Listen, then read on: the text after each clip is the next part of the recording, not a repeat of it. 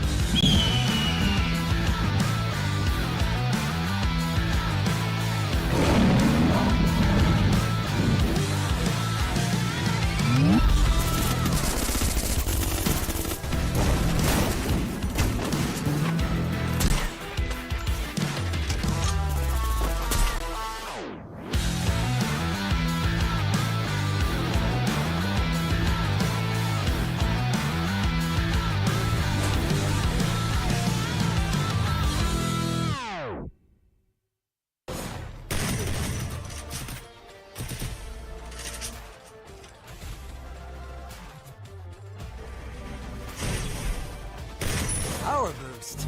Just what a hero needs.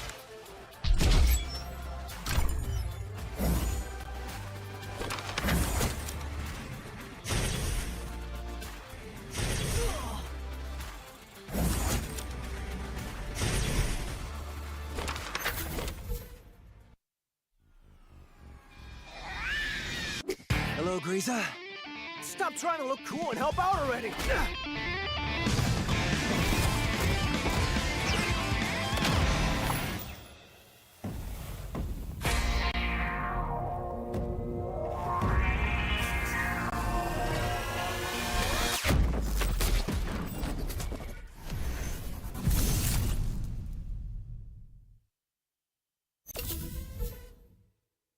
In the ultimate test of skill and strategy, only the strongest will survive.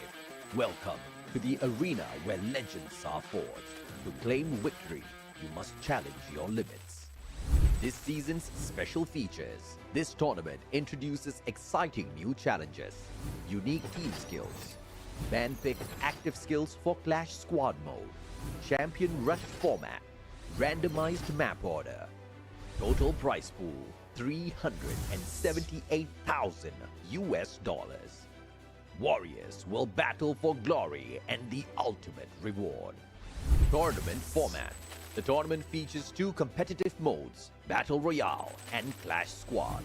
Battle Royale, 18 teams, knockout format with 2 phases. Clash Squad, 8 teams in a Swiss stage format. Both modes culminate in a grand finals where champions are crowned. Knockout stage. This is where the battle begins. Survival gets real. Phase 1, April 25 till May 11, 2025. 18 teams divided into 3 groups, A, B, and C, with 6 teams each. 3 weeks, 54 intense matches. Daily format. Group A versus Group B versus Group C. Top teams advance, the rest are eliminated. Phase 2, May 16 till June 11, 2025. 1 misstep and you're out. Week 4, only the strong survive. Day 1, top 12 from Phase 1 compete in 6 matches. Only 1 team advances to the grand final. Day 2 and 3, the remaining 11 teams battle alongside underdogs ranked 13th and 14th. 1 winner per day advances to the finals. Week 5, second chances. Days 1, 2, and 3, the same format continues with underdogs ranked 15th to 17th. Each day crowns a new finalist. Week 6, the last chance. The final 11 teams, as well as the 18th team, compete across 3 days in 18 total matches. The top 6 teams will secure a spot in the grand final. No second chances, only the worthy will rise. Clash Squad Mode. Before the grand final, the top 8 teams from Phase 1, based on the overall standings, will clash in a Swiss-style tournament. Key dates: Round 1, May 22. Round 2, May 29. The top 4 teams from this stage will advance to the final day of Clash Squad Mode, which follows a single elimination format. The winners gain extra preparation time for the grand final. Grand Final, Champion Rush, Last Squad Standing. The ultimate showdown begins. Teams carry their momentum from earlier stages. Objective: reach 80 points and secure a booyah in the next game to be crowned champion. If no team achieves this after 10 matches, the highest scoring team wins. No retries, no excuses, just one path: victory or nothing. New feature: live broadcast situation. This season's live streams will include live in-game challenges. Who will rise? Who will face punishment? Don't miss a single stream. More than a game, it's your legacy on the line. Will you survive or become a legend? Challenge your limits.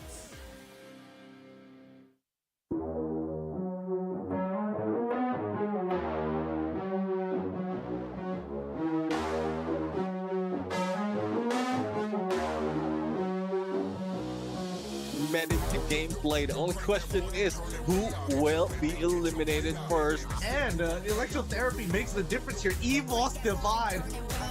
Get him. Oh. ดีครับดี Bro might have just hit a brick wall that they cannot get out of. Falcons again with the better rotation, better decision making, gets the second booyah of the night. Tự quy đánh giá Esports như thế nào? Esports cũng tiếp cận thôi. There you go. There you have it. Wasana with that M249 as well, giving that some warning shot towards him, making sure that he couldn't assist his own teammate, and Dwes also have been taken out, and now on the axle left on just right above the rooftop, and a booyah goes towards the Buriram United Esports. See? The Chinik Airline still doing work. I understand English, don't understand Thailand, and they shot good. Okay, he's not so good in Thai, but he's very good in English, guys.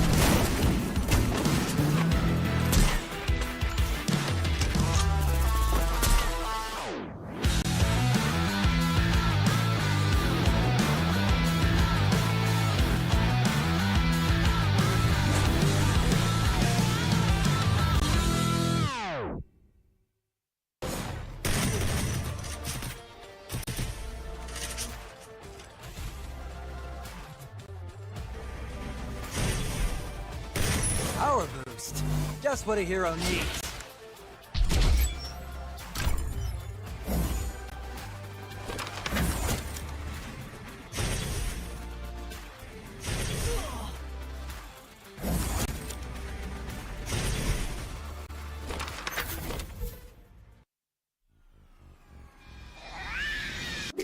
Hello, Greaser. Stop trying to look cool and help out already.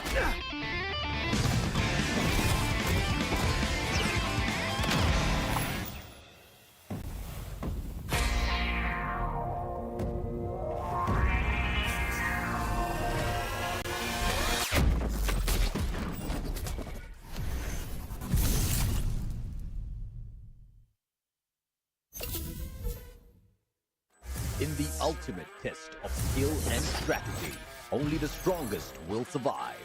Welcome to the arena where legends are forged. To claim victory, you must challenge your limits. This season's special features. This tournament introduces exciting new challenges, unique team skills, man-picked active skills for Clash Squad mode, champion rush format, randomized map order, total prize pool $378,000. Warriors will battle for glory and the ultimate reward. Tournament format. The tournament features two competitive modes, Battle Royale and Clash Squad. Battle Royale, 18 teams, knockout format with 2 phases. Clash Squad, 8 teams in a Swiss stage format. Both modes culminate in a grand finals where champions are crowned. Knockout stage. This is where the battle begins. Survival gets real. Phase 1, April 25 till May 11, 2025. 18 teams divided into 3 groups, A, B, and C, with 6 teams each. 3 weeks, 54 intense matches. Daily format. Group A versus Group B versus Group C. Top teams advance, the rest are eliminated. Phase 2, May 16 till June 11, 2025. 1 misstep and you're out. Week 4, only the strong survive. Day 1, top 12 from Phase 1 compete in 6 matches. Only 1 team advances to the grand final. Day 2 and 3, the remaining 11 teams battle alongside underdogs ranked 13th and 14th. 1 winner per day advances to the finals. Week 5, second chances. Days 1, 2, and 3, the same format continues with underdogs ranked 15th to 17th. Each day crowns a new finalist. Week 6, the last chance. The final 11 teams, as well as the 18th team, compete across 3 days in 18 total matches. The top 6 teams will secure a spot in the grand final. No second chances, only the worthy will rise. Clash Squad mode. Before the grand final, the top 8 teams from Phase 1, based on the overall standings, will clash in a Swiss-style tournament. Key dates. Round 1, May 22. Round 2, May 29. The top 4 teams from this stage will advance to the final day of Clash Squad mode, which follows a single elimination format. The winners gain extra preparation time for the grand final. Grand final, Champion Rush, last squad standing. The ultimate showdown begins. Teams carry their momentum from earlier stages. Objective, reach 80 points and secure a booyah in the next game to be crowned champion. If no team achieves this after 10 matches, the highest scoring team wins. No retries, no excuses, just one path, victory or nothing.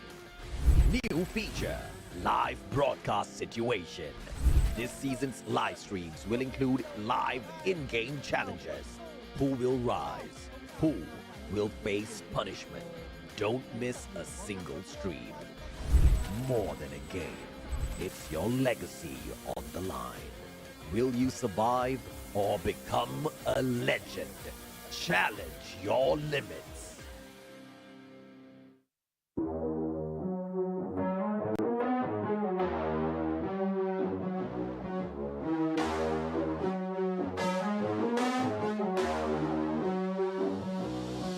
Managed to gameplay. The only question is who will be eliminated first. And the electrotherapy makes the difference here. EVOS Divine. Get him. Oh. ดีครับดี Bro, might have just hit a brick wall that they cannot get out of. Falcons again with the better rotation, better decision making, gets the second booyah of the night. Tự quy đánh giá Esports như thế nào? Esports cũng tiếp cận thôi. There you go. There you have it. Wasana with that M249 as well, giving that some warning shot towards him, making sure that he couldn't assist his own teammate, and Dwes also being taken out. And now on the axle left on just right above the rooftop, and a booyah goes towards the Buriram United Esports. See? Cheetah Caroline still like doing work. I understand English don't understand Thailand and they not good Okay, he's not so good in Thai, but he's very good in English, guys.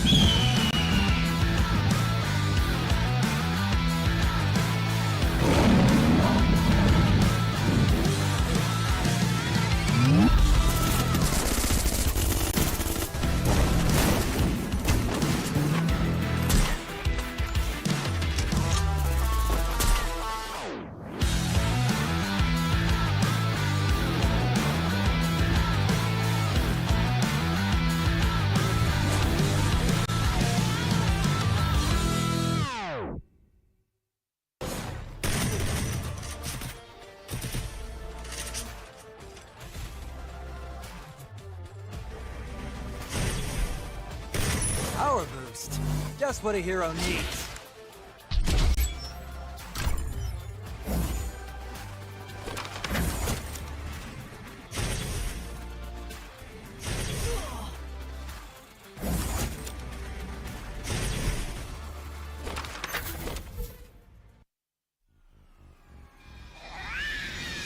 Hello, Greaser. Stop trying to look cool and help out already.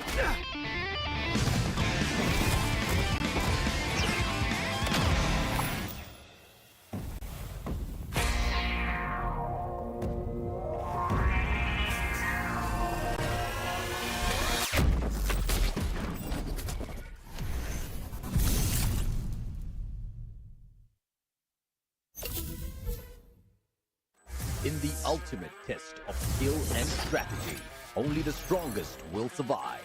Welcome to the arena where legends are forged. To claim victory, you must challenge your limits. This season's special features. This tournament introduces exciting new challenges, unique team skills, man-picked active skills for Clash Squad mode, champion rush format, randomized map order, total prize pool $378,000. Warriors will battle for glory and the ultimate reward. Tournament format. The tournament features two competitive modes, Battle Royale and Clash Squad. Battle Royale, 18 teams, knockout format with 2 phases. Clash Squad, 8 teams in a Swiss stage format. Both modes culminate in a grand finals where champions are crowned. Knockout stage. This is where the battle begins. Survival gets real. Phase 1, April 25 till May 11, 2025. 18 teams divided into 3 groups, A, B, and C, with 6 teams each. 3 weeks, 54 intense matches. Daily format. Group A versus Group B versus Group C. Top teams advance, the rest are eliminated. Phase 2, May 16 till June 11, 2025. 1 misstep and you're out. Week 4, only the strong survive. Day 1, top 12 from Phase 1 compete in 6 matches. Only one team advances to the Grand Final. Day 2 and 3, the remaining 11 teams battle alongside underdogs ranked 13th and 14th. One winner per day advances to the finals. Week 5, second chances. Days 1, 2, and 3. The same format continues with underdogs ranked 15th to 17th. Each day crowns a new finalist. Week 6, the last chance. The final 11 teams as well as the 18th team compete across 3 days in 18 total matches. The top 6 teams will secure a spot in the grand final. No second chances, only the worthy will rise. Clash Squad Mode. Before the grand finals, the top 8 teams from Phase 1, based on the overall standings, will clash in a Swiss-style tournament. Key dates: Round 1, May 22. Round 2, May 29. The top 4 teams from this stage will advance to the final day of Clash Squad Mode, which follows a single elimination format. The winners gain extra preparation time for the Grand Final. Grand Final, Champion Rush, last squad standing. The ultimate showdown begins. Teams carry their momentum from earlier stages. Objective: reach 80 points and secure a booyah in the next game to be crowned champion. If no team achieves this after 10 matches, the highest scoring team wins. No retries, no excuses, just one path: victory or nothing. New feature: live broadcast situation. This season's live streams will include live in-game challenges. Who will rise? Who will face punishment? Don't miss a single stream. More than a game, it's your legacy on the line. Will you survive or become a legend? Challenge your limits.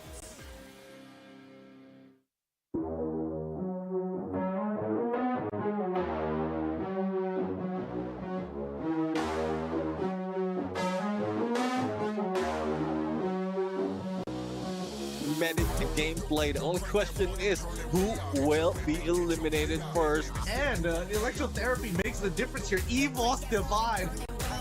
Get him. Oh. ดีครับดี Bro might have just hit a brick wall that they cannot get out of. Falcons again with the better rotation, better decision making, gets the second booyah of the night. Tớ Quy đánh giá Esports như thế nào? Esports cũng chỉ cần thôi. There you go. There you have it. Wasana with that M249 as well, giving that some warning shot towards him, making sure that he couldn't assist his own teammate, and that also being taken out. And now on the axle left on just right above the rooftop, and a booyah goes towards the Buriram United Esports. See? Gina Caroline still like doing work. I understand English, don't understand Thailand, and they are good.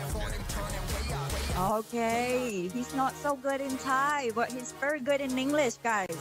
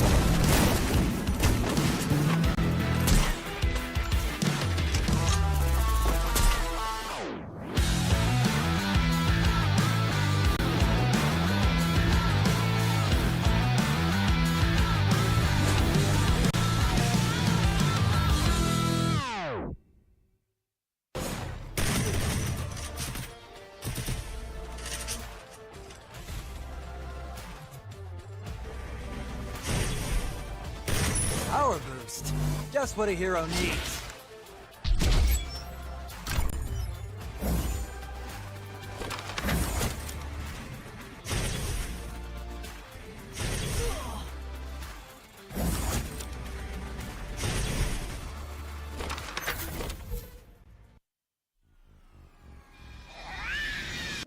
Hello, Greaser. Stop trying to look cool and help out already.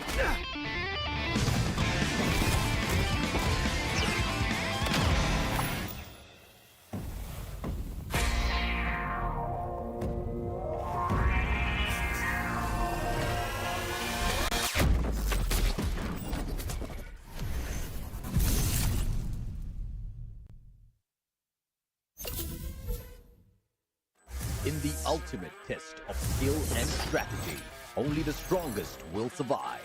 Welcome to the arena where legends are forged. To claim victory, you must challenge your limits. This season's special features. This tournament introduces exciting new challenges, unique team skills, man-picked active skills for Clash Squad mode, champion rush format, randomized map order, total prize pool $378,000 US. Warriors will battle for glory and the ultimate reward. Tournament format. The tournament features two competitive modes, Battle Royale and Clash Squad. Battle Royale, 18 teams, knockout format with 2 phases. Clash Squad, 8 teams in a Swiss stage format. Both modes culminate in a grand finals where champions are crowned. Knockout stage. This is where the battle begins. Survival gets real. Phase 1, April 25 till May 11, 2025. 18 teams divided into 3 groups, A, B, and C, with 6 teams each. 3 weeks, 54 intense matches. Daily format. Group A versus Group B versus Group C. Top teams advance, the rest are eliminated. Phase 2, May 16 till June 11, 2025. 1 misstep and you're out. Week 4, only the strong survive. Day 1, top 12 from Phase 1 compete in 6 matches. Only 1 team advances to the grand final. Day 2 and 3, the remaining 11 teams battle alongside underdogs ranked 13th and 14th. 1 winner per day.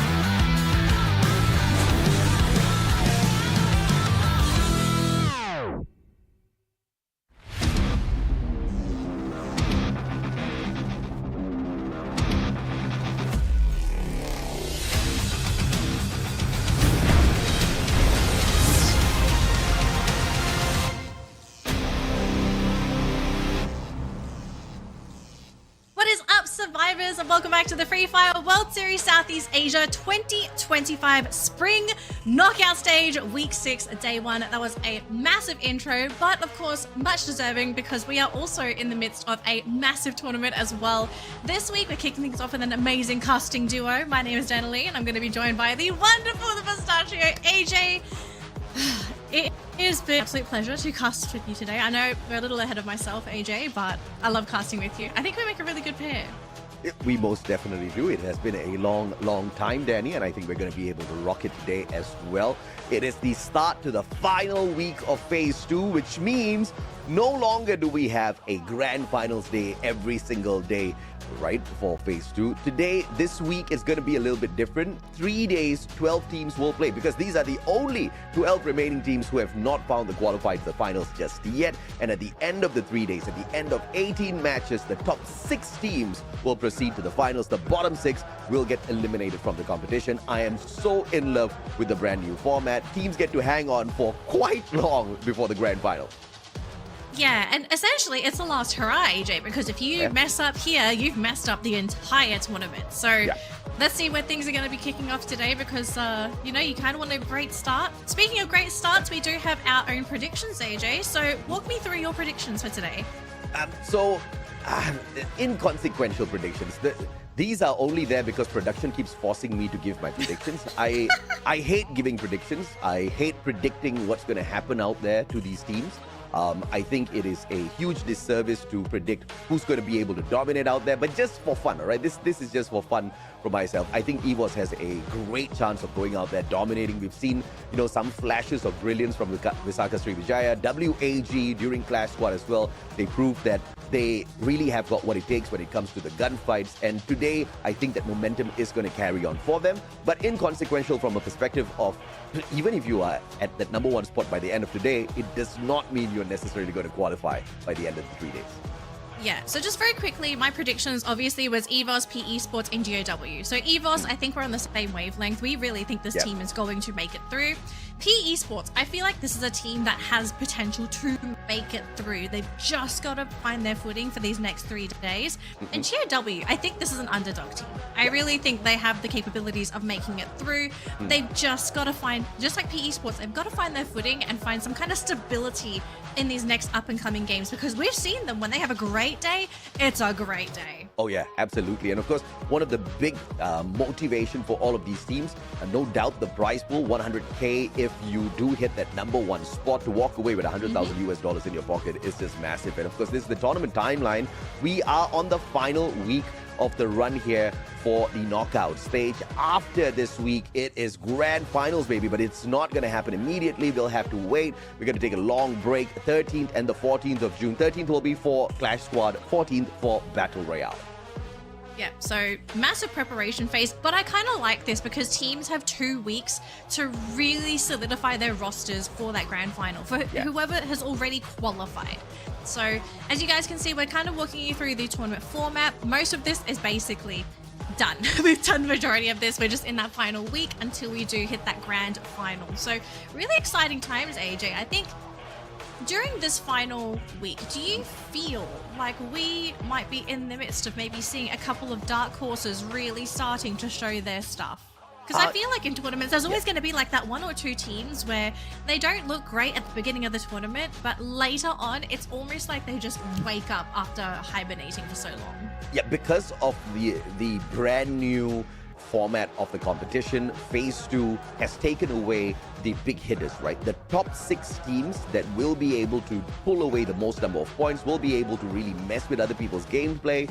They are out of the race already. In fact, not out of the race, they have managed to qualify for the finals.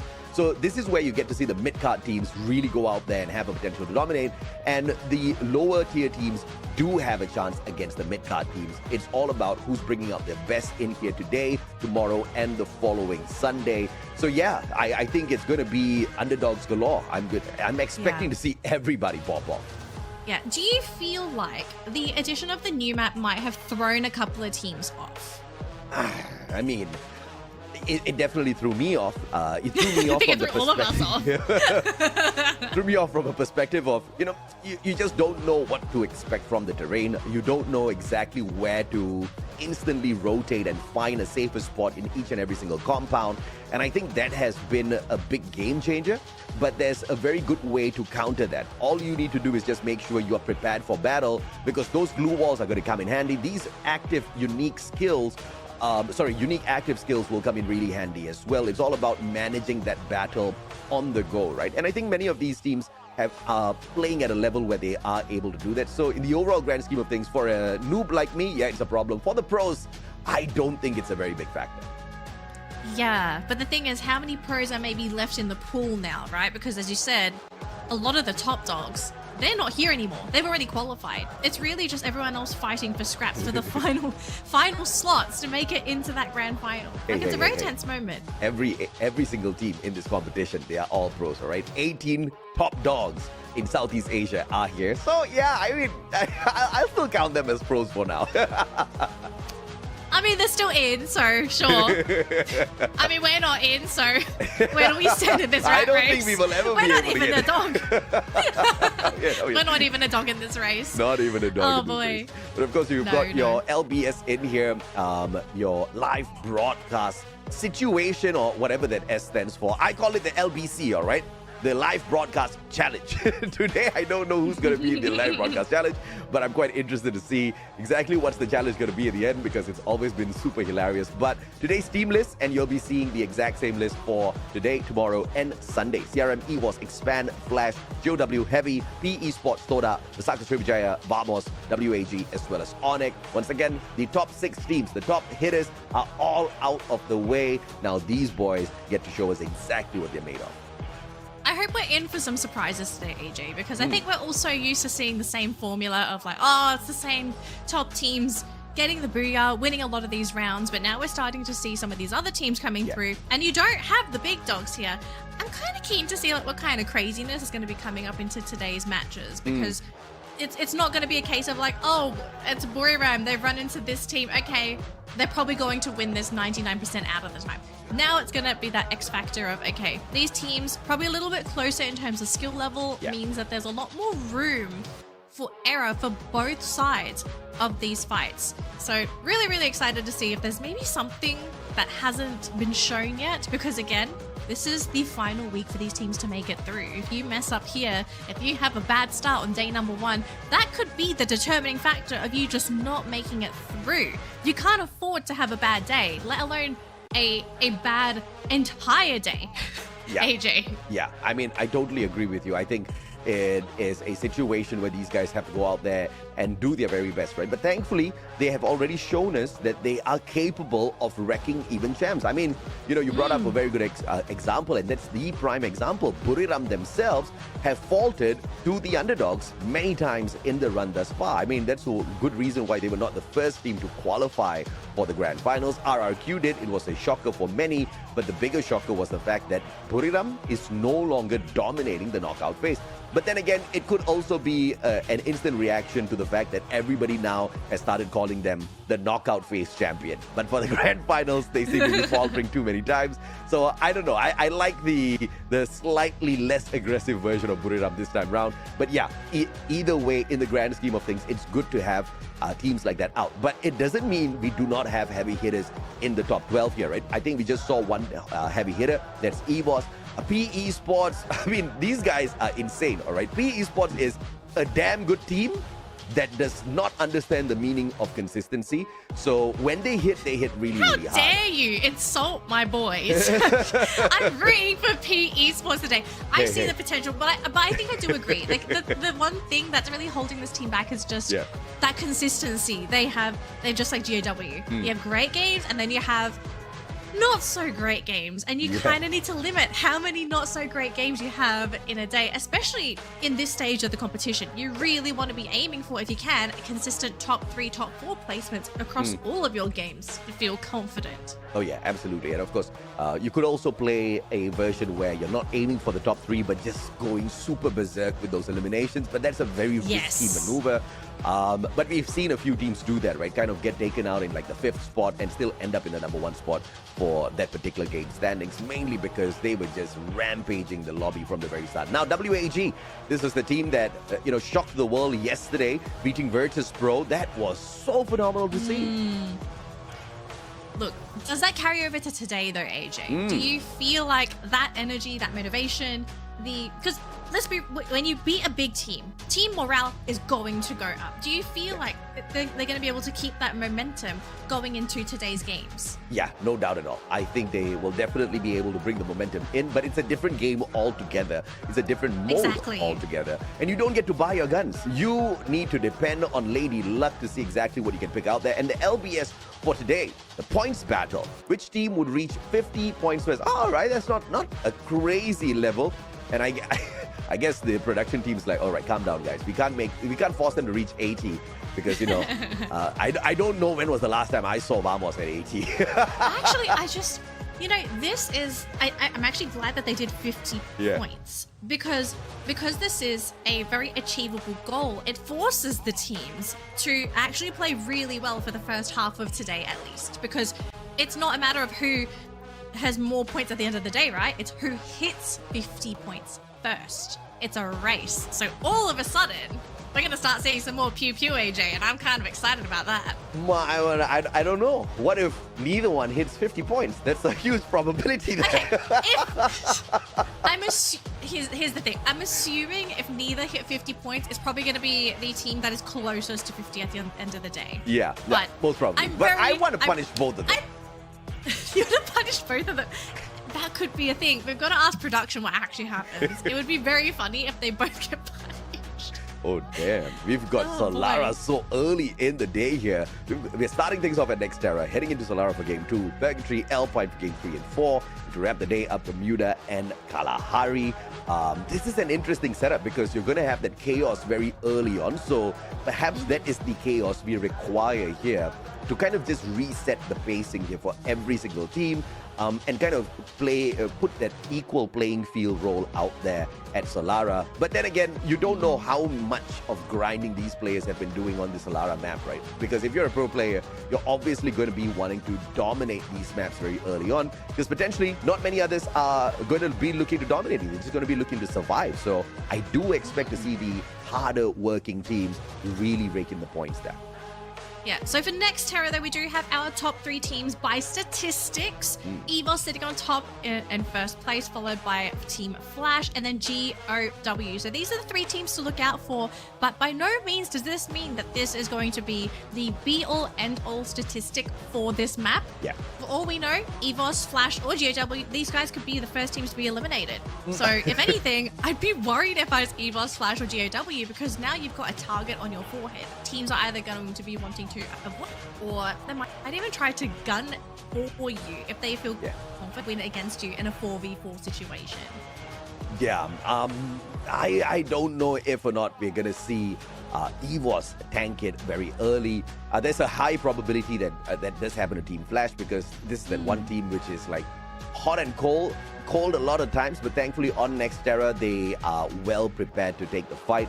But we've seen many instances where we're expecting them to kind of walk away with a booyah and then they get taken out in the 12th spot, right? GOW is that one team at least that I think you know, is very impressive from Vietnam, but not a single booyah on Nexterra thus far. So that is concerning, but maybe they can make this map, this game, this day theirs as we head on into game number 1 here, Daddy. It's going to be Nexterra. It's going to be Nexterra, first map of the day, and this is going to set the tone for the rest of today's matches as well, AJ, because all of a sudden, how things start, this is going to determine whether or not you're going to have to really put your finger out on day number 1, or if you have a little bit of leeway and you have a great game 1, and then you have a little bit of room to be like, okay, guys, we are not the best on Solara. We can fumble on this map because we had a good round 1. Now, we are going to have a pretty central flight path here for our teams, and so far, it is looking pretty clean across the board here, AJ. No teams looking to challenge that early, unless I'm about to be proven wrong, because I'm kind of watching Vamos here and Vesj, who are flying towards Dika Square. But PE Sports, look at the bravado of the squad, splitting up into 3 different compounds. Very risky play, but thankfully nobody else around their area. So we're going to see PE super heavy in terms of loot later on. Traps to the P90 very early on. But GOW, we do see the SMGs in their hands as well. The Thompson and the P90 in the hands of Tan. Blue wall wasted very early on, and Toda bringing on the heavy pressure. bring on the heavy pressure, and it's working really well for them as well, because you can see GOW, the team is isolated. They've actually gone for a bit of a split situation. It's just going to be Yanbin paired up with his teammate here, trying to go up against the rest of Todak, and so far Traps, he is very low, 18 health, but they are able to grab Yanbin there. So Todak able to get their first drop, but can they find more, AJ? Wow, I mean, And they well, go they just found ton. Yeah, so unfortunate. I think GOW could have been a little bit more aggressive in that fight. Second guessing themselves, Traps managing to pull away one elimination alongside Noki as well, and that was all thanks to the Coda. With the Coda, the position of GOW was already given away. Even if they were to wrap around that wall and jump at them, Coda would see them coming. The headshot would be way too easy. Just like what we saw out of Jun, Genji goes down, and the Saka Jaya losing 2 players very early on. Obi says bye, as they get crushed in the 12th spot. Wow, what an amazing start here for Vamos. So already eliminating a team right off the bat, picking up those 4 eliminations as well. You can see Vamos, they're coming into this super hot AJ. And now, as you see, Kabi just gets shot down by the entire Todak roster. So that's going to be another point set into their pocket in just a moment. And actually, Hans is here from Heavy, and Mufasa. Oh, this is very scary here for Heavy, AJ, because the team is split. I just don't see a way for these guys to be able to actually escape this unscathed. Yeah, I'm actually worried for Toda here, because they are jumping in from battle to battle, and they haven't really recuperated just yet. Look at Traps, he has got no medkits. He only has 2 glue walls. If he gets caught out in a fight now, it will be deadly. The only blessing here is the fact that you do see the electrotherapy. And the M590 straight to the chest. Traps though with the P90. The backup is there. Good glue wall. But Mufasa and the M590 from him alongside PLS1 from up top will put the guy down on the ground. 2 revives for Toda. And that's exactly what I meant. Right out of a battle, Team Toda cannot sustain such heavy fire. Noki now up against 2 players will get crushed as well as Heavy dismantles Toda. So reckless, AJ. We have to talk about the thought process there. Why is Todak playing so recklessly? Like, they could have avoided that. They had vision of Heavy, but they could have gone anywhere else. Yeah, I mean, greedy, right? You're very greedy. Yeah, I agree. So this is a good lesson. Don't be greedy for points. You really have to check whether or not you're prepared for battle before you pick a fight with anyone. And obviously these boys were not ready for it, and they wanted to go in there for the full-on commitment. Thankfully, they had enough coins from the previous battle for those revivals, and there was a vending machine right here. Pocket Market could have come into action there as well. So in the grand scheme of things, even if they went in there for the risk, it wasn't the biggest risk that they could take in this game. But we do have to see, as they hit those revive buttons, where they land on the map later on. Thankfully, this is happening very early on, so the circle is still quite wide. You don't have a heavy concentration of players to shoot them out of the skies. So I do expect to see Toda perhaps in the later parts of the circle.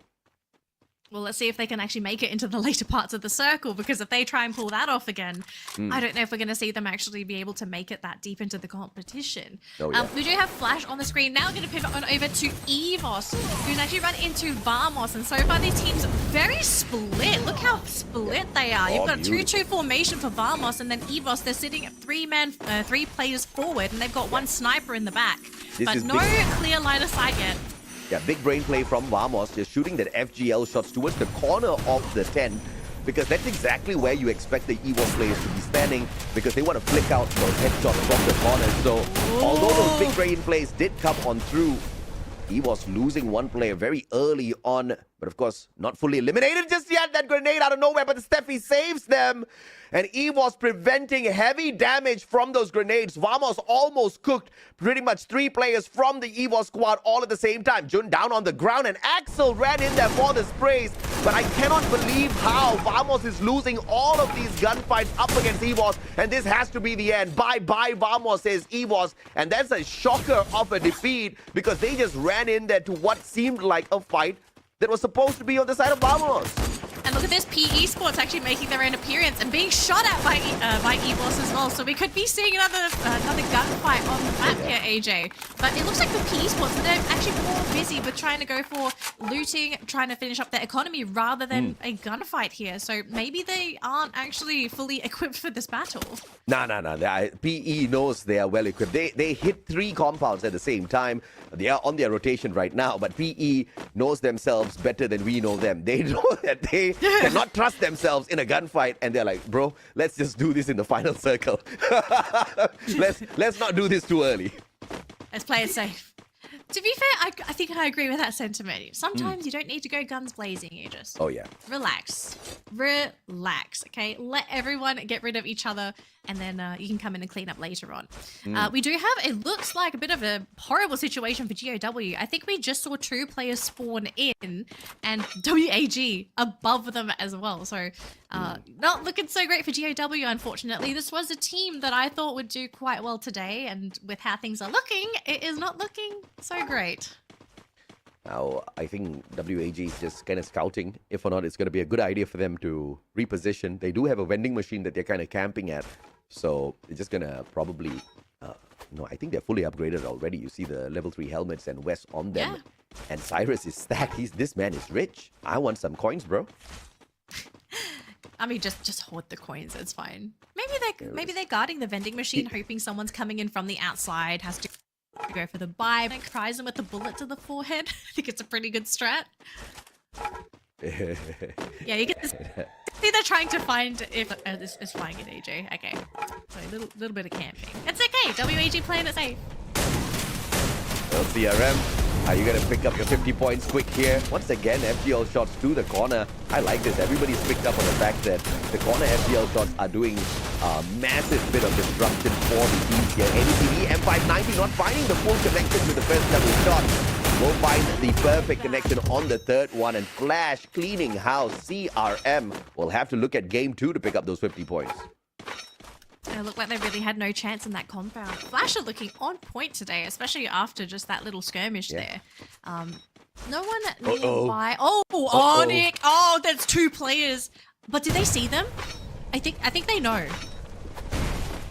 They must know. Okay, all right.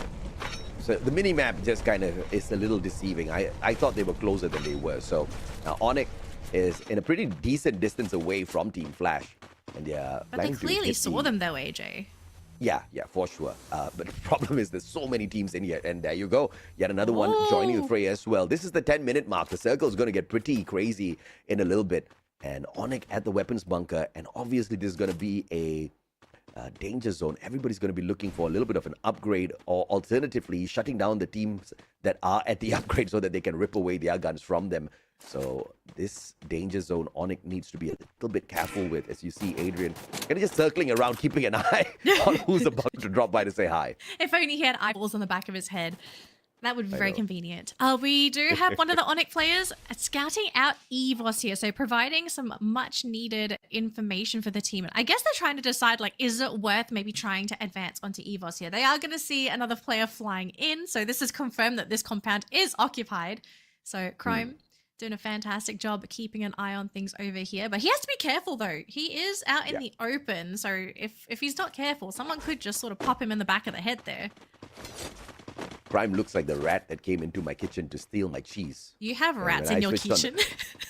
I mean, I've got this really cute rat, all right. And this, so he entered the kitchen. I put up a rat trap. I caught him, all right. And inside my rat trap, I actually have a small little container because I don't want them to starve or whatever.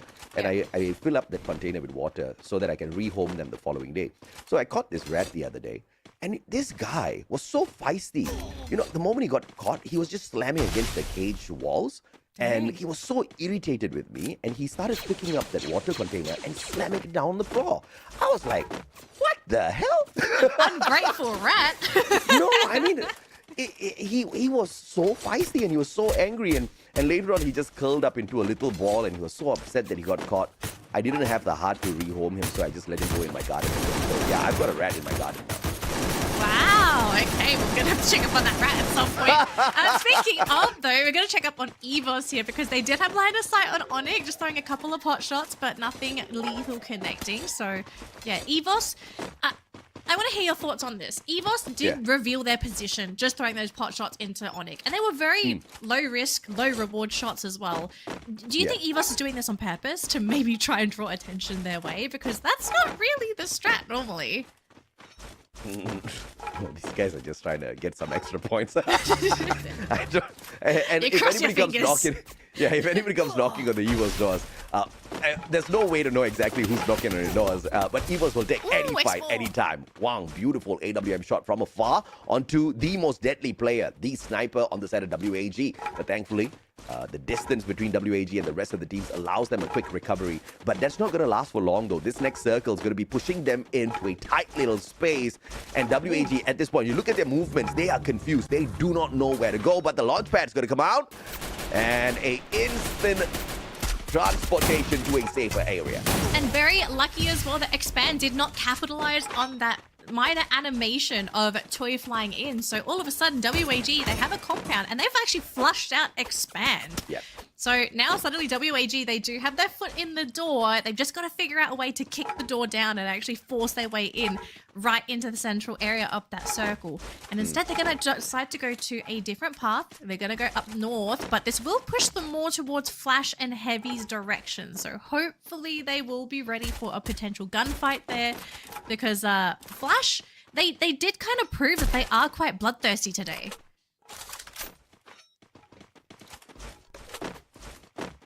Sticky situation here for WAG as they spot out Team Flash from afar. Or has got the AWMY in hand. And this man will hit like a truck if he can find these players. But thankfully, the compound serves up quite a number of decent hiding spaces. So you don't see a lot of engagements, which is slowly going to turn into chaos as this circle starts to force them into an even tinier compound in the next 30 seconds. Expor really wanting to get a shot there onto Flash, but can't quite find what he's looking for. I love the patience here for Expor. He just needs to be patient, okay? Wait to get that one tap. Make it pay off. And look at that! He gets hung in! Beautiful shot. Oh, beautiful indeed. And apologies, guys. I think I'm just going to be slowing down my cast a little bit. We are lagging here. Both of us, yes.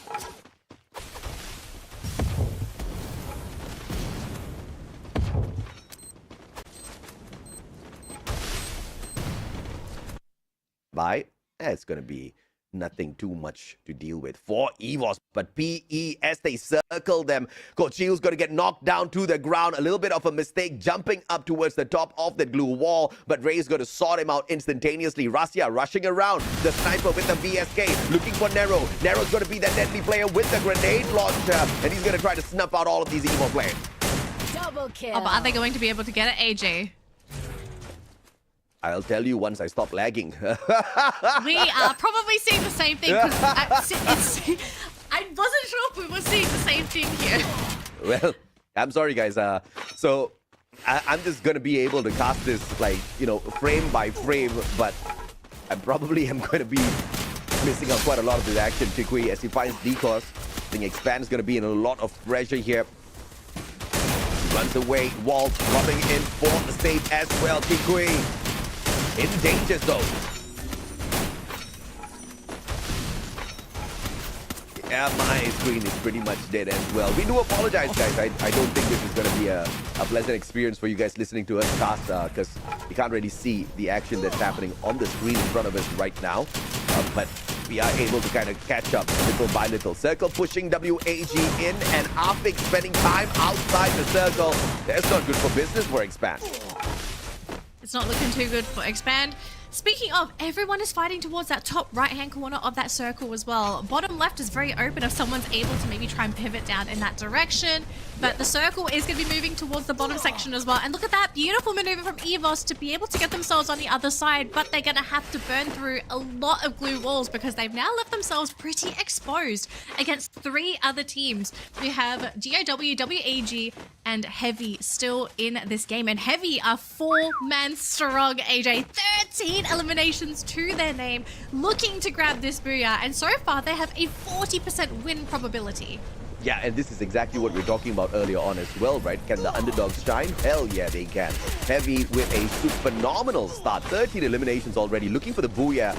And probably the one with the highest potential here because of the numbers they have on the battlefield. But that doesn't matter. If 2 teams focus on Heavy at the same time, they are still going to drown because they are the team that's lagging behind as the circle starts moving away from them. Yeah, the only issue though is that the teams are not ganging up on Heavy. They need to do that if they want to try and break this 4-man roster. But poor GOW being jumped on. They were able to get Ton, but they did manage to drop hands in the process, and the Bluestone is there as well. So if they're going to try and go for that pickup, it is quite risky there for Heavy. They might have to just abandon their teammate. Yambin though trying to shoot Pliz 1. I don't quite know if they was able to get it, but he did almost have that angle. But Heavy still looking strong in this position, AJ. Yeah, absolutely. And obviously, they were not in the best of positions, but now as they try to circle around in behind EVOS, this is going to be a much better situation for them to deal with. But we don't know exactly how this is going to fare because EVOS right on top. They've got the vantage point and the numbers not too heavy on the side of Heavy, pun intended. Mufasa back in a way. He's got a boulder to play around with here. But heavy firepower from EVOS chugging away at their health little by little. That electrotherapy and the basic therapy connected already. The advanced, you don't even need to click that button. It is going to be applied instantaneously unless, of course, Rasia gets the headshot out of nowhere to put the boys down on the ground. Krillin right in front, and I think WAG has got a real good opportunity here to walk away with a booyah because EVOS seems to be way too distracted with Heavy.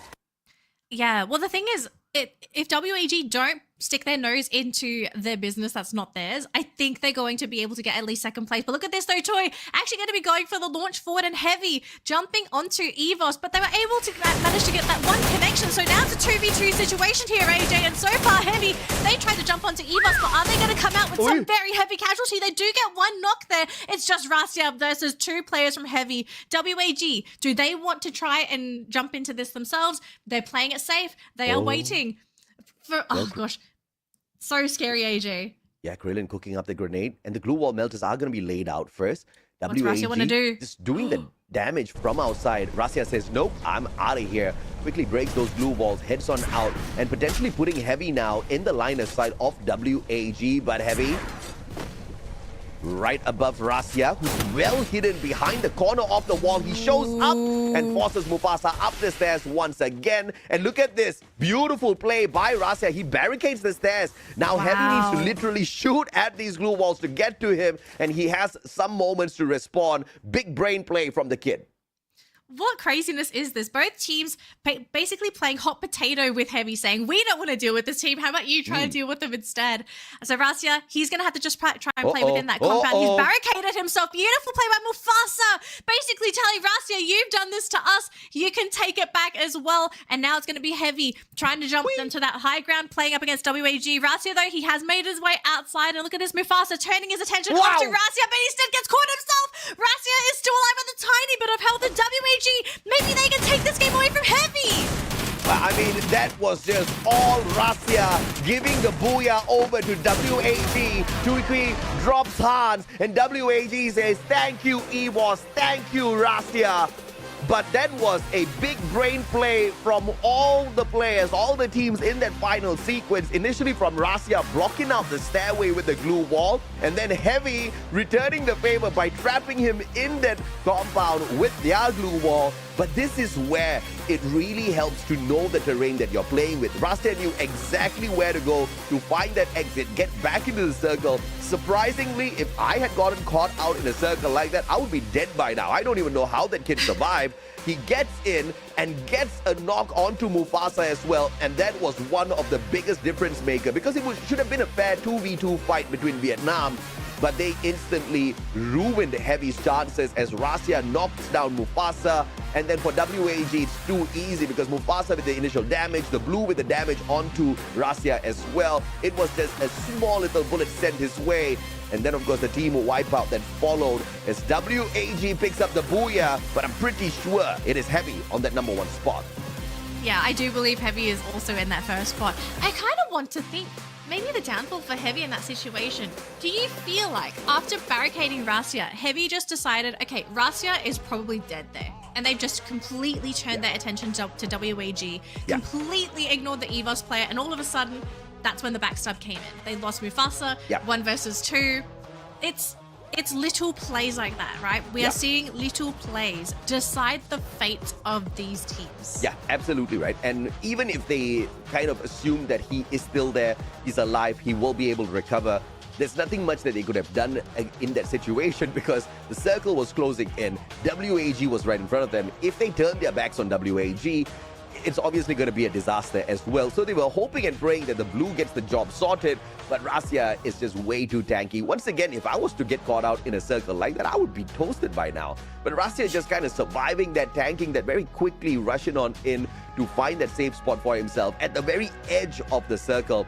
And I don't even know how the boy figured it out and got that spot in the first place. But it was a great play from him in the overall grand scheme of things, right? So great survivability. EVOS getting those points. Both of our predictions in that final circle. WAG in that final circle as well. So good on them, right? And Heavy in that final circle as well. So I think Vietnam overall obviously is going to have many, many chances to bring us to Yunsul because we've got 5 Vietnam teams out of the 12 playing today. Absolutely. So we're going to be seeing a lot of Yunsul later today. Yeah. Let's talk a little bit more about Heavy because we did not have this team listed in our predictions. And they looked relatively good today, right? Like, sure, they didn't grab the booyah, but when it comes to the actual aggressive maneuvers and how they're actually doing in these team versus team situations, they look really clean today. Yeah. Do you actually think that maybe this is going to be the day that Heavy actually dominates the competition? Just for today. Just today. Possible, maybe, I don't know. It's really tough to make a bet on any one of these teams. Even EVOS is so tough to make a bet on because of how, they have had that question mark moments, right? Even though they are definitely on paper the best team in this lobby, you saw they could not hit as hard as Heavy in this game. So what's on paper really doesn't matter. How badly these teams want it, that's all that's going to matter, as well as a little bit of luck as well, right? You drop one in there, what kind of guns you find, who you come across in terms of your rotation, exactly how you take that fight. Do you have enough glue walls to get into that battle? So a lot of these things are in that balance. So I guess Lady Luck favored Heavy a little bit extra today. But the question is, will we get to see Heavy maintain that #1 spot? Because once again, no booyah. No booyah, but elimination points there. They're kind of nice too. Oh, yeah. They're kind of juicy. Oh, yeah. I mean, I'm down for 2nd or 3rd place as long as I grab a boatload of those that's elimination points. So, yeah, we'll have to see what happens later on today. But I think WAG, I loved that they played that last round patiently, right? You don't have to press the issue if you know you're in a very comfortable spot to be able to take the placement points and even just take over the game after you let the competition thin themselves down. But it looks like we are getting ready for our interview, AJ. So I don't think they're quite ready yet. Okay, it looks like they are finally ready. So let's see what WAG have to say after securing the first booyah for today's games. And it's the first booyah for the Vietnam team. I'm MC Yunsul and right next to me is WAG Cyrus. And I'm really happy that we have a very smooth opening today. So let's jump into the questions, shall we? Into our first questions. Thì lời đầu tiên là xin chào Cyrus. Và Yunsul cũng đang rất là vui và bởi vì chúng ta đã có được cho mình một cái mở đầu rất là thuận lợi cho ngày thi đấu ngày hôm nay, đó chính là booyah đầu tiên dành cho WAG. Và bây giờ chúng ta sẽ bắt đầu phỏng vấn luôn nhé. Đến với câu hỏi đầu tiên thì after, how do you feel about this booyah in the very first game?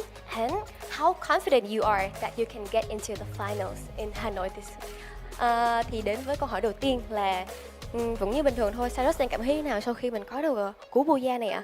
Và Cyrus tự tin bao nhiêu % rằng là mình cùng với WAG có thể vào được chung kết ạ? Sau cái booyah đầu tiên thì tụi em khá là thoải mái và tụi em tự tin 100% tụi em vào chung kết. 100% luôn. Vậy thì ngày thi đấu hôm nay chắc là mình sẽ thi đấu hết câu lượt luôn chứ nhỉ? Dạ tụi em thi đấu hết sức có thể. For Cyrus, he said that we feel very happy and it's some kind of relief that we got the first booyah for the game today. And yes, we are confident 100% that we can get into the finals just because that we want to get into the final and we will try our best. So into our second questions. In yesterday, a very successful day for WAG in the CS mode, Clash Squad mode. They defeated BTR and Virtus Pro, of course, and they already got the ticket to the Hanoi, but now seems like today is gonna be another ticket for them. So, what will you willing to do to get the ticket in this mode? Bởi vì chúng ta đã có được tấm vé để vào tử chiến ngày hôm qua rồi. Dù sao thì đó là một ngày thi đấu rất là thành công dành cho phía bên WAG. Và đến với ngày thi đấu ngày hôm nay thì chúng ta sẽ có 3 ngày thi đấu. Chỉ còn một tấm vé nữa thôi là đến được với chung kết sinh tồn rồi. Thì Cyrus và đồng đội của mình là mọi người sẽ có động lực gì không, hay là sẽ cùng nhau làm gì để có được tấm vé cuối cùng gọi là trọn vẹn cho cái buổi sưu tập vé vàng của mình đây ạ? Tụi mình đồng lòng cùng nhau cố gắng hết sức để có cả vé sinh tồn để vào chung kết. Đồng lòng cùng nhau. Vậy thì những ngày vừa qua thì mọi người có bị áp lực về cái tuần thi đấu cuối cùng này không? Tụi mình cũng khá là áp lực, nhưng mà tụi mình đang cố gắng để sửa những lỗi sai cơ bản. Đó là một cái điều mà rất là kiểu như là nghe nó mình cảm thấy được yên tâm hơn á mọi người, tại vì những cái lỗi sai mà họ nhận ra được để họ sửa thì Yusu nghĩ rằng là trong cái 3 ngày thi đấu cuối cùng này chúng ta sẽ được xem rất là nhiều màn thi đấu mạnh mẽ đến từ WAG. So for Cyrus, he said that we already got a ticket in the Clash Squad mode and we definitely gonna get the ticket in the BR mode. So we will try our best, play together, understand each other more as a teammate. So that is how we can get the ticket to the finals. And of course these days they're a little bit stressful, but overall they still try to fix the minimum errors so they can become the better version of themselves. So our last questions. So you know that a few weeks ago, because our performance is not really stable, so Back Gấu is a little bit upset about WAG. But since yesterday and today, you guys did amazing job. Do you want to say anything to him and also your fans? Bởi vì có những tuần thi đấu vừa qua thì chúng ta có những cái màn phong độ nó khá là không có được ổn định, và điều đó thì cũng làm Back Gấu cảm thấy là hơi buồn về đội của mình chút xíu, hơi xuống tinh thần một tẹo. Nhưng mà ngày hôm qua và cả ngày hôm nay là một cái chiến thắng rất là ngọt ngào dành cho Back Gấu và cũng như là cả đội tuyển WAG. Thì không biết là Cyrus có lời nào muốn gửi đến Back Gấu là để cho Back Gấu yên tâm hơn một chút, cũng như là những lời đến các bạn fan hâm mộ của WAG không ạ? Dạ, lời đầu tiên là em thay mặt team xin lỗi Back Gấu và các bạn ủng hộ WAG vì tuần vừa qua làm các bạn khá là thất vọng. Nhưng tụi mình sẽ cố gắng hết sức để đạt thành tích tốt nhất cho các WAG con não mày đảo mặt và Back Gấu. Quyết tâm không? Dạ, quyết tâm. Quyết tâm nha. So first of all, I would like to say sorry to Back Gấu because we made you feel disappointed about us over a few weeks ago. But until now, our victory in the CS mode and today, maybe we can make you feel satisfied. And for all the WAG fans, thank you for always supporting us.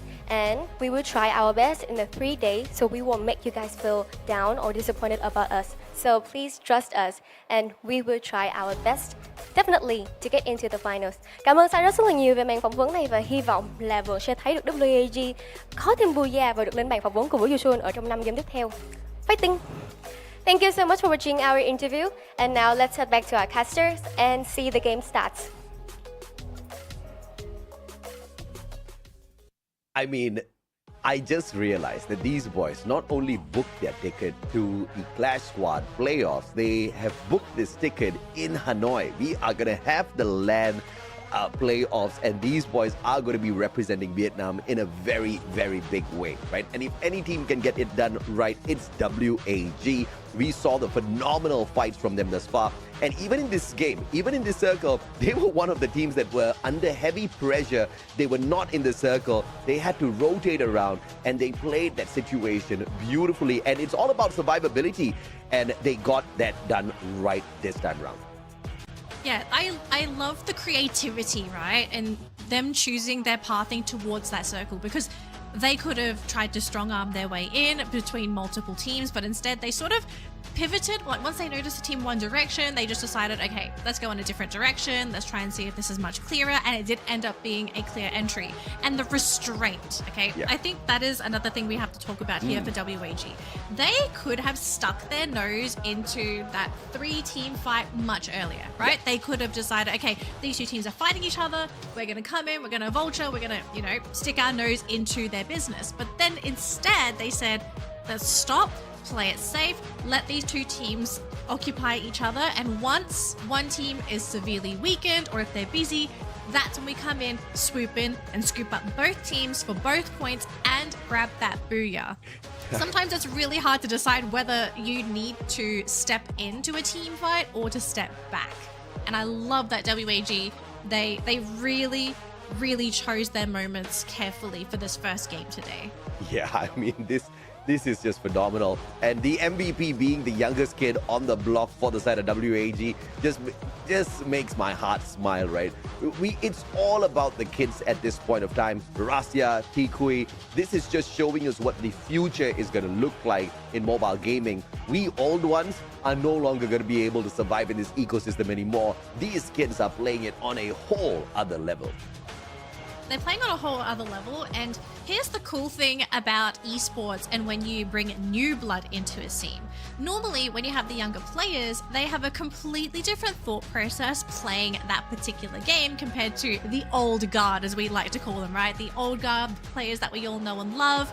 And so sometimes you need to have the new blood come in to change the meta, to change the play style, and to even change the way that the older players, the more veteran players change, because the games are always going to be evolving. You're never going to be playing the exact same meta for 10 years. That is simply impossible, especially with how the game is constantly updated and changed. I love how this one is like just hogging the entire screen. What the hell? There's no room for anyone else. This man is heavy. PLS1 hogging the limelight here. It's meant for 3 people, PLS1. 3 people, not just one. This guy. Okay, look, AJ. Yeah. I know why he's on Team Heavy now, because he takes everything. Yeah, I mean, this man does not need a chair. He needs a sofa. PLS1 got more eliminations than Team Flash could do together as a squad. Yes. Oh my gosh.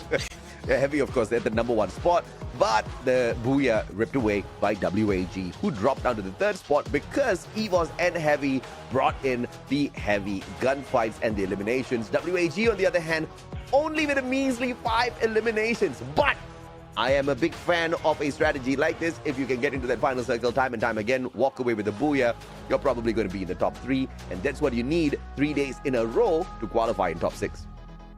Yeah, and also don't forget one of our amazing sponsors for the tournament. We have the Samsung Galaxy S25 Ultra. I am 1 generation behind, but that is okay. Great phones. I personally own them. But if you guys did not know, the Samsung Galaxy S25 Ultra is equipped with the next generation Snapdragon 8 Elite for Galaxy processor, featuring an enhanced Vulkan engine and improved ray tracing technology. This delivers outstanding performance along with a smooth gaming experience and lifelike graphics. With powerful AI capabilities and top-tier performance, the Galaxy S25 Ultra becomes the ultimate weapon for professional gamers. Does it? It does. I have to say, this is probably the best phone I have ever owned in terms of gaming. I'm 1 generation behind, so I can only imagine what the 25 is like. Yo, 1 generation? You are many generations behind, ma'am. What are you talking about? These kids are very young. Oh, sorry, I thought you were talking about your age. My apologies. Yeah, I'm 3 decades old. I'm a bit late to the esports scene in that regard, but...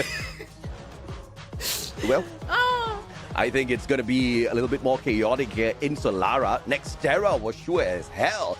Absolute chaos because of the sheer number of defensive spots that were in those final few circles. Solara, on the other hand, I don't know exactly where the circle is going to lead us, but because it's a new map, because not many teams would have been able to dominate it, truly explore each and every single nook and cranny of it, I'm expecting to see some sloppy plays and, of course, some underdogs taking advantage of those situations. But, you know, I also brought up the fact that if you are really good at the gunfights, you're probably going to be able to dominate this, which is why some of the senior squads might be able to walk away with more points compared to the underdogs.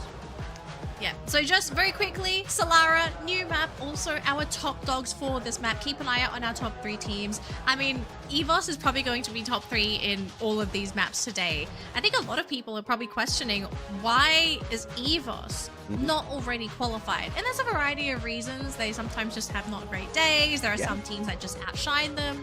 So obviously for this weekend, the goal for EVOS is to dodge the other teams, because they clearly are going to have a target on their heads, but also play well enough to make the top of the bracket so that they can make it through to the next end of the competition. So you would assume they're going to make it through, AJ, but like the inconsistency has been scaring me these past couple weeks. I don't think they are accidental inconsistencies, though. EVOS is the team that can really wrap the whole lobby up, find that qualifier early.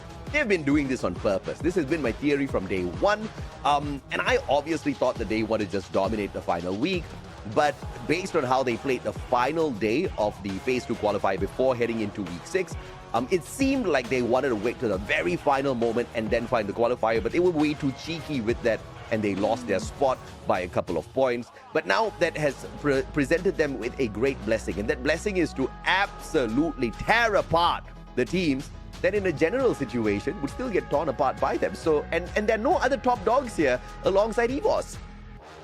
Oh, I mean, I could say WAG is probably looking to be a top dog today. And Heavy, if they keep up what they did in that previous game, they are clearly going to be another top dog as well. So I don't want to say it is an easy path to victory for EVOS. I do think everyone competing today is, they're going to put up a fight. They're going to make it difficult. Yeah. So you're going to have to really work for these next 3 days if you want to make it towards that top of the bracket. Now, Solara, folks, is going to be a pretty central flight path here, and at the moment, it's looking pretty clean. Nothing too crazy here. No hot drops yet, but I do suspect there is going to be a challenge somewhere, because I feel like you're too late into the competition to play passively. Yeah. Someone has to make the move. Yeah, absolutely. Now, Wonder Kid, Russia, 16 years old, has got more fans on YouTube than some people can ever get in their whole lives. Close to, I think, more than 7 million people subscribe to his YouTube channel. Yeah, I know, and he's just 16 years old. And at the age of 16, he's running circles around some of the senior players here. I mean, not as senior as Neptune, but, you know, just older than him. Wow, shots fired at Neptune. What did he do to you, AJ? He's my brother, that's why. And you know how brothers are. I'm going to have to ask him. Clearly something has happened here. But we could be looking a little bit of a 1v1 here, AJ. Yeah. We've got Traps here going for a bit of a loot, but he is being chased down by one of the players on Vamos. And actually, there is another person that's just sort of driving by, Esports, and it's Traps versus Jun. Both eyes on each other, but who makes the first shot? Jun is like, bro, again? Are you guys gonna eliminate us again? Not back to back. But the man's just out here all alone at Casa Vista. Not too sure exactly why. But he does manage to get the initial first few tags. Going in for the chase. Traps has got the Trogon zone. This is a great big advantage. Mini Uzi has the rate of fire. But the Trogon to the head. And Jun will make that big mistake, try to go in here for the chase. And Traps gets the loot without even looting. Oh boy, that was a crazy 1v1, but beautiful play coming in from Traps to really pin Jun in the corner before finishing him off. I really like that play, just utilizing those glue walls to create that bottleneck and basically say, try juke this. So great stuff there. We do have Todak here at Aquarium, and they have eyes on Expand, it looks like. So we could be seeing a bit of a challenge here if Todak is feeling confident with what they have in their inventories. And so far, it kind of looks like they are guarding Aquarium.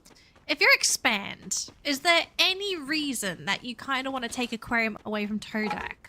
Yeah, absolutely. And Mr. Vidal's here, keeping an eye on Expand. Or is he admiring the yacht? It has to be one of the two. Clearly admiring the yacht. Okay, all right. That makes sense, right? Because why would he be looking at Expand for no reason? Yeah. We're going to be switching on over to Onyx. Hands, though, not looking so great looking so great there for Hands. He is very low. His teammate has basically just abandoned him and said, okay, we're not going to stick our heads out because there are far too many players there. So Onyx, they do get the first drop. And I think they're just going to basically say on the side of Heavy, let's just leave our teammate. We'll revive them. It's okay. But it is going to cost them, though. That's the only thing I kind of don't like about just abandoning your teammates at times. But look at this, though. Todak, they have advanced onto Expand. And so far, Expand are not looking too healthy. Yeah, time turner pulled, and Expand is cooking. Team Toda fires. The final player has got 1005 and a freaking vending machine, which means full team revival. No problem at all for Toda for absolutely getting torn apart in a fight they picked. But they've given away so many resources to expand in the process. Oh, I always question plays like this where you have that one person in the back with all the money and they just decide, I'm going to cash out and buy back my entire team. But you've basically said to your team, we're going to go for the reset. But anyways, the reset is successful here. So Fires is going to try and reconnect with his team. Expand, though, thinking of chasing Todak, but GOW, they are there and they're shooting out Fires as well. If Fires goes down here, it's just a complete reset for Todak in terms of their inventory. And you really don't want that. But, I mean, Yanbin, he's got other plans. He says, guys, let's just grab this free point. It's a single player. What are they going to do? Well, fires the mini Uzi, and obviously he's not going to walk away from that one. Man was all alone, and GOW just circles the compound, sprays him down, and Fire is brought right back in here by traps. Ooh. Not a lot to worry about. But Onyx, though. Looks like Onyx. Lost 2 players back to back there. And just one elimination in hand, and they have to go in here for a full reset. But CRM could come in here for the chase. And it looks like they might just do that. In the meantime, Onyx, Crime MKS running away to the vending machine. But what it does not understand is there's a camping squad here at this vending machine. Bye-bye, says PLS1. And that basically means they're down to Adam, and there's no way they're going to be able to get their team back up in time. Hopefully Adam's going to be able to sort of scrounge up the money, but in the meantime though, we do have Flash on the screen here. They are trying to go for a couple of knocks. They also are able to sort of keep away one of the opposing teams as well. ABCD on the ground needs to be picked up, but Zom has also been dropped as well. VetsJ sticking their nose into this business as well, and Flash are not appreciative of this either. Death is the next one to drop, and it's just going to be Hong M all on his own. But VetsJ, do they know where he's gone? Well, even if they do, this man's going to bring back the full squad. So, yeah, you can have Huang. The whole squad is back, says Team Flash. But that's so mean, Team Flash. Why would you say that? Gonna give away another point, though. I think if you're VetsJ, you're okay with this. You've basically picked up an entire roster of points. So 4 points from that. Oh, yeah. And Hong, I guess the best thing you can do, just waste some time. Actually, the best thing he can do is just lead Team Visakha Sriwijaya straight towards Toda, and I think that's exactly what he has done. Toda now, hearing these gunshots, are looking to potentially interfere. The circle closing them all off here. The damage is there. And you will see one knock coming through from Wang, but the pickup should be fairly easy, unless, of course, Toda decides to drop by. Still, yet another engagement here, potential for EVOS and Heavy. Yes, EVOS just keeping an eye on them, but Heavy having this decent compound to work around with and not looking to step out of it just yet. Yep, got 2 buybacks on the screen there, so 1 for Onyx and 1 for Flash as well. So bringing their rosters back up by a single player. I have to say, EVOS are playing quite slow today, AJ, right? I think in the previous weeks, we have seen this team play a little bit quicker. Not so quick where they get so reckless, but they do try to pick up some eliminations here and there.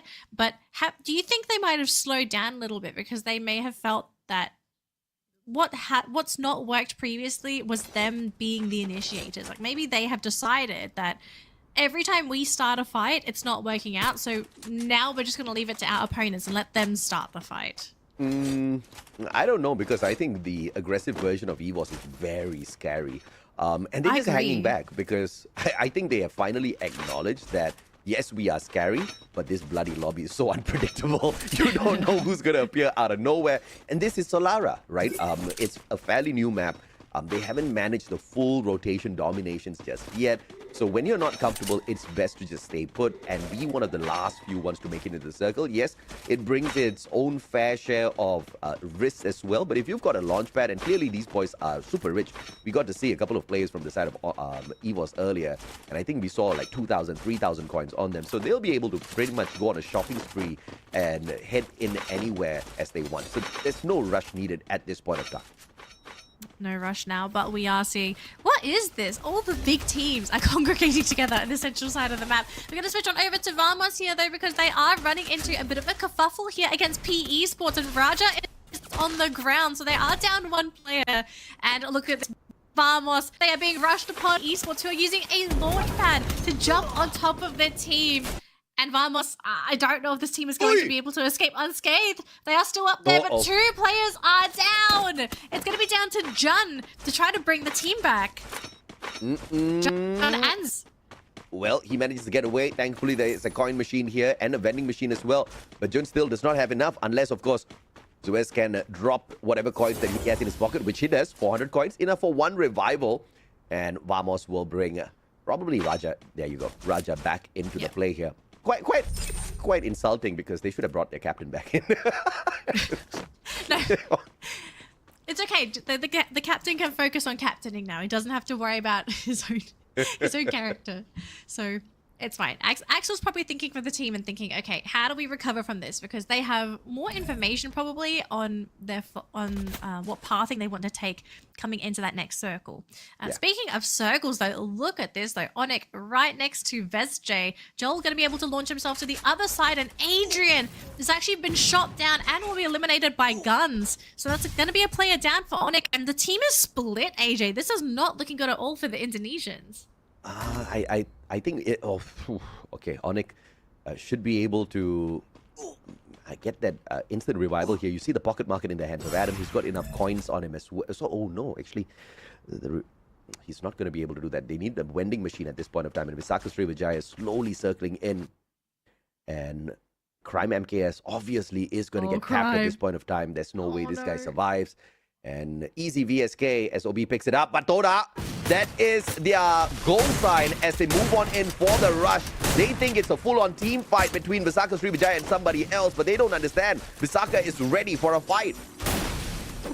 VSJ, really great positioning there, actually using the grandstand as cover. But here we go. Todak going to be the ones to jump onto VSJ. Now it's going to come down to who manages to get the critical connection there. Vidal is going to be the first player to go down thanks to Obe and his beautiful circling. Traps having to back up because he is low on health there. Joel fighting up against Fies in the back line, but so far, Todak, they are melting in the front line. Then Traps the next one to fall, AJ. Yeah, absolutely. And Todak just not doing well in this engagement at all, and Vamos is going to get snuffed out. Vidal's the final player here, but that's on a revival, falling straight in the compound of WAG. CRM with their snipers and marksmen will be able to see Vidal's falling on in here as well, and he'll get shot out of the sky. No, just tagged up here.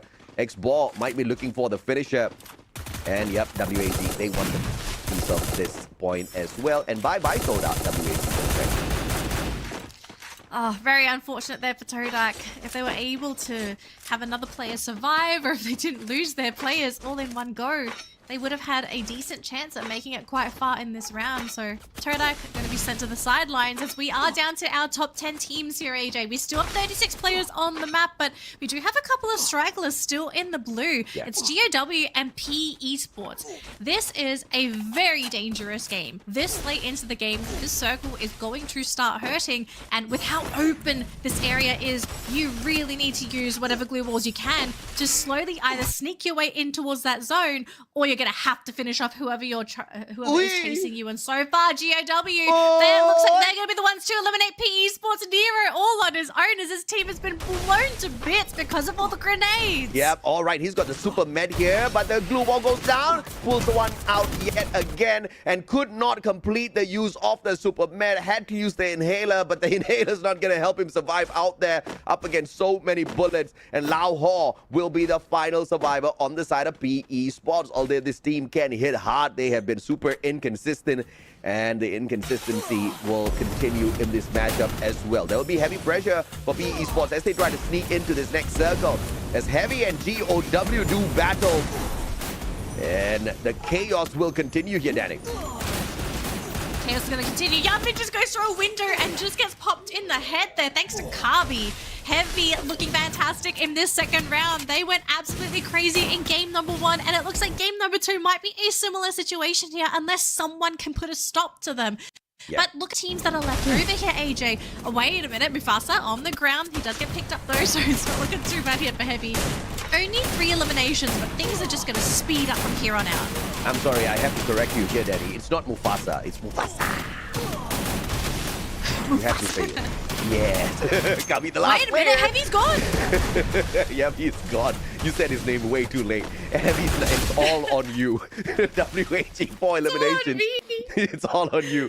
But CRM tanking the blue PE Swallow X-Ball, WAG meeting them outside the circle. What is Visaka Sriwijaya doing outside the circle as well? This is a bloodbath between 3 teams outside the zone, and this is pure insanity at this point of time. And WAG making good work here. Visaka Sriwijaya, the first one out of there into the next circle, leaving CRF outside to dry. What is this madness? That was a really interesting decision to even go into the blue this late into the game to try and get those elims. But to be fair, they were in open ground. So even if they tried to go in towards that safe zone, they were basically going to have somebody shoot them in the back of the head. Now look at the number of teams hiding within this one compound. EVOS sitting on the top floor here, shooting down WAG, who are basically left to either use a boulder or glue walls. And it looks like this might just be the end of the road here for this team, because beautiful line of sight here for EVOS. Just 3 eliminations from the rooftop here. Yeah, slow and steady wins the race usually, but of course in a battle royale that's not a guarantee. Beautiful spray down coming on through from Kochil as the WAG player just sneaks his head up. Riptide Rhythm breaking down their defenses, and WAG is going to have to tank the blue at the same time as well. But guess what, EVOS, the blue now hunting you down as well. CRM down at that lower floor, waiting for EVOS, and that's kill. Probably the A124 is going to tag the player on the side of EVOS, knocking him down onto the ground, but the pickup isn't going to be too difficult. Expand and EVOS stacked in a tiny little corner of this house.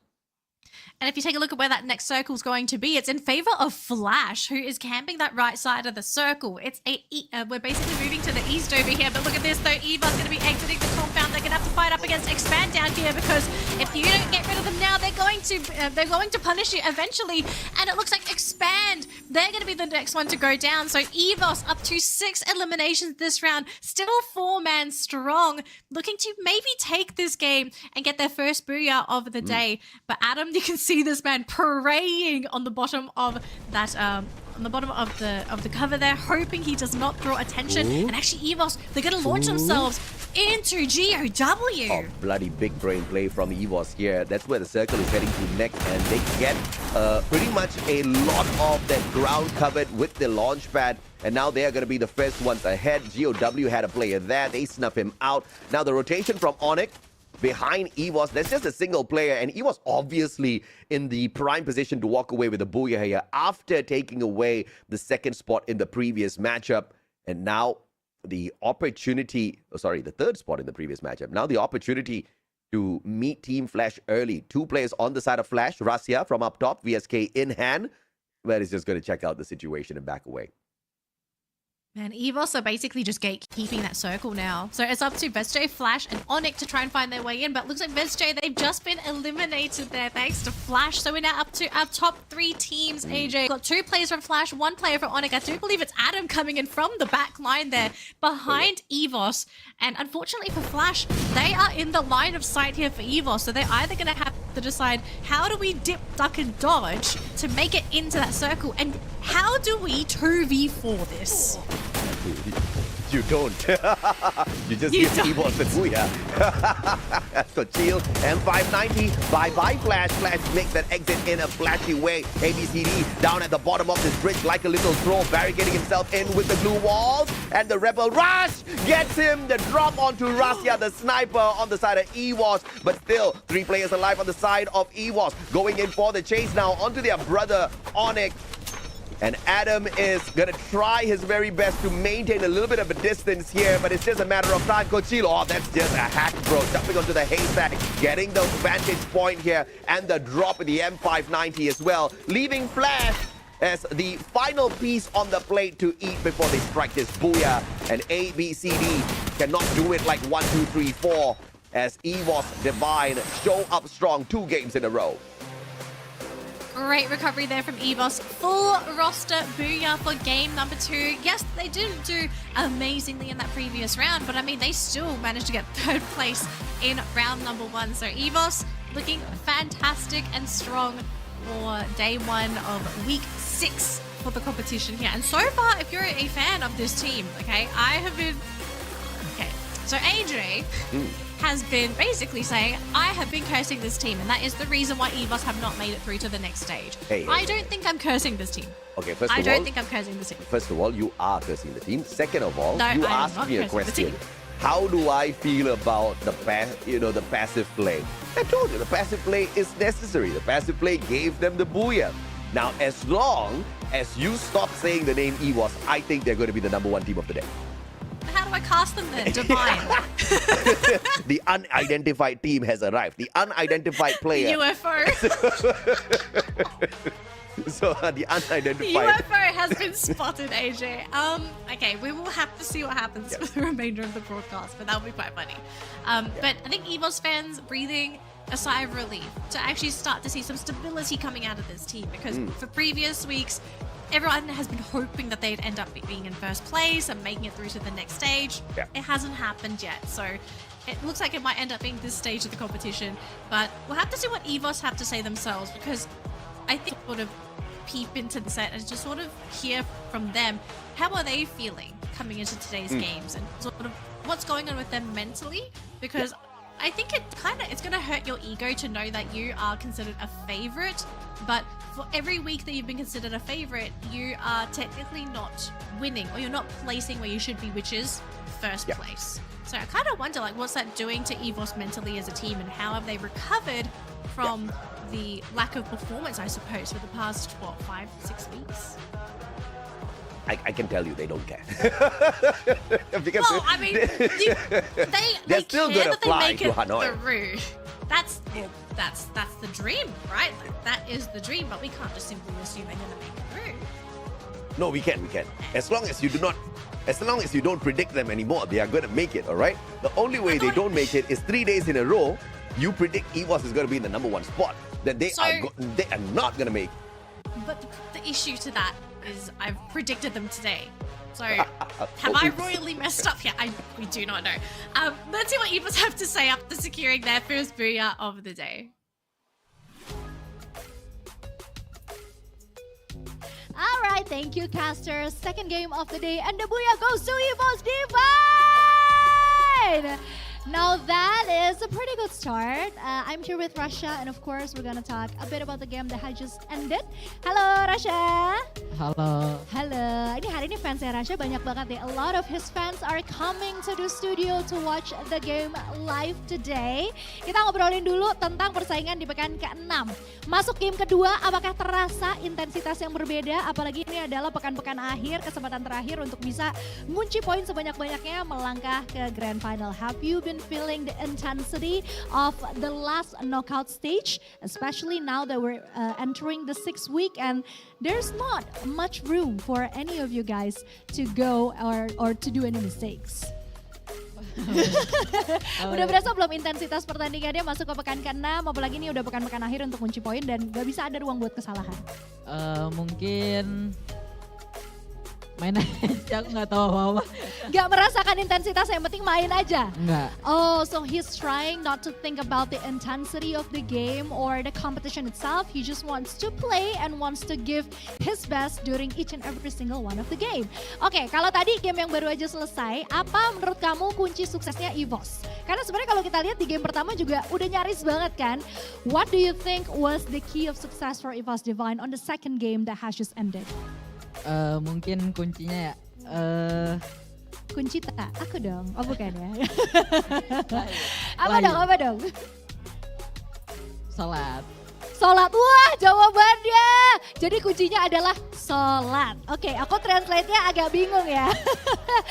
So for him, for Rasha, personally, the key of success during the game that had just ended was the power of prayer, not only for him but also for the team EVOS Divine. Keren banget, ibadahnya tetap jalan meskipun sibuk latihan guys. Itu contoh nih. Oke, terakhir nih. Ini adalah kesempatan terakhir, detik-detik terakhir, dan kita lihat gimana Vietnam juga sebenarnya cukup desperate ya untuk bisa mengirimkan perwakilannya ke Grand Final. Apakah kamu merasakan dominasi Vietnam dari dua laga yang sudah berlangsung? Mau kamu jawab atau aku translate dulu? Aku jawab dulu. Oke, silakan. Apakah dominasi Vietnam itu terasa, Rasha? Enggak sih, karena malahan yang kerasa tuh tim Indo. Ooh, so I asked him, have you been feeling the domination or the pressure coming from the Vietnam team, knowing that they haven't successfully sent any of their team to the grand final yet? And Russia here said that he doesn't really feel it. He doesn't even feel the presence of Vietnam because today, this week is all about the Indonesian team. Oke, tepuk tangan dong. Jawabannya keren banget nih. Aku paling suka kalau interview Russia. But anyway, that's it for our interview on the second game. Congratulations once again.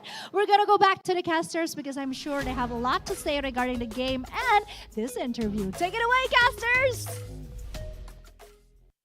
That last question, AJ, was a spicy one. Okay, I'm just gonna say this right now. If Rasya ever meets Yunsul, he needs to run. I swear that woman is gonna smack him on the head with something. But this kid is the only one with the guts to look at the host in her eyes and speak to her. All right, I love the kid. I love how honest he was, right? I think for some of these interviews, you can see the players, like they want to be humble, they want to be great, but sometimes just being able to have that sort of spicy opinion, it not only is entertaining for us, but it also gives us a better idea of how the players are kind of seeing the game. Yeah. And technically, you were right earlier on, AJ, right? When I said how EVOS, they've been the favorites for so long, but they just haven't been able to make it through in the earlier stage. Like, did that impact them mentally? And Rasya basically says, we kind of don't care. Yeah. This week is Indonesia's week, right? So I think that's a good sign for EVOS, that even though things didn't go well for them previously, basically today's a reset for the team. I would love to take credit for being right, but it's just EVOS. It's EVOS, yeah. It's just EVOS, you know, EVOS doing EVOS things. But of course, it's not just about one player's performance, but the MVP this time ripped away by Rake, the Skylar, the sniper, the intended sniper of the squad.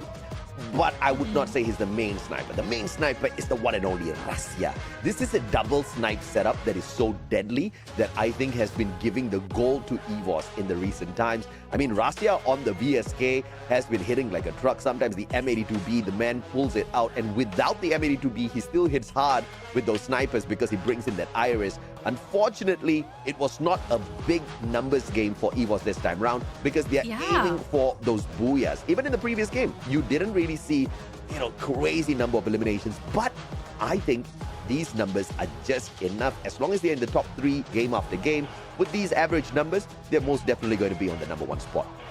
Yeah, I mean, to be fair, the numbers, they're considered low, but it's even across the board as well. It's not a case of just Rasya or whoever, right? Like one player on the team really doing that heavy lifting. It is across the board. But speaking of across the board, okay, it's not this one occupying the entire board again, as we do have a full roster of 3. So we do have ABCD on the side of Flash going to be getting 6 eliminations for the game. Demon getting 4,500 damage for the round. And then we have Guns on the other with his 8 assists. I mean, at the end of the day, this is how the key player highlights should be. PLS1 just not here to ruin everybody's day by ripping away their opportunities. But of course, that is pretty much heavy in a nutshell, right? They come out of the gates bursting, but inconsistencies have always been plaguing this team. And down at the bottom, or somewhere near the bottom they are this time around. But up at the top, EVOS showing what consistency truly means.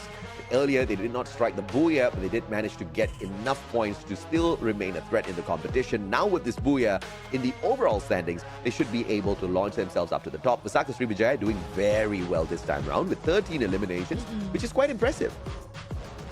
So we do have our standings today after our first 2 games. And have a look at this. EVOS, 42 points. A massive lead over Heavy. Next team in line with 28 points. So I've played 2 games and you are almost doubled in points compared to second place and basically the entire competition. EVOS are feeling pretty dang good. And it also goes to show the consistency coming out of EVOS, whereas for everybody else, right, we didn't really see much of a trend between games 1 and 2 outside of EVOS's performance. It's really just sort of in the air at this point. And I think now you have to question now, right? I think first place for today is kind of guaranteed. Second Why are you to leaving my 6th, WAG out of the conversation? They got to the final circle, man. But they're 27 points. No, you do not insult my W. You gotta have the consistency, man. You gotta have the consistency. I expect more. My standards are up here for WAG. It's all the way up here, and so far it's up here. And this is why you don't rush the process. You see, EWOS has been very basic in Game 1 and in Game 2. These are not massive booyahs, but consistency is key, not your massive rounds. Heavy turned up in a massive game the previous time and then crashed out badly this time around because they used up all of their energy, right? But of course, we're going to see exactly who can continuously bring in this consistency once we come back from a quick short break.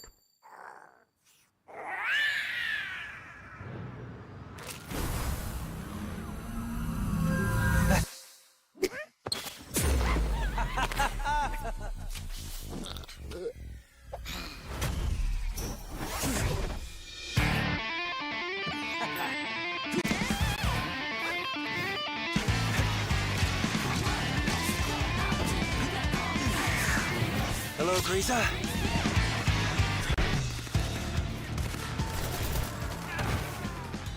Still so impulsive. Don't rush, little guy. We have more important things to take care of.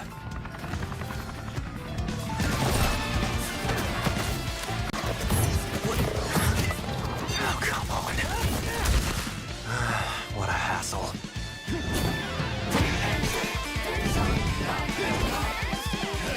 Stop trying to look cool and help out already!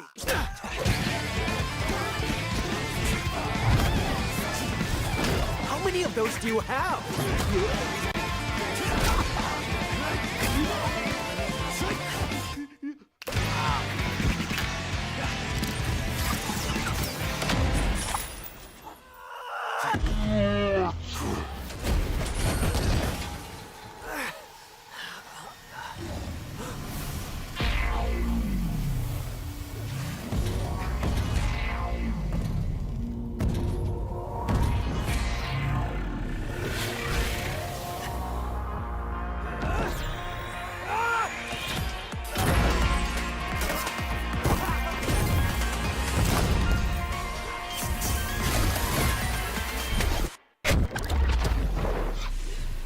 Okay. Time to save the day again!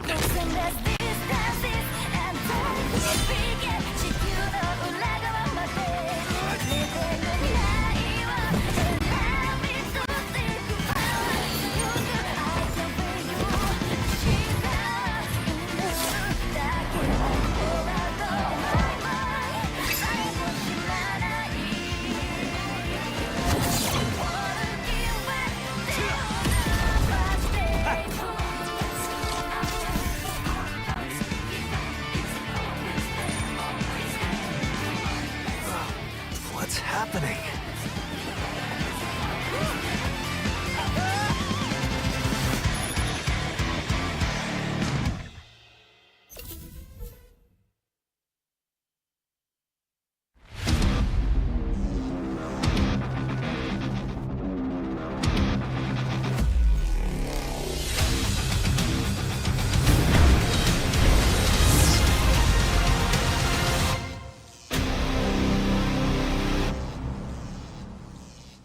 Welcome back, Survivors. This is the Free Fire World Series Southeast Asia 2025 Spring Season powered by Red Bull. We welcome Red Bull as the official energy drink partner for both the Spring and Fall FFWS Sea 2025 seasons. Powering up both seasons is absolutely phenomenal. I was about to say a word that's probably not verified for stream, so thank you, Red Bull. But of course, it's me, the Mustachio, alongside Danily on the casting desk once again after a long time, and we are having quite a bit of fun here, Danny. Having so much fun. Not having fun with you because you're not sharing all the energy drinks. I see all the Red Bulls spinning in the background. I do expect one of those to be mine at some point. See, the last I checked, mommies who just had babies should not be drinking, too much, right? You really have to take care of your nutrition. You can't be taking so much of this caffeine because you've got those little babies there as well. So I'll do the drinking on your behalf, Danny. See, I care for you. No, that's not a good reason. But no, it's not. Okay, all right. So, but those drinks, look, I'm really, those drinks are dangerous. They are delicious. And if you didn't read the can, you probably would not know it was Red Bull. I always caught myself drinking 2 in one day, and I thought, wait a minute, slow it down.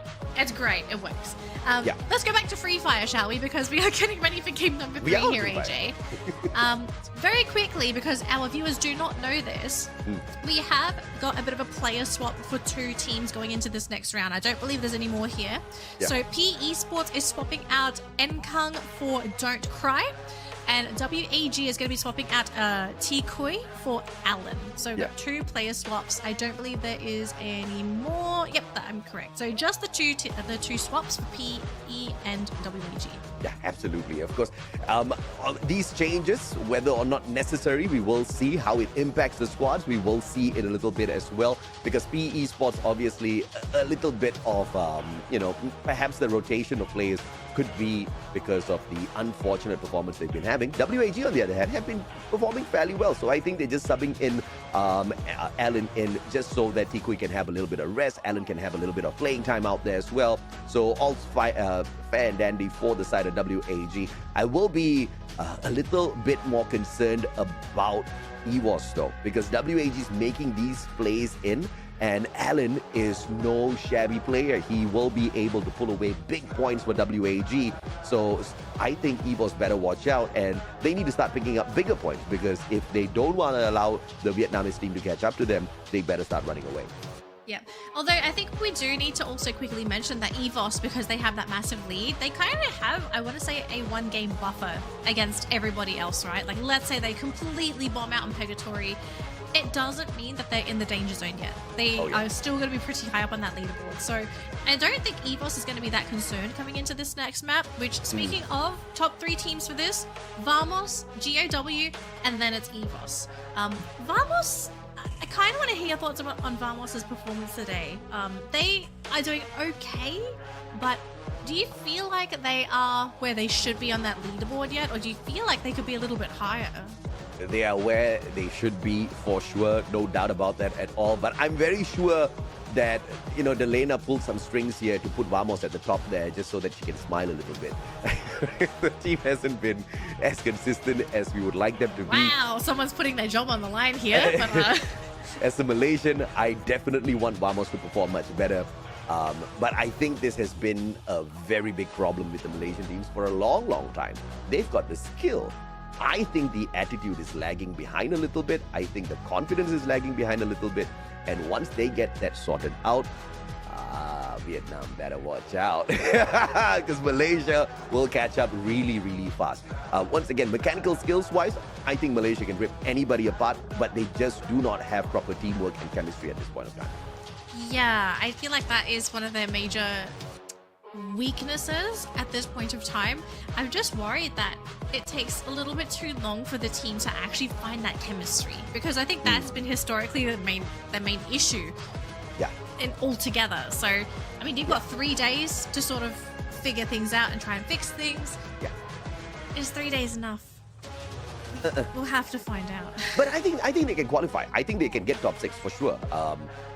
Whether they're going to be able to walk away with like massive booyahs and the #1 spot, that requires quite a little bit of consistency, which I think is going to be challenging. But getting enough to scrape through on that 6th spot, I think is possible. But it's also possible that they do enough on that last minute just to get to the 7th spot and be disappointed again. Yeah, I think that's happened far too many times for the region, right? Like the representatives, they get so close, and then it either comes down to one round or just a couple of cascading bad games, and it's just, we missed out because of some small mistakes. I mean, let's give them the benefit of the doubt. Very, very possible for them to make it through. But I think in particular for Vamos, okay, I think their performance on this next map might be the determining factor as to whether or not they are going to solidify their spot, the top 6 for just today, right? Like, if you have a great map, you need to capitalize on it. And in the case of Vamos, like, this is their map. They have the best stats here. Anirudh Trader on the YouTube chat has got some questions. Ask us your questions, brother. We are waiting for your questions. And by the way, if anyone of you guys who are tuning into the broadcast, you would like to join in the conversation as well, head on over to YouTube, look for the official Free Fire Esports YouTube channel and join us in the conversation as well. We are participating in the chat as we are participating in these matches as well as we tune in to some of the best Free Fire pro players out there. As we head on into game number 3, this is where things get a tad bit more exciting. It's Purgatory time, baby. It's Purgatory time. Is it time to take a dip? We will find out later on as we see where that circle is going to be. But in the meantime, though, flight path. It is going to be a pretty central one here, so no lopsided flight path here for our teams. Although if you are trying to go towards Mount Villa or Quarry, there is going to be a significant drop. I feel bad for anyone that wants to try and drop into Ski Lodge because that is quite a distance. But at the moment here, AJ, we are looking at some pretty interesting drop zones for some of these teams. And it looks like dead center here, Expand and Flash. We could probably see these teams jumping into a little bit of a fight very early. Yeah, and I think Flash is going to be able to walk out of that one unless Team Expand finally steps it up and shows us exactly what they're made of. I've been waiting for them to wake up for a while now. Not too sure. Did you just throw Malaysia under the bus again? Yeah, you were hyping them up, and then all of a sudden you just push them in front of the closest bus. I am qualified to throw Malaysia under the bus because I am Malaysian. I'm very critical with my assessment because I am a disappointed fan. Disappointed fan. Yeah, I mean, Expand at one point of time used to be the hottest kid on the block, and everybody was just simping on Expand. All right, as simple as that.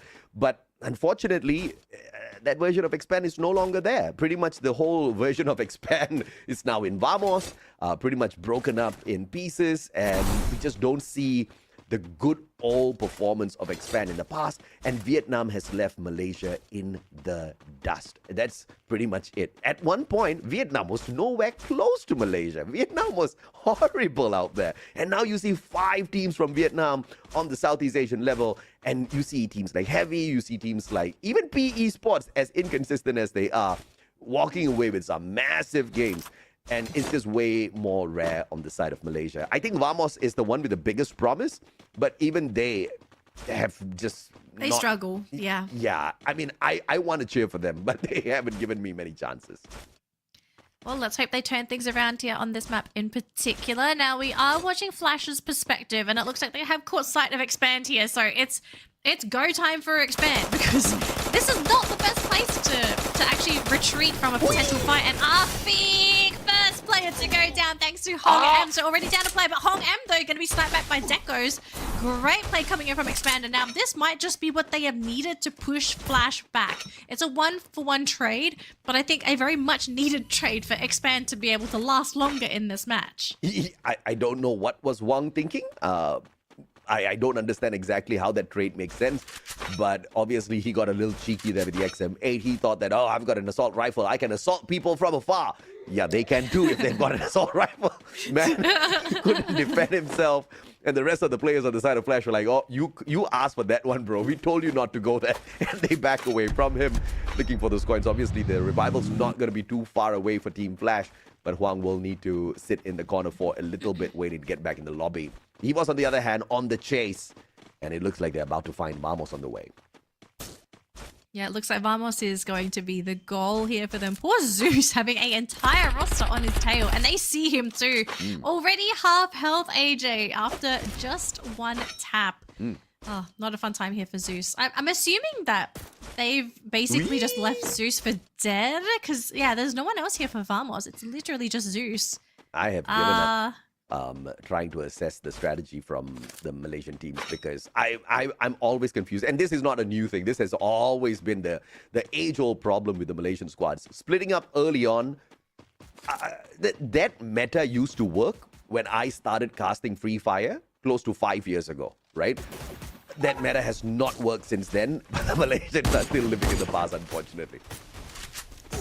I mean, if it's what works for them, unfortunately, that's probably going to be their strat. But in the meantime, though, WAG running into a very tough skirmish here. And so far, Cyrus going to be sent down. It's really just going to be up to Alan to try and salvage this for his team. And Alan and Krillin holding down Wow. the fort here for WAG.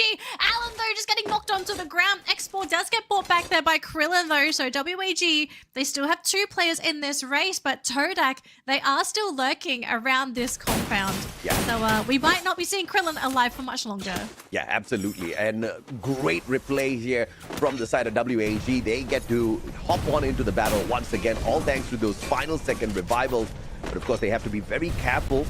27 points, they don't want to get down too early. It's like what happened to some of these earlier on. GOW would be in a situation, but as far as Onyx is concerned, with the fantastic engagement up against Visaka Srivijaya, they get the extra 3 points. GOW on the chase, though. You see the launch pad being used, but Adam is going to be zooming out of there as Zyro goes in for the chase onto Joel.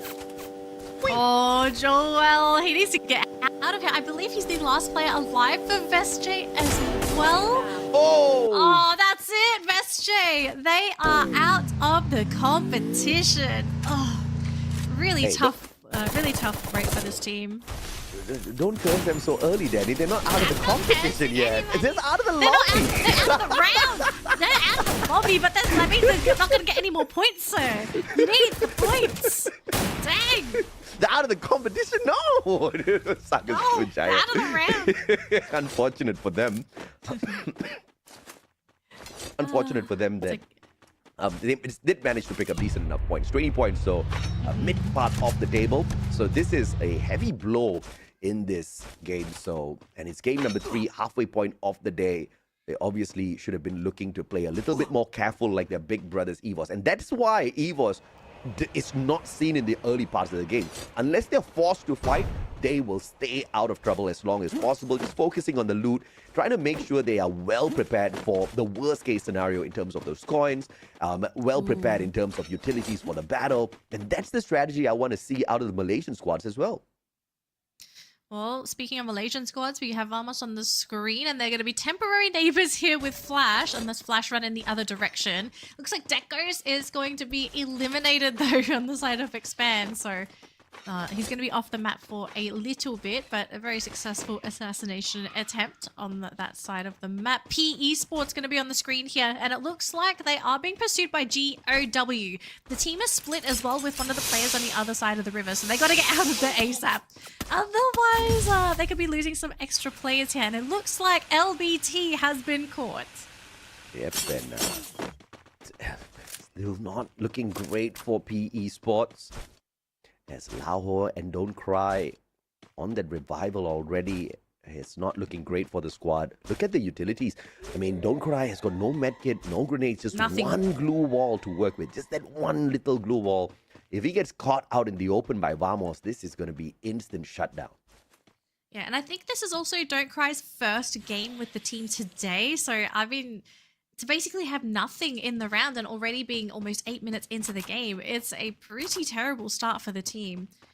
It'll be a miracle for them to somehow be able to reset their economy and hopefully get themselves in a better position, because we are starting to reach that point where that third circle is going to start kicking in and you can't play on the outside anymore. EVOS, though, they do catch sight of Todak, who has launched themselves right next to them. And the question is there going to be a gunfight breaking up between these two teams? Because they have their own houses, they've got their own space, they don't have to fight each other here if they don't want to. And I think if I was thinking through EVOS's point of view, I don't think they want to sort of break this fight out here. They probably want to wait. Well, that's how you use the R1. And look at EVOS. Look at the utilities that they have on their side, right? Kochil with 10 medkits. I think he can get to the final circle and still have medkits on him, even if he gets into multiple fights. That's how you want to prepare for the final battle. Each and every single player has got enough coins to at least buy back 2 players if things do go wrong. This is how you are supposed to prepare at a stage like this. And you know, if you're just kind of circling around, not really focused on how to prepare for the final battle, when that sticky situation does arise, you get snuffed out way too quickly. But Vamos, they understand that they kind of got a little bit too aggressive early on, and they're focusing to keep their heads down this time around. I like this space better from Malaysia. Yeah, I like how they're running with their head high. Like, can you see how confidently Vamos is sort of running around the map? They are not looking and peeking around every corner, worried that they're going to be eliminated. You can really see they are They're favorites for a reason. They're very comfortable on this map. And looks like GOW has been spotted. Look at how many teams are in the center of this circle, AJ. It is overpopulated here. There are a couple of teams missing from the circle. WAG coming in from the top side, Onyx from the right side, and then we have CRM who is on the other side of the river. I have to say, they're in a terrible spot because they will be spotted if they try to cross the river. So, Danny, have you heard this joke before? Oh boy, Why here did we go. CRM cross the river? Why did CRM cross the river? Answer, why did CRM cross the river? That's what I said. Why did it? What? I don't know how to take this joke. I'm asking you, why did CRM cross the river? To get to the other side, I don't know. They haven't crossed the river. They need to do it before the circle catches up with them, Danny. But of course, we hop all over this. I haven't had my Red Bull today. I'm sorry. Team Flash, you've been barricaded in here, but it looks like GOW is the one in trouble because Riptide Rhythm out of nowhere from the back, and GOW getting shot at from all angles. PE Sports getting involved as well. Rasya fighting dead from out of nowhere. Evos Divine in their tiny little house is taking pot shots at everyone. Oh boy, AJ, there is no space for anybody. Anyone shows their face outside of that compound, they are going to be popped in the head and sent into round number 4. Flash, they're going to try and put some pressure there onto Evos, but so far nothing is connecting, which is a saving grace here for Evos. Oh, well, we did see a little bit of damage there, so one of the bullets did connect. Onyx, though, on the outskirts, they will be making their way through, but it's going to be in too heavy. This is probably one of the worst teams to run into right now, especially with how aggressively this team played earlier today. But Crime doing the best that he can for his team, trying to find a safe entry point for their team because where else can they go? It's down from here. They can't really go in any other direction. Blue wanting to say hello to their big brothers, but they don't understand that this lobby is fierce. But Wang getting knocked down onto the ground out of nowhere. Dude, Evos is just... They have something against Flash here. They are just interfering in every single gunfight, taking away one by one the members of Team Flash. But GOW being shot at by multiple teams. It's their own Vietnamese players ripping away those points. PE Sports Heavy will do GOW in, but one final survivor. Question is, how long more does he survive? There's not even a vending machine close enough for him to get unless he wants to battle PE Sports for it. It would be a miracle if GOW survive, but we'll have to see, right? Sometimes you can get a little creative in this game of survival. Looks like PE Sports, though, going to be copping a couple of bullets there from Vamos. Jun doing the best that he can, but they do need to get that one decisive hit to sort of break through this team. But Vamos, watching PE Sports, they're kind of waiting for them to finally make that call to just go. They don't have any grenades on the Axle, though. It would be great if they did. They do catch Don't Cry, though, who's now on the ground thanks to Demon. GOW actually working with Vamos here, preventing PE Sports from moving. Yeah, this version of Vamos. Keep your heads down, get that loot, and play that final circle. This is what we need out of them. And Zuwest has got that LMG in hand. Got not the greatest rate of fire, not the greatest position, but you will be able to provide a suppressive fire in a sticky situation, especially in that final circle. But Vamos now needs to journey across this open ground, and they do not walk. They take the launch pad, and they put themselves on a roof. Put themselves on the roof. That means they have top-down view of everybody, and as long as they have blue walls, this might just be Vamos' game, but they have no eliminations to their names, so it's time to put the pedal to the metal here, Vamos, and grab those points. But also be careful of your 6. There are still a couple of teams with those higher ground vision. Demon on the outskirts of that circle, able to pick himself up, but I don't know if the launch pad's going to be enough. I think he may have just fallen from the ground. My God. Danley, I don't know what's happening here. I mean, this circle's broken. You've got still 11 teams surviving, 37 players. This is absolute pandemonium. You look anywhere, you're going to find a player. And PE Sports found a few players in the name of Vamos. Beautiful shutdown. Vamos picking up those crucial points now. Team Heavy, you've got Allen moving on forward. Has got the shield in hand and a charge busted. That's out of meta, brother. And Team Heavy will pelt them down with those shots. Krillin, the final player. Glue wall goes down. Heavy shows up strong to snuff out their brother Krillin, taking out WAG in the 10th spot. Heavy is heating up. They're up to 6 eliminations, whereas EVOS are now sitting on 5. So we're starting to see our top dogs in this race. It's going to be EVOS and Heavy. It looks like Vamos trying to really show their stuff, but we haven't really seen any updates on their kill feed as of yet. Rasia does get dropped, but he will be picked up by his team, immediately healed up. EVOS understand that they need Rasia up on the field to dish out that damage. But look at this though, AJ. Every single compound has been occupied, but look at where Heavy is.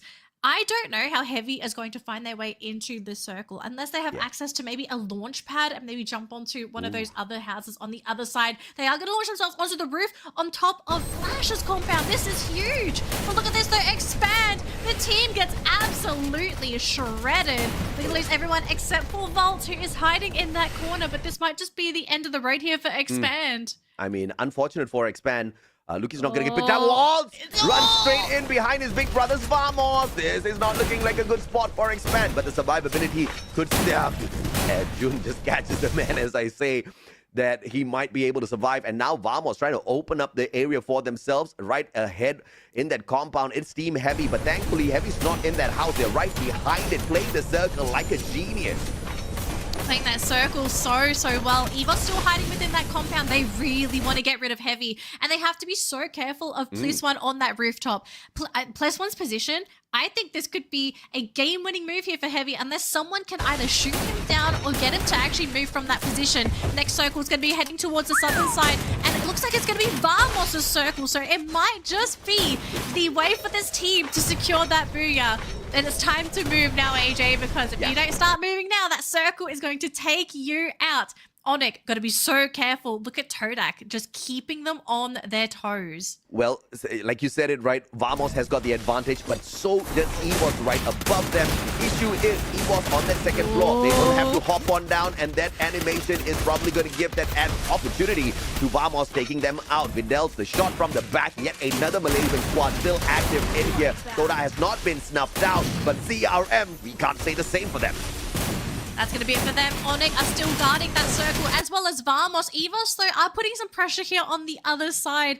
Flash, they still have Zom in that back compound, but he's going to have to try and figure out a way to make it through towards that next circle, because he is all alone. We can see Heavy moving, though, into that next compound. I do believe that's EVOS' compound as well, occupying that first floor. As long as these two teams don't engage, this means they're still going to remain within the competition. This circle is moving, but AJ, how are these teams not dropping? They don't want to engage. They all realize how dangerous of a match this has suddenly become. Dude, this is the final circle, and the final circle 5 teams has just moved, and it's just going to shrink now. And you're right, we had 6 teams moments ago, now 5 as Flash gets eliminated. But EVOS now takes the roof, Raja down at the bottom, and it's going to be a battle that's about to ensue between Heavy and Team Vamos. EVOS spotting out Toda from across the battlefield and will try to stop the rotation, but they fail big time on that.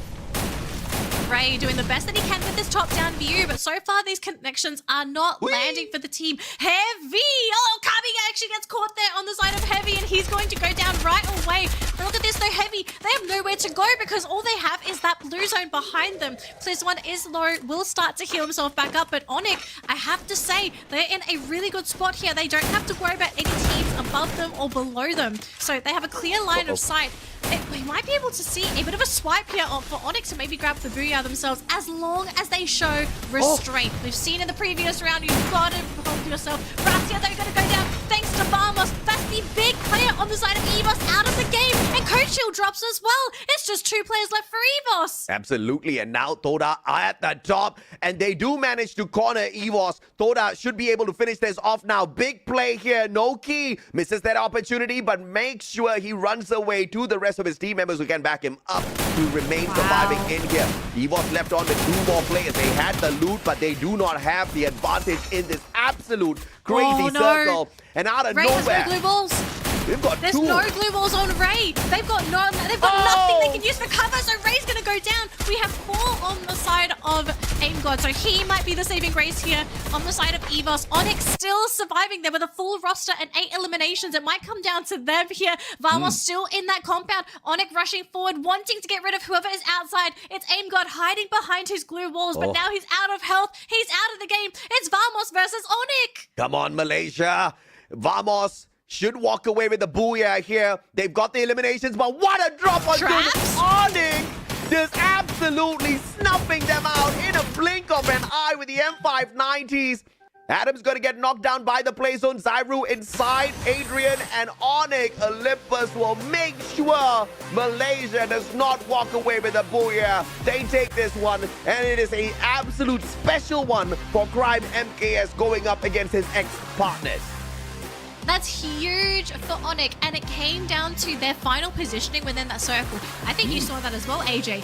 They had nobody to compete with. They had no neighbors. There was no one that was really focusing them down. They were really sort of keeping to themselves, and we saw that in the previous match. Sometimes, especially when you get into these really big cluster fights, the less attention you draw to yourself, the more opportunities you give yourself in the future to be able to grab those eliminations. And so because of this Onyx, because no one was pressuring them, they were free to do what they want as the game drew later and later. So for Onyx, grab this booyah. This is huge for this team because up until this point, they did not grab any booyahs. They've not gotten any significant eliminations to their name.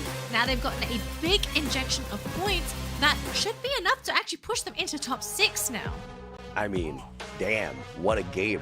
I mean, Raju almost got super excited there in the YouTube chat because he was like, yes, AJ's going to be proven wrong. The Malaysian team's going to walk away with the booyah. And damn, I really thought that the Malaysian team was going to walk away with the booyah as well. Vamos and Toda stepping it up on the game right after we talk about how weak Malaysia has been in the run so far is phenomenal, and it keeps them in the conversation, and this is what we need to see out of them, right? I don't really mind them not walking away with the booyah because I think Vamos had a massive game this time around. Decent numbers of elimination to take them away from that final spot, because the last time we checked the overall leaderboard, Vamos was down in the 12th spot.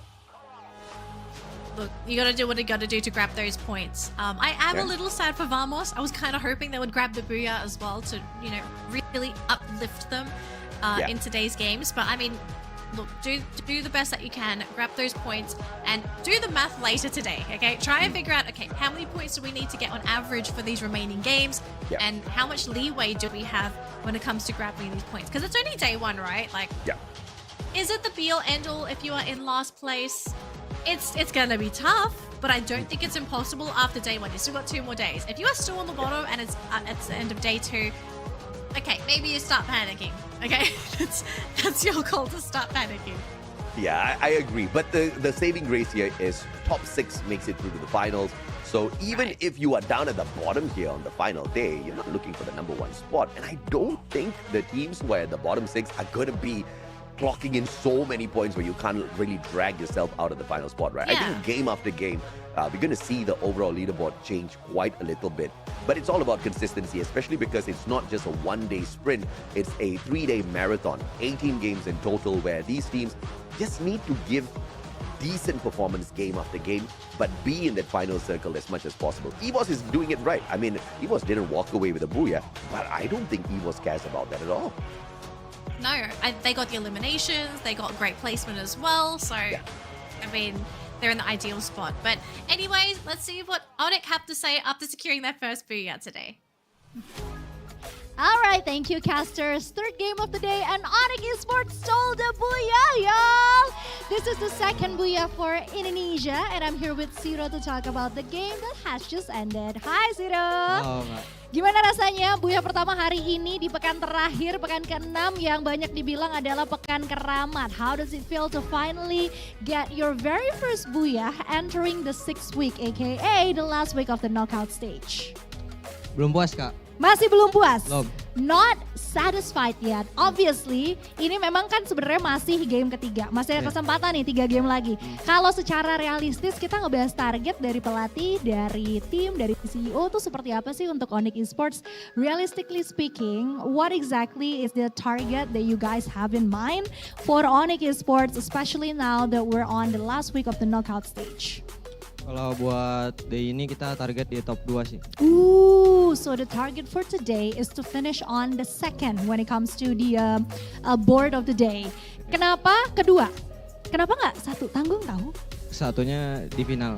Oh, gitu. Jadi I asked him, why 2nd? Why not 1st? And then he said that we'll get to the first board. We'll get to the first number on the board on the final day.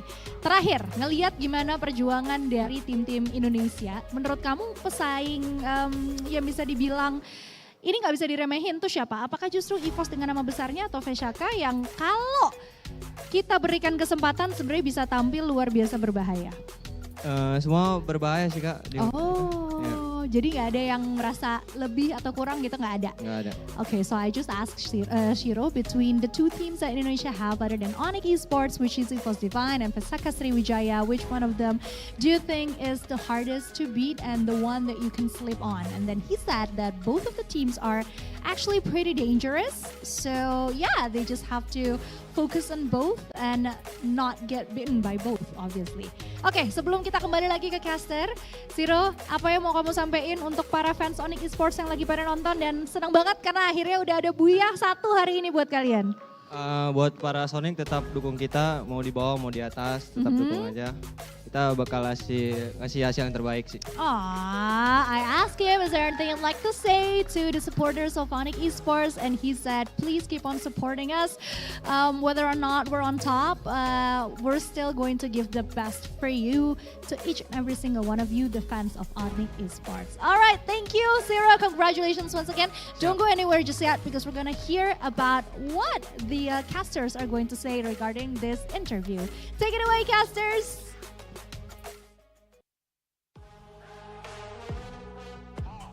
I love the hunger. Okay, you can never be satisfied after you grab that one victory. You've got to experience that thrill of the win once again. And I think in the case of Onyx, you still have to chase those wins because you are not safe.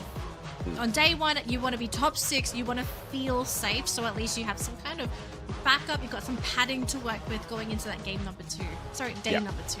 Because as much as I love Onyx, they are a great team to watch. They have some really fun players.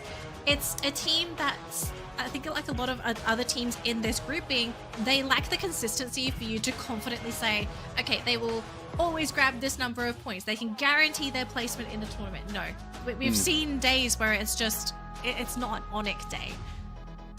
I mean, for sure, right? I mean, we've seen that, but that final circle was just pure pandemonium. I have never seen a circle like that before, where we are like close to 15 minutes in and 11 teams were still surviving. That was just pure insanity. And I don't even know how Onyx managed to survive that long because they were just being, ganged upon. Players were just shooting at them non-stop. But they managed to maneuver around, try to play and hide and seek the best possible. And I guess the team that wins the hide and seek this time is the Indonesian squad of Onyx. Zyro with the MVP, 6 eliminations, 6 knockdowns, 2,640 on the damage with the electrotherapy on point. Cassie, he's the support player and he's the one walking away with the MVP. So that's the big one for this guy. Hey, supports are allowed to be MVPs too, okay? It can't just be the snipers. Amen. They get too much attention. Too much attention. But great round for Onyx. I hope they can keep this up. I really do.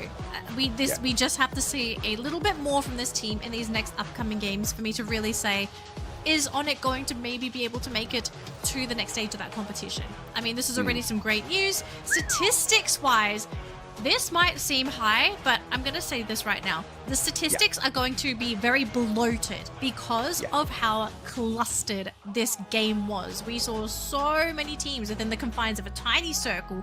Lots of teams buying back in the round as well. So you're going to see some high damage numbers because there was a lot of damage overall. Yeah, absolutely. And yes, I understand where you're coming from. The support players can be the MVP, but usually that's not the case, right?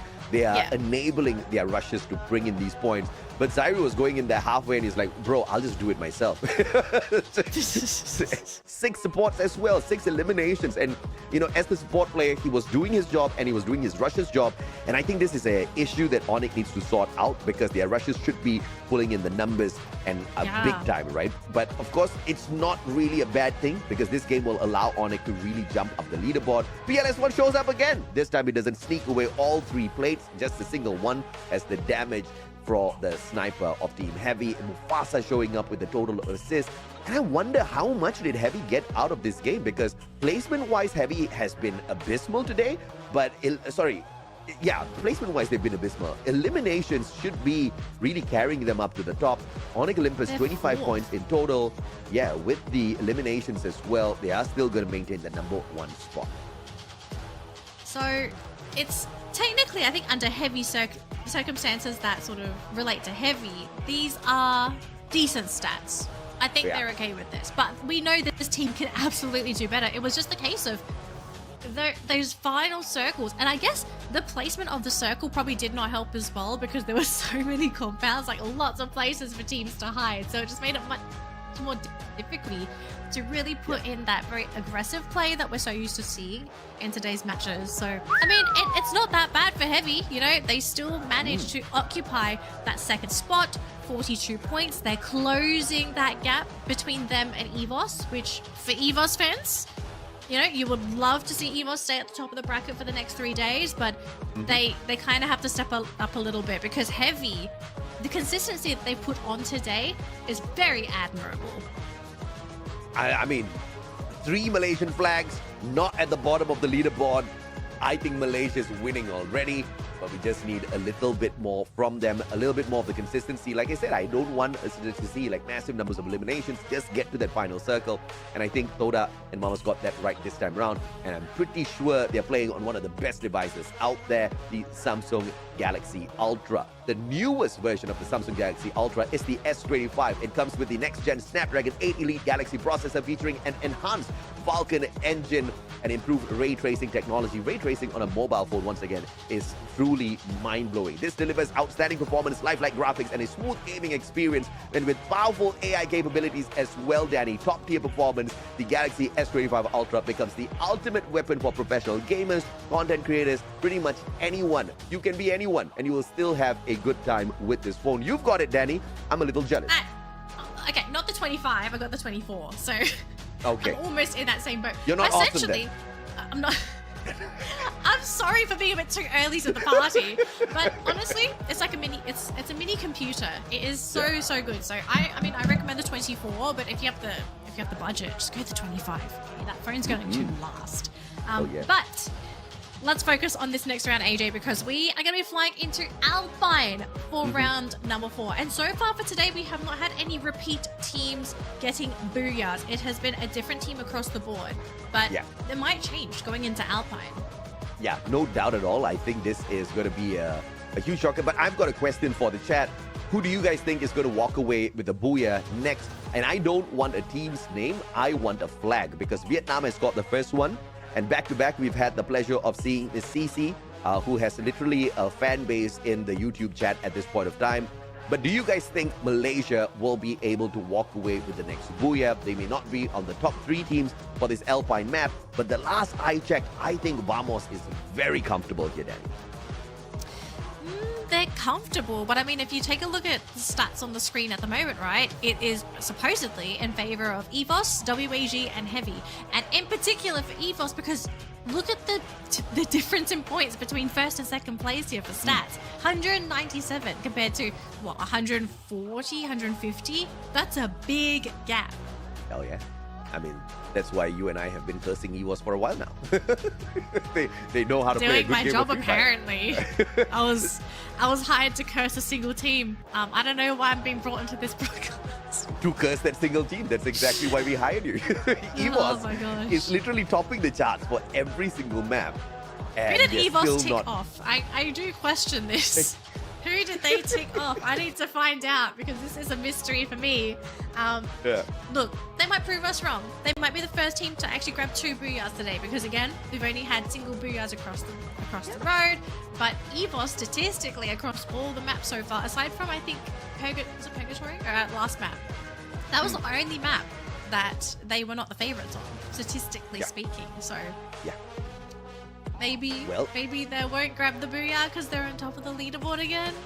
How dare you say that about how dare you say that about it? But of course, let's hop on into this next game, ladies and gentlemen. It's Alpine time, and let's see if or not a Malaysian squad will be able to walk away with the booyah. We've got 3 Malaysian teams playing in here today: Expand, Vamos, and Toda. And I think Expand has been having a decent day, performing even better than Vamos thus far.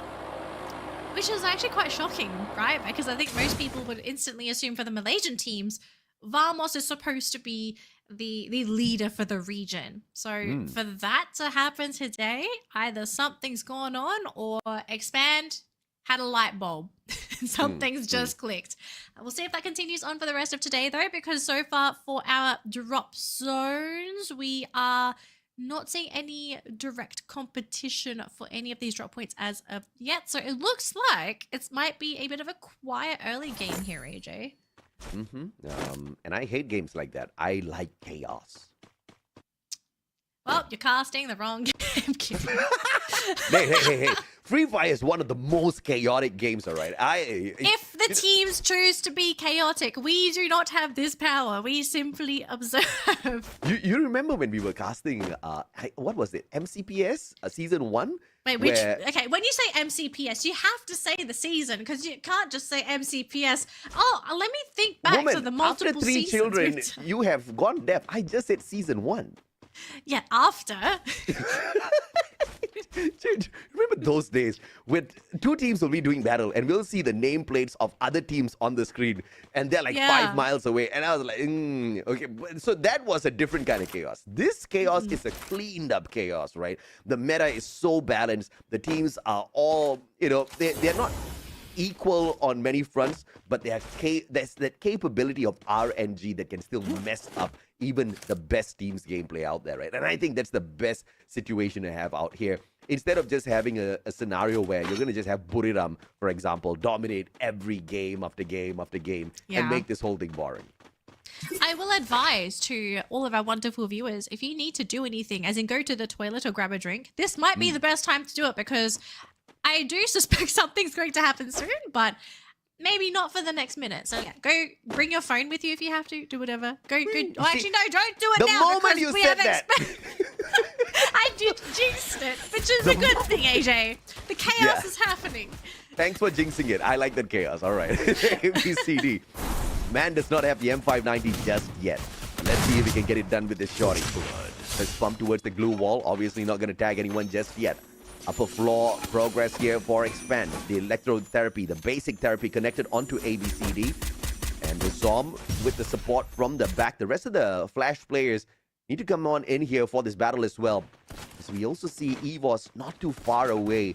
They could just hear the gunshots here and drop by to say hello. Walks with a big mistake as he goes away too far from his partner who has the Drogon, because will be able to buy back Luki in the meantime. But Flash doing a number on the Expand players, and Hussey flying on in and will be able to find ABCD, but Death brings exactly that to our pick. Decos meets him, but the Bison way too strong, and Team Flash will win this bout.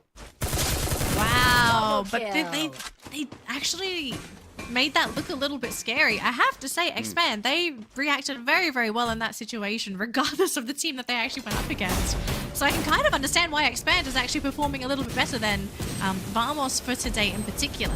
WAG, though, looking to harass GOW within the confines of their compound. They've just got to somehow break through, because GOW, they are split between 3 different compounds. Yambin and Ton is together. We have a sniper on one of the rooftops, and then in a back compound, we have another player as well, getting ready to retreat and maybe have to go for that revival play.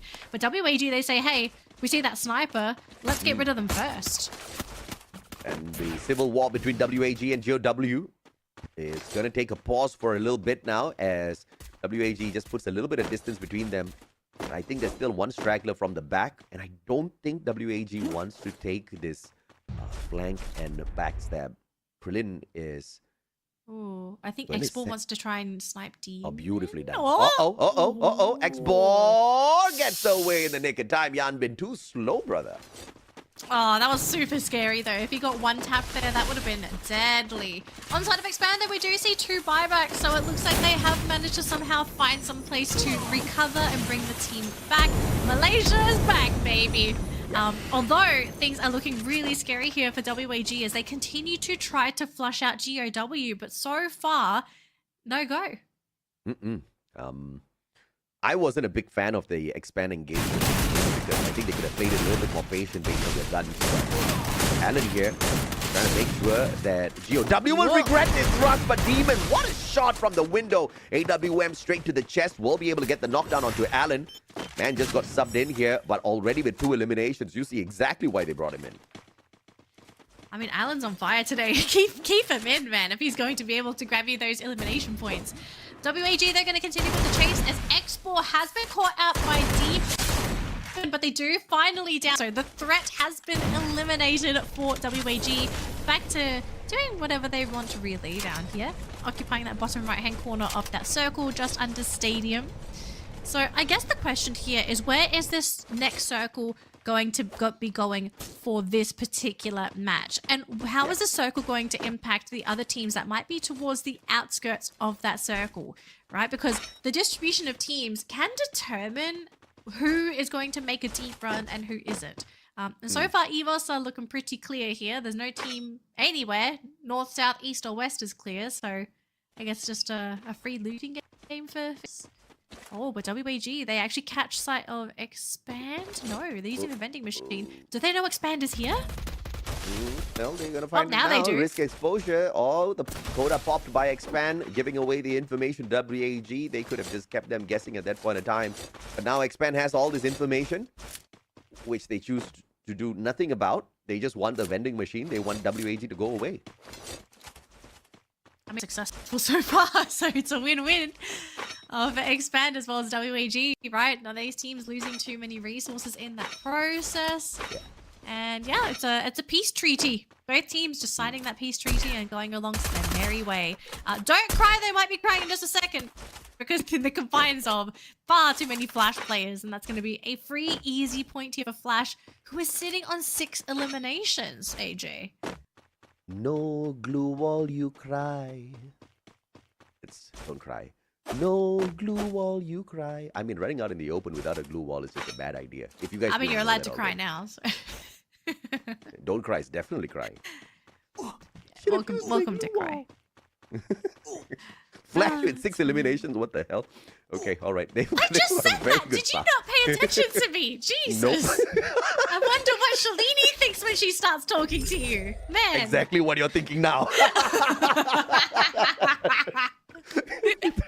WAG is on for a decent start. Look, it's not me, okay? It's a guy thing, all right? Oh, it's a guy thing. Don't listen to your women. All right.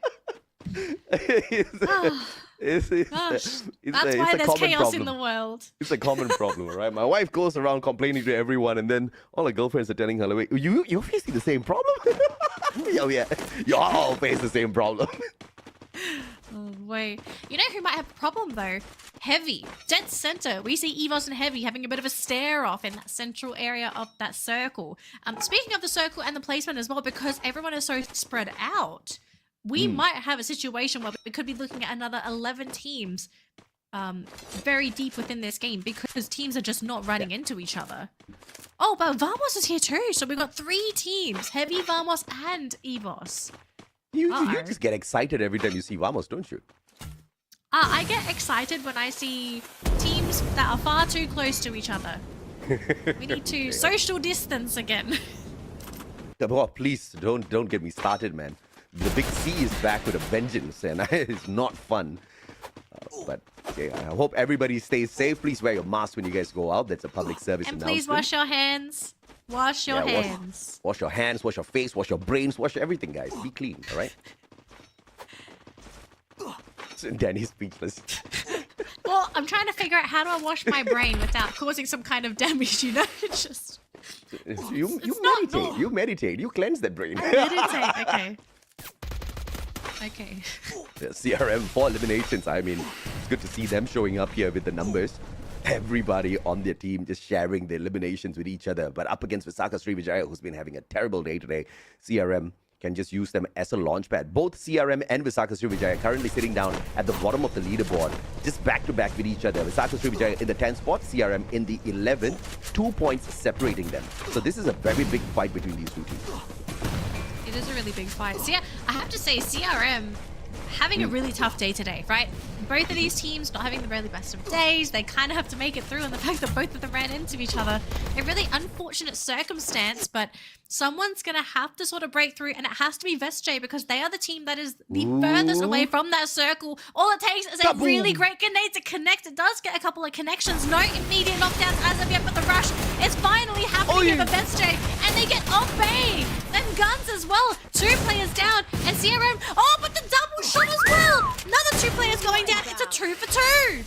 It's a 2 for 2, but it's a 4 for them. CRM picking up 4 clean points off of Osaka Srivijaya, forcing them to exit the lobby in the 12th spot. That's a brilliant engagement. Brilliant engagement, but also gave me a small heart attack. Could have gone sideways here for both teams, but I think just breathing a sigh of relief that they didn't suffer severe casualties in what could have been a really dangerous fight. But we have 11 teams still in the competition, 44 warm bodies to shoot down, and we are at the 3rd circle. AJ, we could be looking at a really bloated game here with the number of teams and players still remaining. Oh, you don't talk to me about bloated. I haven't eaten the whole day, and I feel like a little balloon. Well, I'm not floating up just yet because I'm a little overweight, but it's all right. But yeah, man, no bloated talk today, all right? Yes, sir. He was once again having a slow start, and I like this. This is the kind of pacing you want for yourself. But the question is, who chooses to take on the big dogs first? Or the big tigers, I have to say. Onyx, what is that? What are Onyx? Is Onyx a hedgehog? Yep.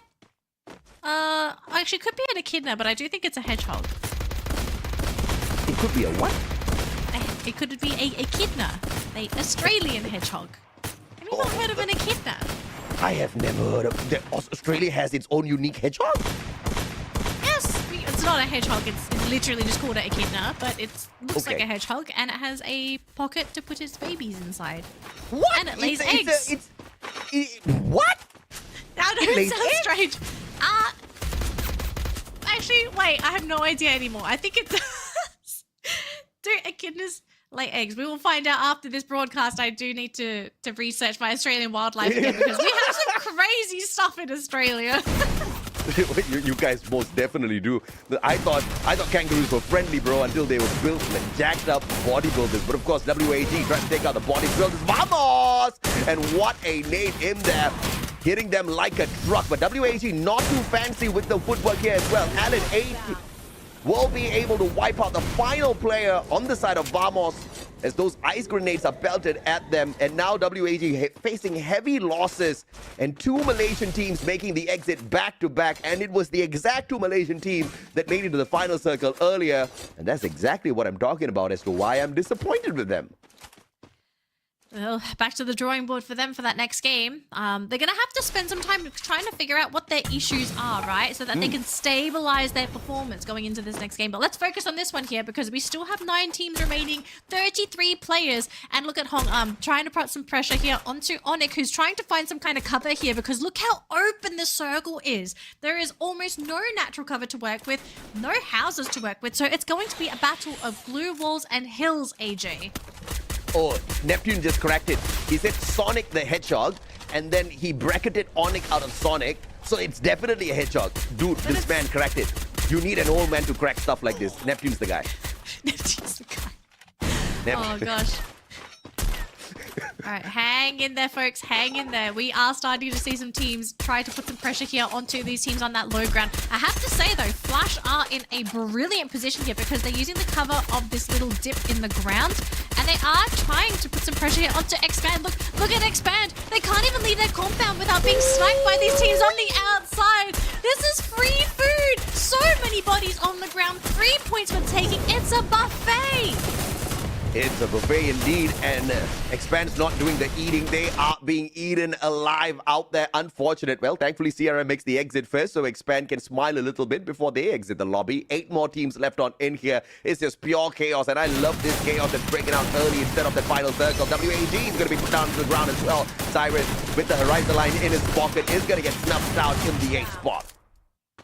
Oh, it looks like we saw 2 teams eliminated there. So Esports was out, and Heavy, surprise, have been eliminated from the round. We do have Flash on the screen, though, sitting on 11 eliminations, but I think the the team might just have crossed the line here and bitten too much, and it looks like Onyx are going to be able to eliminate them here. We have Adam, Adrian, Crime, and Zyro keeping their position, and they do eliminate Flash, one of the Goliaths, out of the competition. Now up to Evos, putting pressure here onto GOW, who is out in the open, really just relying on hay bales for cover, but the hay bales not going to be enough, and now Onyx, spurred on from that recent success, pushing themselves into Evos. If they can get rid of Evos, this would be huge for Onyx. Yeah, it's a big if though. Onyx wrapping around from the back. Civil war about to break out here. And we still have a Malaysian squad in here. And that's a miracle, I think. 17% win rate here for Expand. But if Onyx can do a number on Evos right here, right now, with the help of PE Esports, Malaysia could actually bring us to the uncle. And I don't mean Neptune. I mean, they could, but it's going to come down to whether or not they have the restraint, AJ, right? That is one of the things that has been winning some of these teams, these games. Restraint. Do not put yourself in a position to fight if you don't need to. But look at this, though. Evos hiding within the compound. PE Esports could be the reason why Evos get flushed out of this compound, because you can't go left because Onyx is there. You can't go right because PE is there. So, Evos, what's the play? Are you going to stay in that compound, or are you going to start moving? Well, this is the moment where PE just desperately wishes that they Riptide Rhythm from Expand, breaking the defenses of Onyx here, but very easy glue wall, redirected once again outside the circumference of that Riptide Rhythm. Very smart play from the Indonesian squad of Onyx, still playing this very well up against Evos, waiting for that opportune moment for Evos to step on out. But Expand tossing those glue wall melters, breaking down the defenses of Onyx and distracting them, and Onyx says enough is enough. They're going for Expand. Look at that beautiful play from PE Esports. They launch themselves into the circle, and now it's going to be Onyx to chase out Expand. And I think Expand, they absolutely regret sticking their nose into Onyx business, because now they are out of the competition.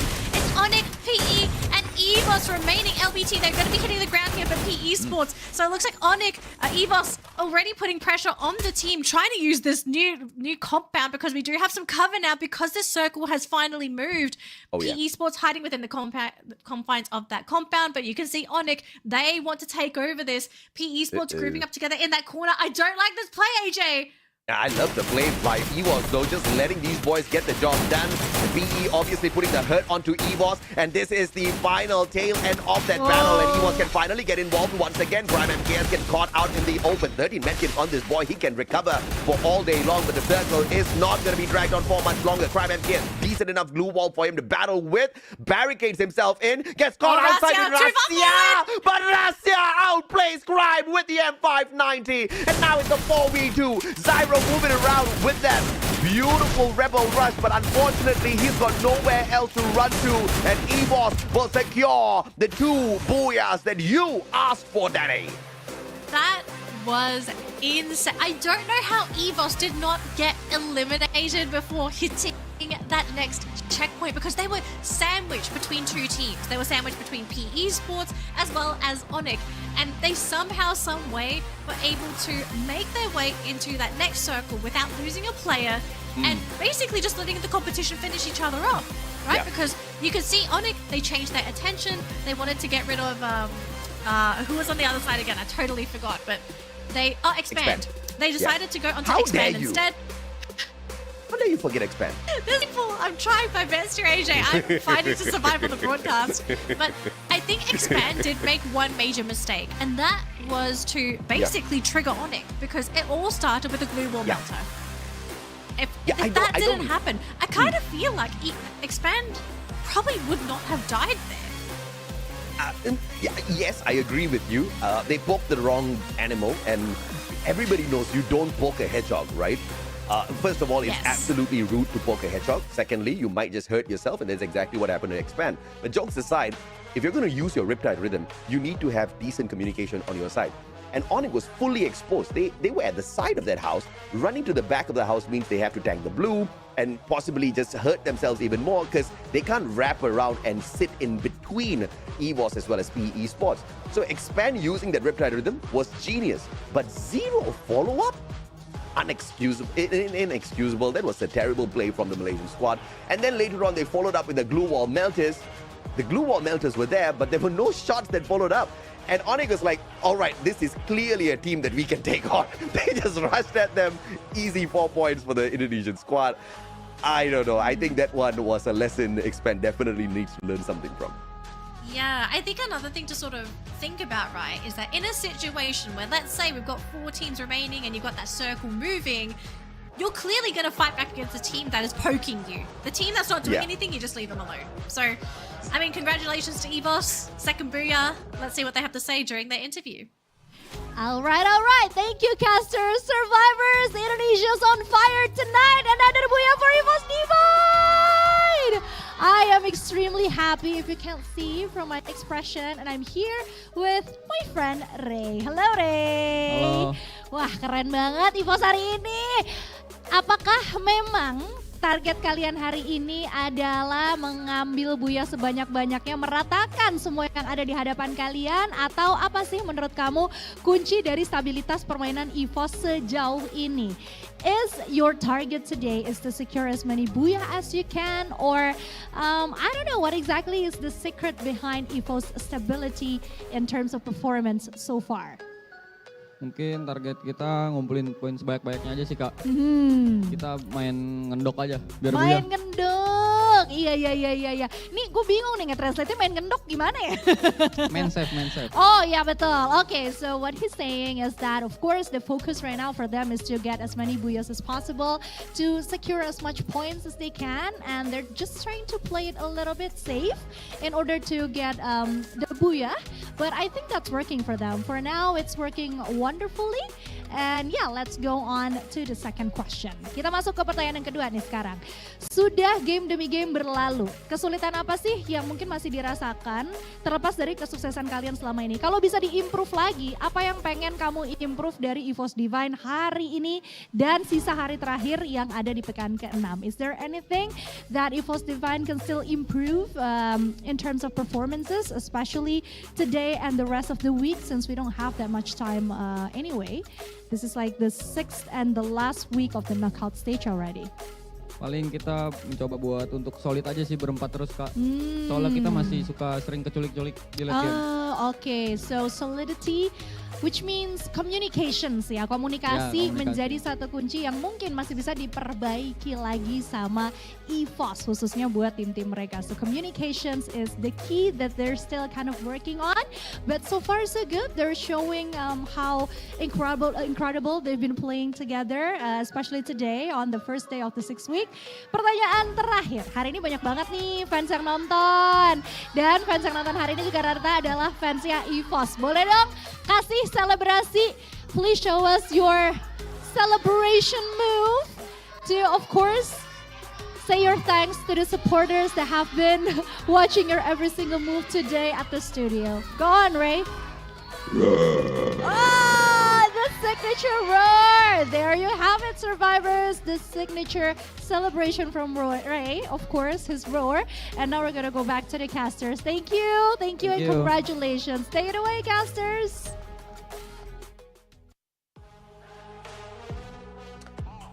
I've got only one feedback. EVOS needs to fix that raw because it sounds like a burp. Right? Sounds like a burp. It sounds like a burp after. If you come to Malaysia, you have one good nasi kandar. That's what you will hear. Okay, so hearing it from after the Red Bull too. It could be from the Red Bull. No, the Red Bull ones are a little bit deeper. You know, I don't want to do it on stream, but yeah. You know what I'm talking about. Confidence. Yes, sir. Shout out to Raju in the YouTube chat because I think he brought out a very good point. EVOS literally survived in the 1v3 squad situation and hit at the right time. And that was, putting in a nutshell how good EVOS is in terms of gauging when to get themselves involved in the battle, how to stay alive on the battlefield. You did mention that EVOS was in the center of the circle way too early. So that kind of means that everybody's going to be able to shoot at them, but nobody found them till the very end. Yeah, and I think sometimes playing passive just works in your favor. Because if you're the pacifist, who's going to shoot the pacifist, right? You want to be shooting everyone else that's shooting you. Yeah. So because they suddenly dropped off in terms of priority, they suddenly have room, decided to decide, okay, we can go into the fight now because no one's kind of looking at us. So it's just positioning. And you can really tell in that particular game, EVOS, they knew how to navigate that very, very messy circle. Because let's be realistic, that was that was a very messy circle. You've got like, what, 4 almost full rosters, too many players remaining in that tiny ass little circle. So you have to be creative, and you also have to think how your opponent would think. Yeah, for sure, right? And Russia picking up the MVP again, but low numbers in terms of the eliminations just kind of shows us exactly what EVOS is aiming for, exactly what I have been begging these teams to do. Keep your heads down, don't get excited, don't look for points, look for the circle, and then once you are in the circle, wait for that time, pull away any points that's necessary at that point of time, and they have done this phenomenally well. It's not about the big numbers, it's not about the flashy plays, it's all about consistency. And look at these numbers, a total of 7 eliminations plus the booyah, but they're still at the top of the leaderboard. Look, again, they navigated probably one of the craziest circles we have seen on the broadcast so far, and they got the booyah because of it. So yeah, it's not always going to be about those eliminations. It's just evaluating the situation and deciding, are these eliminations worth pursuing, or should we be going for those placement points? So, I mean, EVOS is sitting on the top of the leaderboard as well, right? They are under no pressure to really dig for points. They're sort of just wanting to stay consistent enough to be able to comfortably sit in that first place. And so far, looking really, really good. Onyx, though, going to be occupying 2 of our key player spots, whereas CRM is going to be occupying 1. So Crime MKS sitting on 7 eliminations for the team, followed by Zensi1, who's sitting on 3,700 damage, and then finally 11 assists. Yeah, I think that's the highest assist we've seen today. Is that the highest? Possibly, but it's just one of those flexes as usual, right? But Onyx has the bigger flex here. No booyah, no problem. Number 1 spot belongs to them, and this should be able to launch them further up the leaderboard. I really like that. I wonder if they can even challenge EVOS at some point. I kind of feel like there might be a situation where that could become a reality, but it also is going to come at the cost of EVOS having one really bad game and Onyx to continue with this consistent performance of theirs. But look at the gap now. The gap between EVOS and Onyx still pretty significant, but after Onyx, only 50 points on Heavy. This is a huge gap from 1st and 3rd place. Ma'am, your definition of huge is a little skewed. We have to consider this. We have to consider the situation, though, right? Because to close the gap, you kind of need these teams to have one really good game, but at the same time, you're also assuming EVOS is going to have either a bad game or the worst game of their entire life. So closing that gap is pretty difficult. Yeah, I mean, in the grand scheme of things, I think we still have a potential here for Vietnam to pull the spotlight away from everybody else, but we'll have to wait for this break to be over to find out if they do. We'll be right back.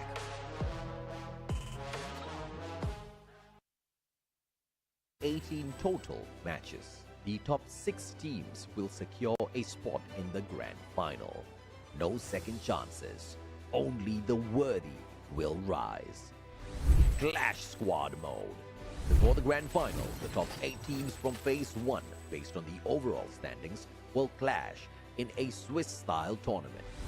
Key dates: Round 1, May 22. Round 2, May 29. The top 4 teams from this stage will advance to the final day of Clash Squad mode, which follows a single elimination format. The winners gain extra preparation time for the grand final. Grand Final, Champion Rush, last squad standing. The ultimate showdown begins. Teams carry their momentum from earlier stages. Objective: reach 80 points and secure a booyah in the next game to be crowned champion.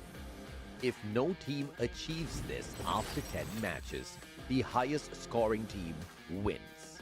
No retries, no excuses, just one path. Victory or nothing. New feature: live broadcast situation. This season's live streams will include live in-game challenges. Who will rise? Who will face punishment? Don't miss a single stream. More than a game, it's your legacy on the line. Will you survive or become a legend? Challenge your limits.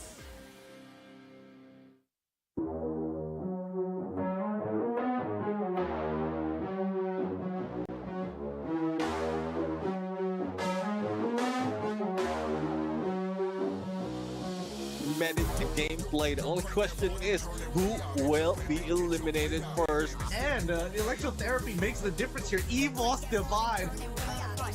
Get him. Oh. ดีครับดี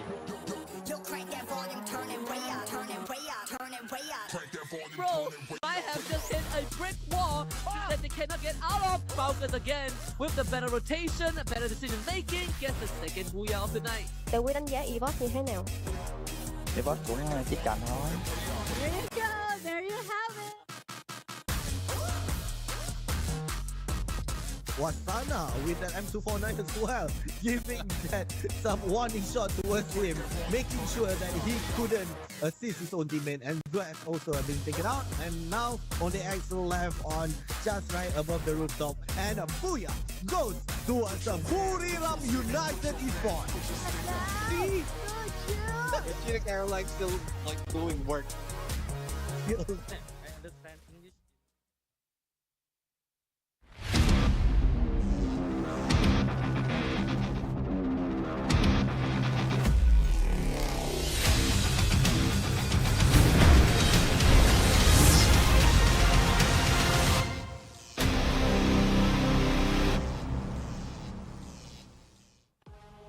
Survivors, welcome back to the broadcast here for the Free Fire World Series Southeast Asia 2025 Spring Knockout Stage 1. We've just wrapped up 4 games for today, meaning we've got 2 more to go before we end day 1 for week 6. And this week it's a little bit different here because it's not the top place team after going to the next round. We are playing 3 full days of Free Fire, and the top 6 teams after these 3 full days will be the ones to advance to the next stage of the competition. And I mean, it's day 1, it's early days, but we are starting to already establish a bit of a leaderboard situation here with some of our top dogs already building up a lead against the competition, and roughly what threshold teams need to hit to even make it to top 6. And at the moment, I kind of want to say, I don't know about you, AJ, but I feel like it is going to be quite difficult for a lot of teams to break into top 3. I almost feel like top 3 is almost established number of points that these teams have already accrued. I wouldn't bet on that just yet because still do have quite a bit of inconsistencies up there at the top 3. Except of course, we can minus EVOS from the equation, but even EVOS can have a bad day out there, right? Can have a couple of bad games. We've got 2 more games to go for those bad games to happen. So, but I don't know if they're going to be replacing the number 1 spot because they're way too careful. If you notice, game after game after game, they're getting into the final circle, but not massive elimination. So they've got a plan, right? And they are playing this very carefully. They're not underestimating the rest of the competition here, even though they are not the top dogs that they usually go up against. So, I mean, props to EVOS for that, for being very careful, and clearly that is the right strategy. Well, let's see if they can continue with that strategy, because if it's working for them, I don't expect any changes unless someone on the roster decides, guys, I'm tired of playing passive. I kind of want to do some, pew pew action, which if they want to, they can. We've seen them in the past pull off some really aggressive games, and it still went in their favor. I think it was just a case of confidence for the team. Maybe they thought, okay, this isn't working. Let's try a passive play style. It's kind of working today. Is it worth going back to the old play style if playing passive is kind of working for them, right? Like, why put your position on the leaderboard at risk to have fun? This is a competition, okay? You gotta take this seriously. Especially on the line. Yeah, you kind of don't want to mess around now. We're too late into the competition. Yeah, there's a lot of money on the line. And I think the teams know this really well. The problem here is the strategy just hasn't been figured out in full, right? When we saw this strategy kind of, laying low, walking into the final circle before they do anything much, was played by Toda, we did see them go pretty far. In fact, we thought actually Toda was about to walk away with a booyah at one point before that got ruined for them. So there is a possibility, I think, if these teams just tone down their aggression just a tad bit and follow the working formula, right? And the working formula has been clearly proven by Indonesia. Shut up, don't do much, get to the final circle, and then run your mouth and pick up those solid points. And that's exactly why we see both Onyx and EVOS at the top of the leaderboard. But here's the thing though, AJ. We are going into Bermuda next. And historically speaking, Bermuda is probably one of the few maps that forces teams to really fight early. like a lot of early game pressure, even teams being eliminated within the first 2 minutes. So I kind of feel like maybe Bermuda could be breaking the mold here and forcing a lot of this passive play style to maybe just not happen. But then again, it's going to come down to the teams whether they, want to play the traditional Bermuda style, which is basically run and gun, or continue to sort of play it slow. I don't know at this point of time. But just taking a look at our leaderboard teams, EVOS has been performing really well today. I don't think anyone will be surprised if they do take the Booyah here based on the statistics. But GRW and VestJ, next two teams on here running some decent points themselves, but they haven't had the best day today. Yeah, but hopefully GOW can use this map to kind of just bounce back, right? They haven't been having a horrible day. GOW is in that 5th spot. Vietnam as a whole is doing decently well. Only PE Sports is kind of lagging down there at the bottom in the bottom 6. Obviously, in order to improve their standings, they need to use this map well as well. But PE Sports has not had a great track record here at Bermuda. That's going to be the biggest pain for them to deal with. But I am expecting to see a little bit more aggression from WAG. They hold to their name 2 Booyahs on this Bermuda map. They do know it like the back of their hands. And, we just need this to be one of that hard-hitting games for them so that Vietnam can have something to cheer for. Because although WAG is one of the better teams, although WAG is the only Vietnam team with a Booyah to their name, they are not the best Vietnam team at this point of time. GOW, Flash, and Heavy are ahead of them on the leaderboard. Yeah, and would you say today Heavy is probably the best performing Vietnamese team? Because I've really been impressed with how they played today. Yeah, for now, they definitely are the best placed Vietnamese team. Whether that continues to be the case, only Heavy can show us, right? Because we saw exactly what happened. They had a massive game, and then they literally just flunked out, right? Heavy pulled in 24 points in game 1, 4 points in game 2, 14 points in game 3, and 8 points in the game that just ended. So they started off hot, but after that, they have just been fizzling around. It's like, what's that dish's name? Sizzling tofu? Yeah, that's what they are. Yes. They're not on the fire, they're still sizzling. Interesting, being called sizzling tofu. I would say that's a compliment though. Very, very delicious dish. I would like to see a little bit more action. I want to see Bermuda. Yeah. I want to see the classic play style. I want to see teams go for hot drops. I want to see teams just run and gun at every compound that they see, right? Because as much as we like seeing very slow, very passive, but also very well thought out free fire, sometimes you just want to see a little bit of action. So we'll let the teams decide what's going to be happening here. And also the flight path. I am keen to see where the flight path is going to be, because maybe that determines what kind of game we're going to be getting. As we head on into Bermuda, let's wish a good old happy birthday to Yunsul. She's a May baby, just like Mustachio. Yeah, Happy birthday to both of you.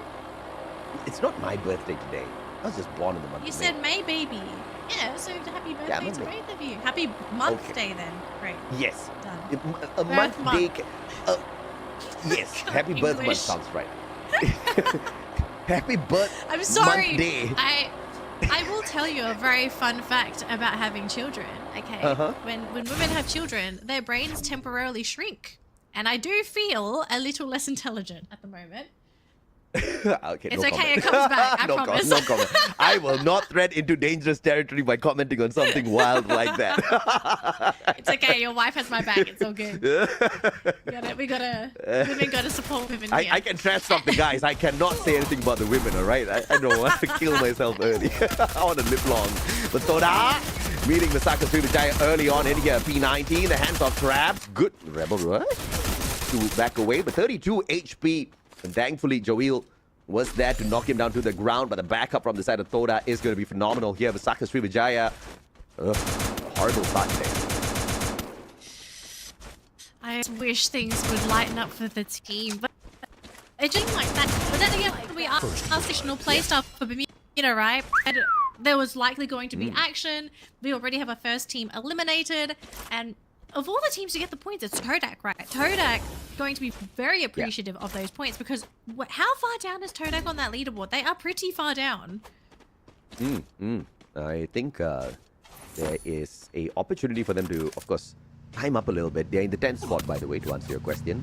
But one game can change that. If they get a booyah now, they're going to be in the top 6. And that's how rickety the leaderboard is overall, since it's just day 1 and we have just had a total of, how many games this is? A total of 4 games thus far. We're just in game 5. So, yeah. Hopefully they can take this jump though, because GOW is going to come knocking on their door shortly. Yeah, and because we know GOW, this is their map. They love to play aggressive. I think the best way to describe the play style for Bermuda, they play like a pack of wolves. The moment they sniff a team out, they want to fight. So Turdak's either going to try and find a solid escape, or they're just going to have to deal with GOW, which, have a look at the pincer maneuver. There's another player coming in and pincering them from that top side, forcing Turdak either to cross the river there or run towards that southern side. But if you do that, there's no cover. No cover indeed. And it looks like... Oh, look at the flank from GOW. We don't know who that is just yet. I told you. Could be having a... And they all get out of it without a single scratch on them. That's pretty fancy on the side of Toda. Very fancy. I want to say they're very lucky as well. I think in a lot of cases, a lot of other teams would have lost maybe 1 or 2 players to GOW there. So quick thinking, quick movement coming in from Turdak, keeping them in the game for now. Speaking of staying in the game for now, we do have Flash and Onyx on our screen, Flash towards the top side of the map, and we do have Onyx sort of moving along rim here. But the thing is, do they know Flash is there? And it looks like they might have caught sight of some of the players. So Onyx are not going to be caught with their pants down. And I think they're now going to have to decide what they want to do here. If they want to maybe Flash, or if they have other plans. And it looks like they do want to press into Flash. I'm a bit concerned about this, AJ. It's pretty open here. It is. It most definitely is. And if Flash joins us here at Rimnam, it will be a decent enough Clash squad battle between Onyx and Flash. Decent 4v4, but obviously Onyx with the positions first. FGL's gonna burn Flash. Huang! Oh my lord. Adam with a cheeky foot shot there, breaking his ankle. And that might just enough to tell Flash to leave. And yeah, you can look at that, right? Flash launching themselves away, deciding not to fight anymore after losing Hong An. So smart play.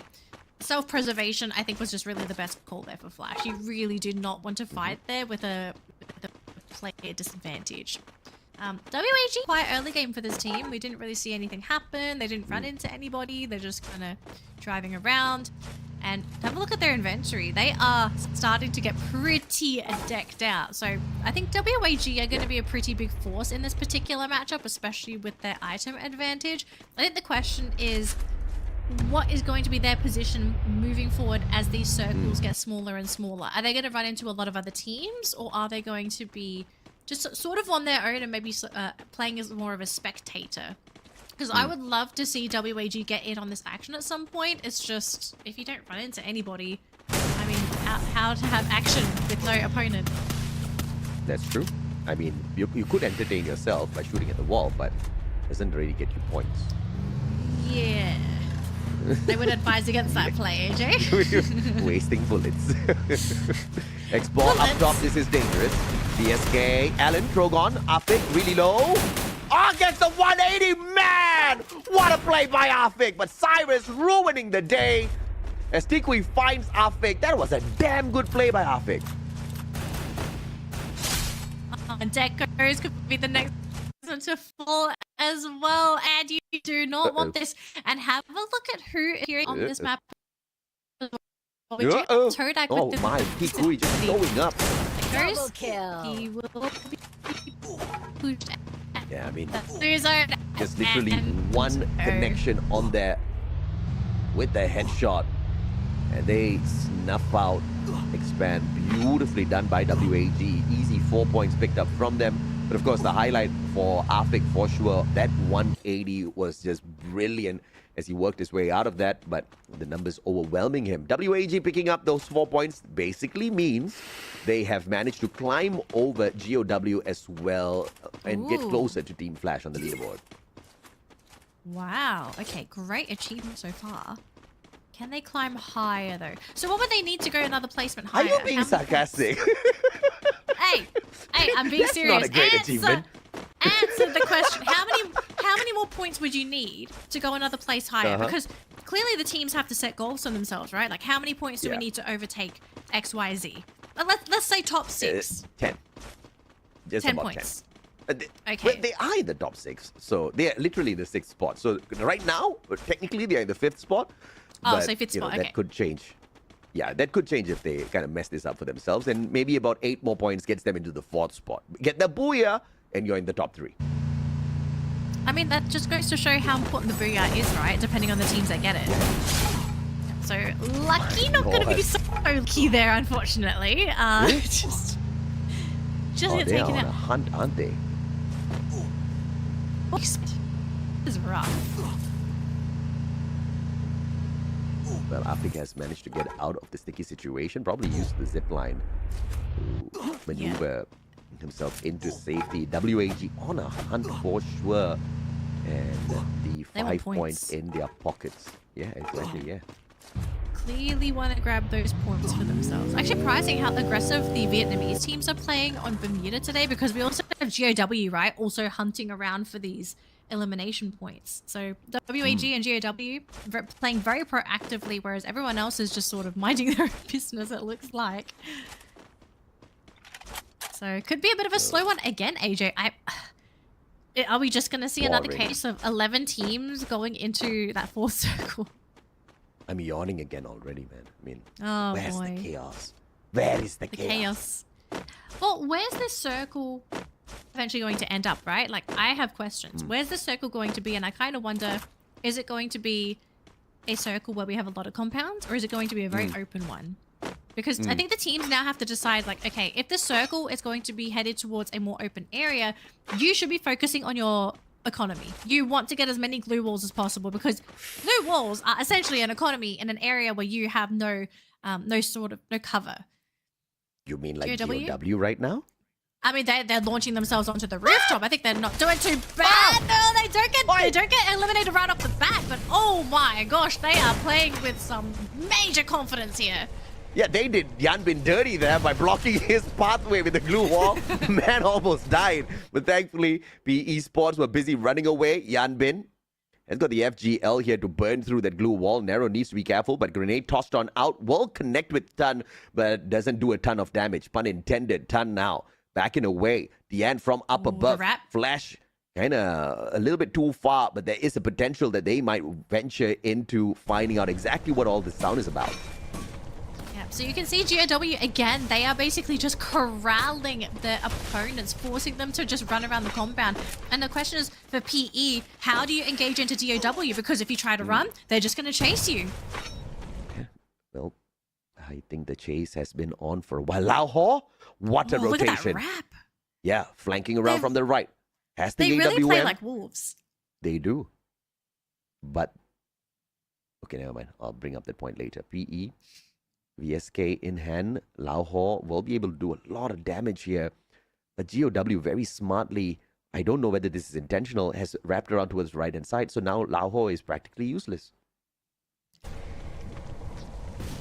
Really, really smart play. I mean, they clearly saw Lao Ho hiding behind that tree, right? Like, you only make this play if you have that kind of vision or information.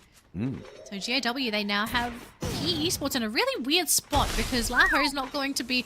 Oh, look who is arriving, AJ. We do have Onyx coming into this situation, and I think as soon as they hear the bullets, we could be seeing some Onyx action as well.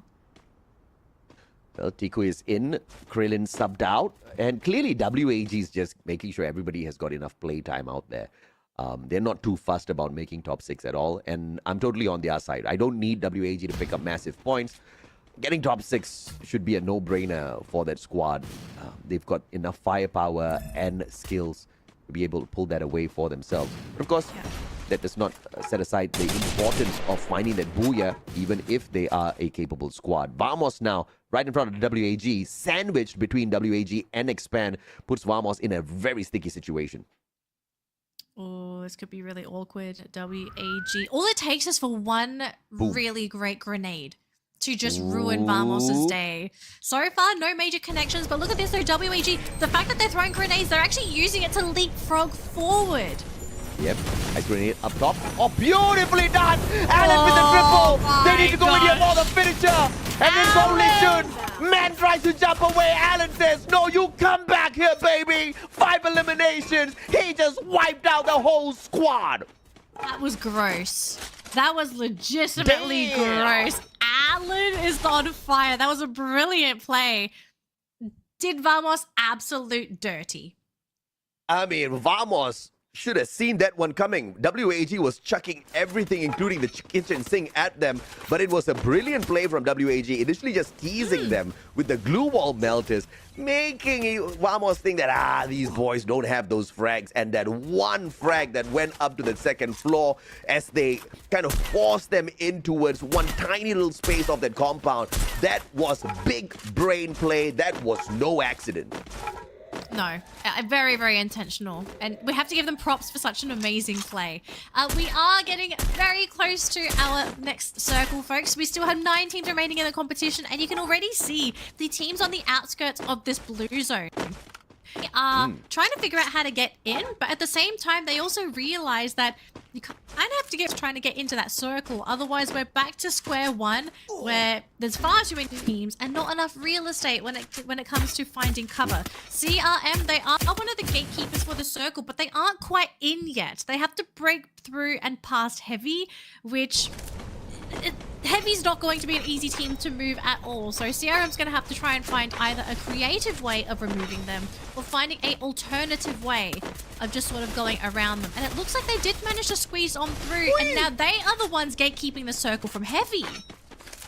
Do they have unlimited glue walls? I don't think so. I think there was way too many glue walls to use for a rotation here. CRM with just the overkill there, just to play the survival. Ray has got the grenade launcher in hand, desperately trying to stay alive. Evos Divine not in a good spot, out in the open. Thankfully, there is the circle behind them. No one can find the backstab onto Evos just yet. Kochil trying to play a little bit of recovery here with the M590. Ray and Rasia will take his spot. Deanne whips out the grenade launcher. Evos gonna eat a big one.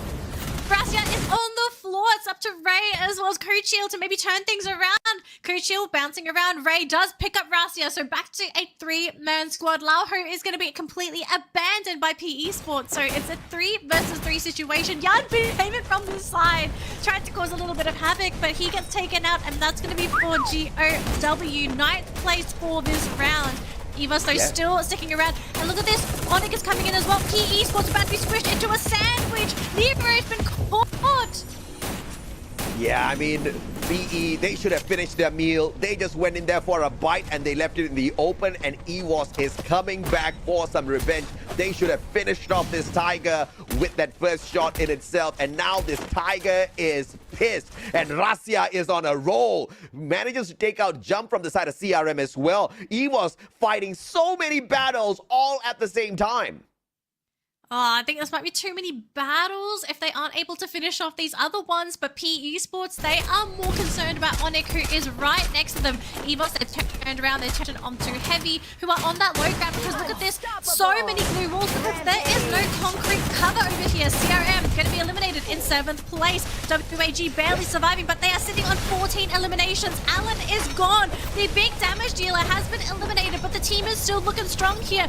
The Tikoi leading the charge for the team, going up onto that high ground. Now they're right into Evos' face. Evos, they might be the ones in trouble now. They've been completely surrounded. They've got glue walls all around them, but the Melter doing so much to bring down those glue walls and exposing them.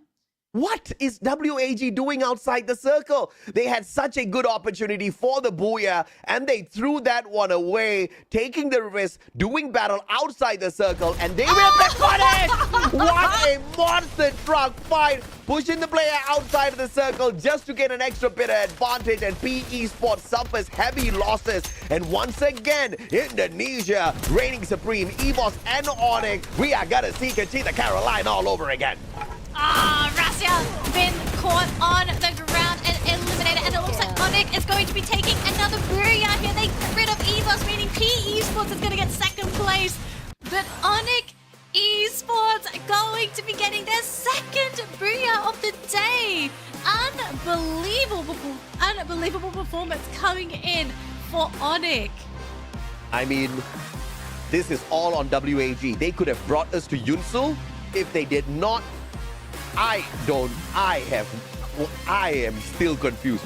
14 eliminations. WAG had all the utility in the world to take this booyah, and they choose to fight the blue zone. It was quite a bizarre move. Did they maybe think that some of the Esports players were EVOS players? Did they think it was maybe just one team here? It was really bizarre. I don't know what they were thinking.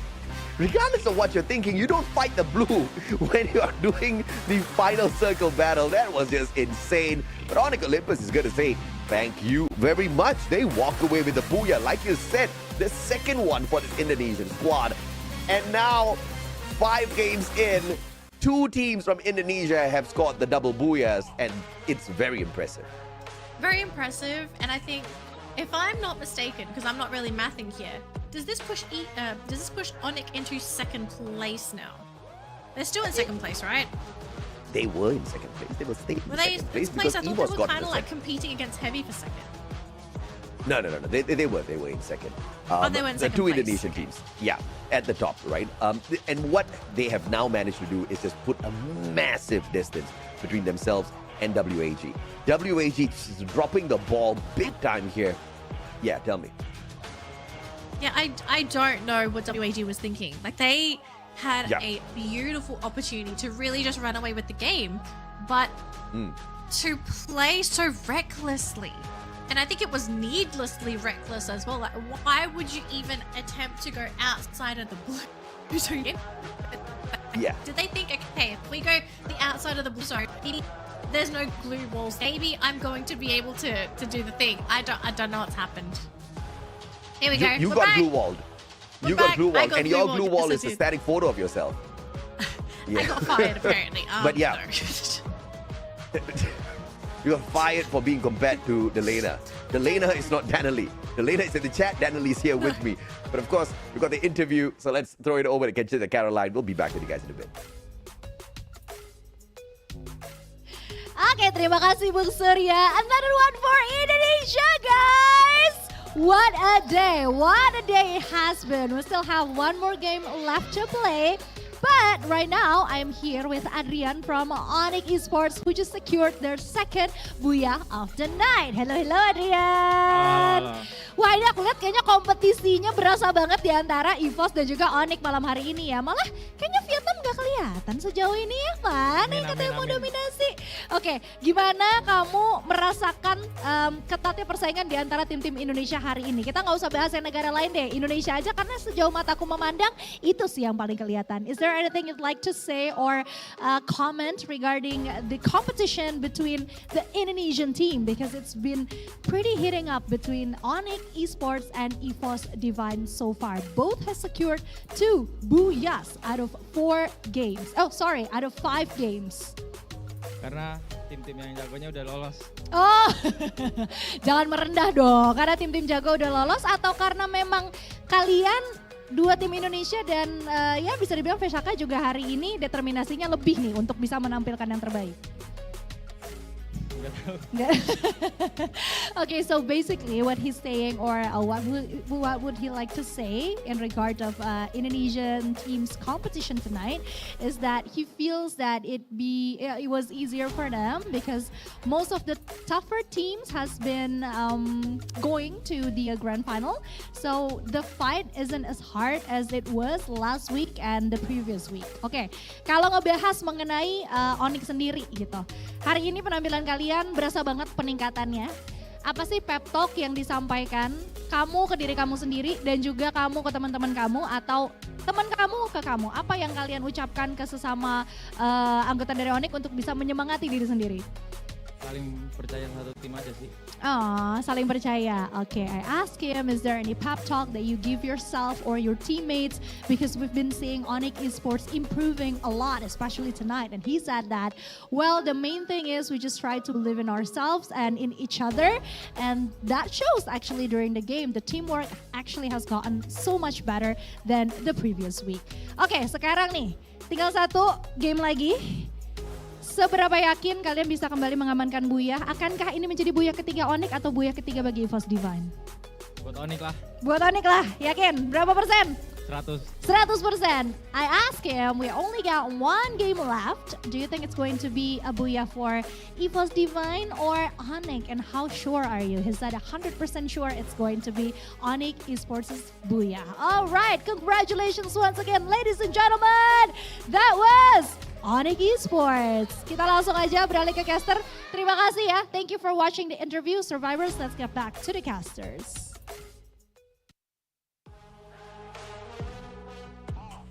It seems to be almost a complete utter domination by the Indonesian teams today, because we have just had Indonesian flags all across the board aside from that one map today.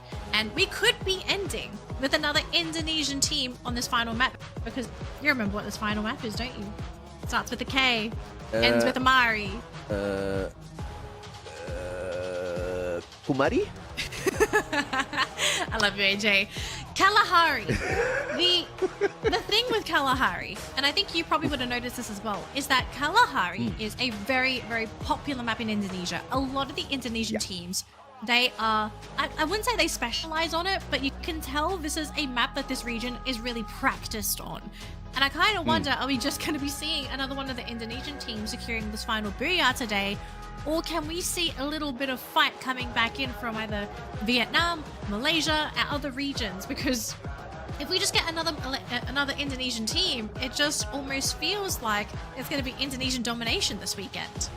Yeah, absolutely. I think it's going to be Indonesia for sure. WAG is a tad bit too far away, and they need to meet two conditions, right? Number one, they need to hit a massive booyah. Number two, they need EVOS and Onyx to get eliminated early. I don't think Indonesia is looking to have that happen. Zyro, Adam, Prime MKS, Adrian did a phenomenal job out there.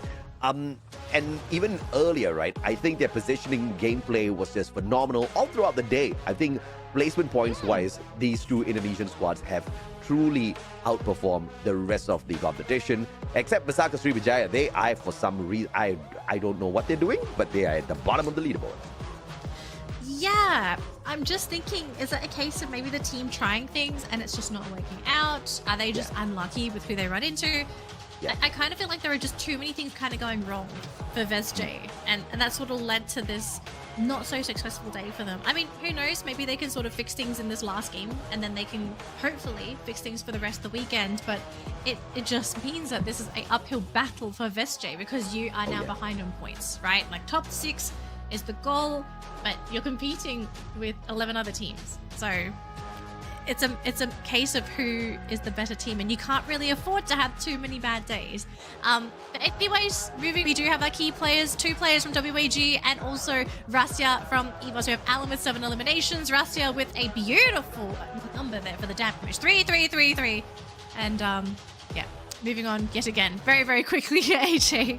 23 points for Onyx. Yeah, Massive absolutely points. Brilliant. Yeah, booyah and the top spot, you cannot get better than that. But WAG getting to the top as well with their phenomenal performance, not through the placements, but through the eliminations. This was a great game for them, except that move that they pulled outside the circle. No idea why they wanted to eliminate themselves, but they did it well. Yeah, I agree with that. I was just not a fan of that play to begin with. I mean, could we even argue that maybe they felt they needed to make that play? But then I'm just trying to rationalize it. Like, in what situation would you need to make that play? Like, they weren't forced to go outside the zone, right? Like, that was a conscious choice. Yeah, that was a conscious choice and clearly a bad one. That's so great. dropped the ball big time here. But, you know, in the grand scheme of things, yeah, what does the booyah get you? Extra 5 points. It's still a massive disparity between WAG as well as Onyx when it comes to the points. One may argue that they could have perhaps walked away with the extra 8 points in the eliminations as well, but that would have kind of like equated with them eliminating the rest of the lobby at that point of time, which is maybe a lot to ask for, right? They should have just allowed the other teams to do the battle, maybe allow Onyx to get eliminated early, take some pot shots at them from afar, and kind of sneak those points away. But in the grand scheme of things, that didn't happen. But you can't cry over spoiled milk, or spilt milk, I have to say. WAG in the 3rd spot, 1 booyah in this next map. Kalahari, yes, I do agree with you. EVOS, as usual, is dominating at the top. But WAG is proficient here as well. I see them making it to the final circle, but of course it's going to be dependent on them not making a crazy play like that again. Yeah, I hope they learnt their lesson from that last round, because that might pain them. I mean, I kind of wonder if WAG they have a coach, because I think the coach, if they have one, that is going to be a very big talking point for the team. We don't know if there is a coach for the team, unfortunately, so we can't really say whether this conversation is or isn't happening, but I do suspect it would be something to consider looking into if they did have a coach that was kind of watching that game in particular. So while we wait for Kalahari to sort of appear here, AJ, do you have the leaderboard on your screen? If not, I want to send it to you, because I kind of want to talk about this leaderboard status at this point, because I'm starting to see where the cutoff is from 6 to the bottom of that leaderboard. Do you need the leaderboard? You talk to me. The leaderboard's always with me. Our leaderboard's always with you. Brilliant. So our viewers are not seeing this, unfortunately, but 6th place at the moment is being occupied by PE Esports, which is sitting on 42 points. Now, below PE Esports, it looks like it is very attainable for teams between 6th to 10th place to occupy that 6th spot. So it's PE Esports followed by GOW, who is only 1 point behind. Todak sitting on 38 points in 8th spot, Expand on 36, and CRM on 35. So it looks like this bottom race is going to be between these 4 teams: PE Esports, GOW, Todak, Expand, and CRM. Unfortunately for Vamos, they're on 23 points. They have a long way to go to even be considered a team that could be sitting in that 6th spot, AJ. So going into this final match here, who are we kind of looking at to potentially swipe the spot away from PE Esports? Because the gap is so small. It is so small. Yeah, this probably is going to be done by GOW if they play this one smart. For the other teams, it's really the toss of a coin at this point of time, right? Because you never know when it's... I mean, if even WAG can make a wild decision to go out of the circle, then, you know, anybody can make crazy mistakes. And this is why I was so critical towards the Malaysian squads. Earlier, we did see some moments of absolute surprise seeing them in the final circle, but those moments were not very consistent at all. In the grand scheme of things, you look at Expand, yes, they were able to get to the final circle a couple of times, but elimination-wise, 5 games in, and they only have 12 eliminations. That is not going to fly in a competition where you want to climb up the leaderboard. So it is going to be a tough one for them. But that being said, though, even Visaka Srivijaya that's sitting in the 12th spot can make it to the 6th spot. They need to meet 2 conditions. Number 1, a very, very decent Booyah with at least 15 eliminations. And of course, number 2, they have to hope and pray that teams like GOW and PE get eliminated early, which is not impossible. It's very possible. I think anything is possible if you just have one good game, especially for the teams that are towards the bottom of that bracket. Now, as we do sort of settle in the players and get ready for our final game, I just wanted to do a quick shout out for one of our sponsors, the Samsung Galaxy S20 Ultra. They are one of our sponsors. Amazing phone. I am one generation behind, unfortunately, but I love my phone. 24 Ultra, amazing. 25 Ultra, I mean, obviously, that's even better. So if you're looking for a gaming phone, definitely consider the Samsung Galaxy S25 Ultra. Brilliant phone. You can also take some amazing pictures as well. I mean, you'll be looking fabulous on social media if you're that kind of person. So yeah, if you're looking for a gaming phone, long-term investment, I personally recommend it. Yeah, with AI technology in there, if you're not the best looking person in the room, you can look like the best looking person in the room right after a good photo on that phone. So jokes aside, 4 games in a row. 4 games in a row. It's just the Caroline time. I kind of feel like we're going to be hearing from Caroline again later today, just because, I mean, we mentioned this before, but in case anyone did come into the stream a little bit later, Kalahari traditionally has been a very Indonesian favored map. As in, the map doesn't favor the region, but the region favors the map. As in, the teams from Indonesia, they generally just play this map really well. You're in for a little bit of a surprise for the top 3 because you can see 2 Vietnamese squads here, WAG and Heavy, showing up. And I think there is a very big possibility we do see WAG and Heavy squeeze themselves into that final circle. Heavy has not been having a terrible day. They are currently sitting in the 4th spot, 32 eliminations in total to tie up with WAG. Both of these two teams are just 1 point behind it, 1 point away from each other. So I think we can expect to maybe see Yunso here. And I think we have to be fair, you know. We have to see Yunso before we sign off with it. Well, I mean, Yunso's probably going to be crossing her fingers watching this match, right? And same thing with Caroline, you know, going to cross your fingers, see if you're going to be getting that interview. But I know Vic will be crossing his fingers. Like, everyone's going to be crossing their fingers. But, folks, it looks like we are ready to jump into game number 6 for today. It's going to be Kalahari. Let's fly on in to the hot, sandy desert and wrap things up for our first day here for week 6. Ending our first play day. We still have 2 more play days after this, but look, everyone wants to finish strong, and best way to finish strong is to probably play one of the most difficult maps in the Free Fire roster. I don't know if it's the most difficult. Ever since they threw that hook gun into the vending machine, I'm like, everybody can dominate Kalahari now. I don't know, sir. I think just the added idea that you now have to worry about elevation rather than just, you know, the usual looking around. I don't know how to describe this. I don't know why my brain's not working. But the moment you start having to look up, okay, we saw this last week. The moment you have to start looking up, we've seen teams win because teams did not look up, okay? Yeah. If you're playing on Kalahari, don't look left and right. Actually, no, you do look left and right, but also add up. You are giving some bad advice here. Don't look left and right. What do you mean don't look left and right? This is what happens when I did not get my Red. I was supposed to have my Red Bull for broadcast, but I ran out of time. I wasn't able to buy it, so I was very sad. So I'm out of Red Bull. Very, very sad. Not functioning today. It's okay. It's all right. It'll catch up. You're just warming up. I am warming up. Well, technically we should be warming down, right? The last game. But considering that a pretty map, it looks like we're going to be seeing some action very urgent because we have Flash roaming around and they are about to run into Vamos. Well, let's see how they survive this one. Oh, they're on a really nice hill. Vamos are so exposed. Oh, Raja! Raja, no! Raja in the king. Gets sprayed down. Ooh, FGL shot as well, just to burn Jun out of his defensive spot. The points being given away by Death here.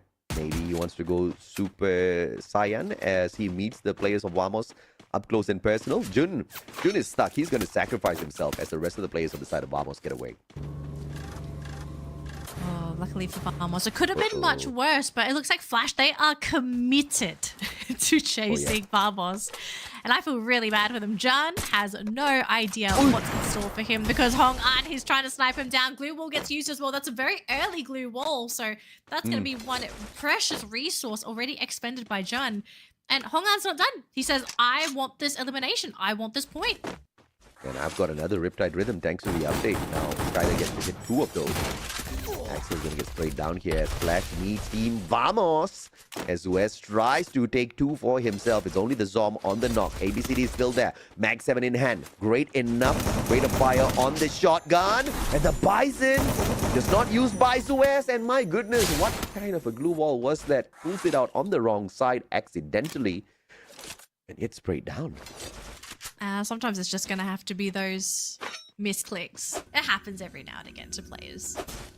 So, little unfortunate moment here, but I have to say, AJ, props to Flash today. Like, they have been playing very proactive all day. And sure, it's not always successful, but they are putting their fate in their own hands. And I feel like that is a very important trait that a lot of top teams have, right? Like, the moment you dictate where these fights happen, when these fights happen, you have a lot more control compared to a team that, if you're playing reactive, you are playing how the opponent wants you to play.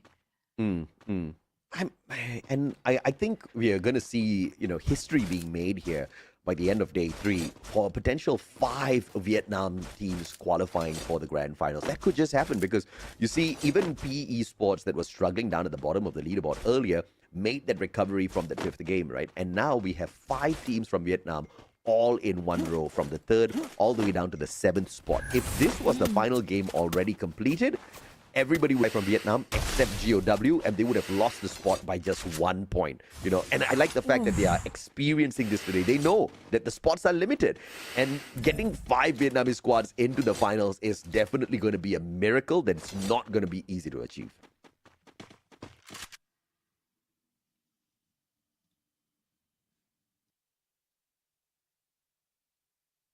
Okay, let's see if or not we can find some points here, because it's been a very, very slow start here. 48 players still out there, 12 teams, full recovery. We have a few eliminations. West just stepping away with the double vector and could not get back in through the window as ABCD meets him halfway with the M590. Still don't have our girl Natalie back just yet. We'll give her a couple of moments as Jun gets caught out as well. GOW alongside Team Flash doing a number on the Malaysians. And now there's a potential clash here between GOW and Flash as they rotate around at Bayfront. Flash is splitting up into 2. Not looking good for Team Flash if GOW gets there first. CRM cornering the players on the side of Toda as Jump finds Videls, and Trap says hasta la vista. No key following him as well, tagged up from the back, and Toda flying straight into the compound that Vamos is seeking refuge in. 2 Malaysian teams, 1 small compound. I don't think this is going to be an easy one, but unfortunately they will not be connecting with the Vietnamese squads anymore. It's going to be a civil war for Vietnam here between GOW and Team Flash as Jump finds Fires. Oh, that's still not having a great day. Demon up top. Famas in hand. With the hook guard, makes a mistake and quickly runs away. And Yanbin there for the backup. And Yanbin will secure the elimination here as well. Flash just hitting on the wrong team. GOW showing them exactly where the exit is. You either walk away or we send you back to the lobby forcefully. And a beautifully played round there by GOW. Axel, on the other hand, looking for the recovery. Just sitting down in the corner isn't going to help him do that. Just hoping and praying that nobody finds him. But obviously that was going to be impossible, because with the Coda there as well. And Axel tried to prevent that with the crouch, but he was eventually spotted out by just sheer numbers. And Toda, of course, just rotating around, trying to play that recovery as CRM manages to push them into a tight little corner. Loki spotted out. Who needs one more? And he finds that for himself alongside the SVD on Jump as well. And speaking of Jump, here he comes. Traps has got the Groza. Should fight back, can fight back. Question is, does he do it? Does it take that opportunity? Now Traps is going to be pressured by 3 players at the same time here from CRM. Poon with the M590. One more corner to turn. Beautiful connection before the glue ball came up. And Poon is just going to have him on the floor, crawling around. CRM outplaying Toda. And these are all just easy points that they are picking off of the Malaysian squad here as they pull them apart. WAG with the reposition, and this is going to be a wild game for them if they can get to that final circle and walk away with a booyah.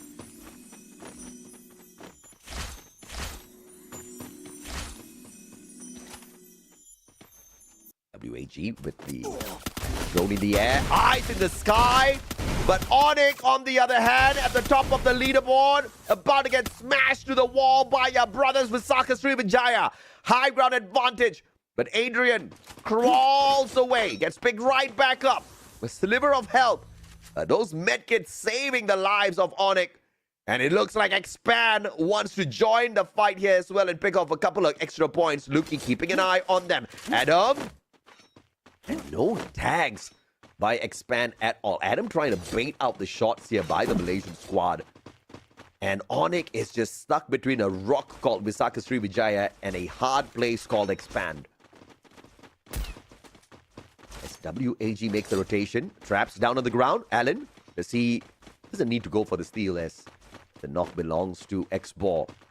But this leads them straight into the compound held by PE Esports. And look at that R1 scan. The binoculars used so perfectly, scanning out the area that's covered right in front of them. And this gives them the information. 4 players right in front. Cyrus now out in the open ground. Sparmas with the initial first few tags. And it's going to be the glue wall melter. Laho from the back. The backstep could be absolutely crucial for PE to win this bout up against their brothers WAG. But no connections coming on through just yet. Allen has got an opportunity. Goes to the back lines at 590. But Cyrus won't find the follow-up with the Drogon as well as Allen cleans up House with the M590. X4 finds Lahore. And PE Sports absolutely snuffed by WAG. And this is the supremacy of the Vietnamese squad. First team to get eliminated is their brothers. Obviously, no elimination feed, no kill feed here, so they can't see exactly who they're shooting down. There are no gun skins or player skins available, so that you cannot identify who you are engaging with here in Free Fire competitive. Now, GOW down at the bottom. Yet another civil war between Flash this time round and GOW. Level 3 MP5 in the hands of Zom. Zom shooting down at GOW from up top. But this is just way too spread out, leaving Death to do all of the heavy lifting on his own. And what a nade! Out of nowhere, Expand joining the battle. And they will snuff out both GOW and Flash here. At least they try to. They send the two Vietnamese teams scrambling away from them.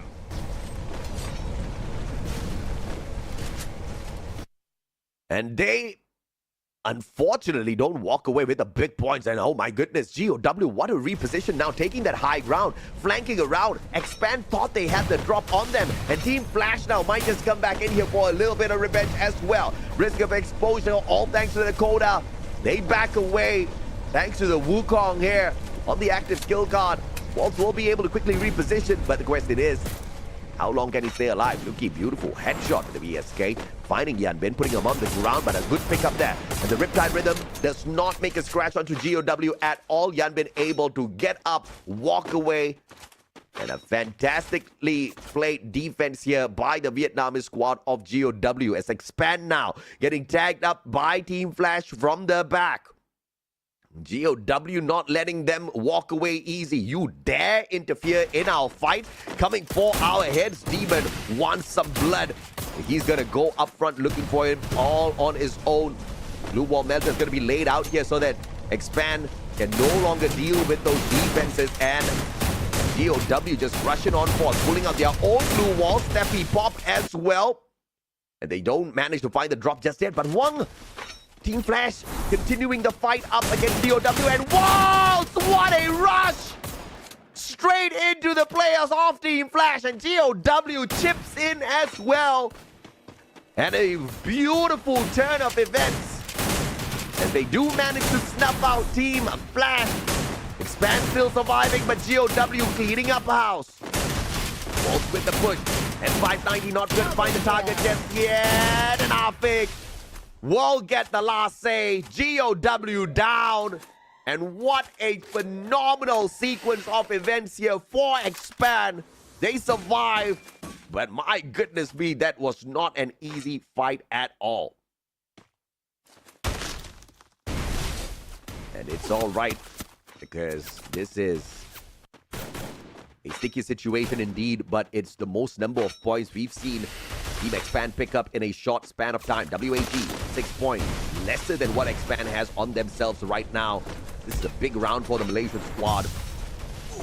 Nades all out, Riptide Rhythm laid out for CRM to deal with as well. They respond with all of those ice grenades stacking up those WAG players. Allen, M590 in hand, looking for those wild shots, and it will find absolutely no one. Jump up against Cyrus, but it's a 2v1, and Jump will pay the high price because X-Ball and the flanking position he holds on to gets the better of them. After getting involved in yet another Vietnamese squad battle, as he does manage to find the knock, but the instant recovery coming on through Expand.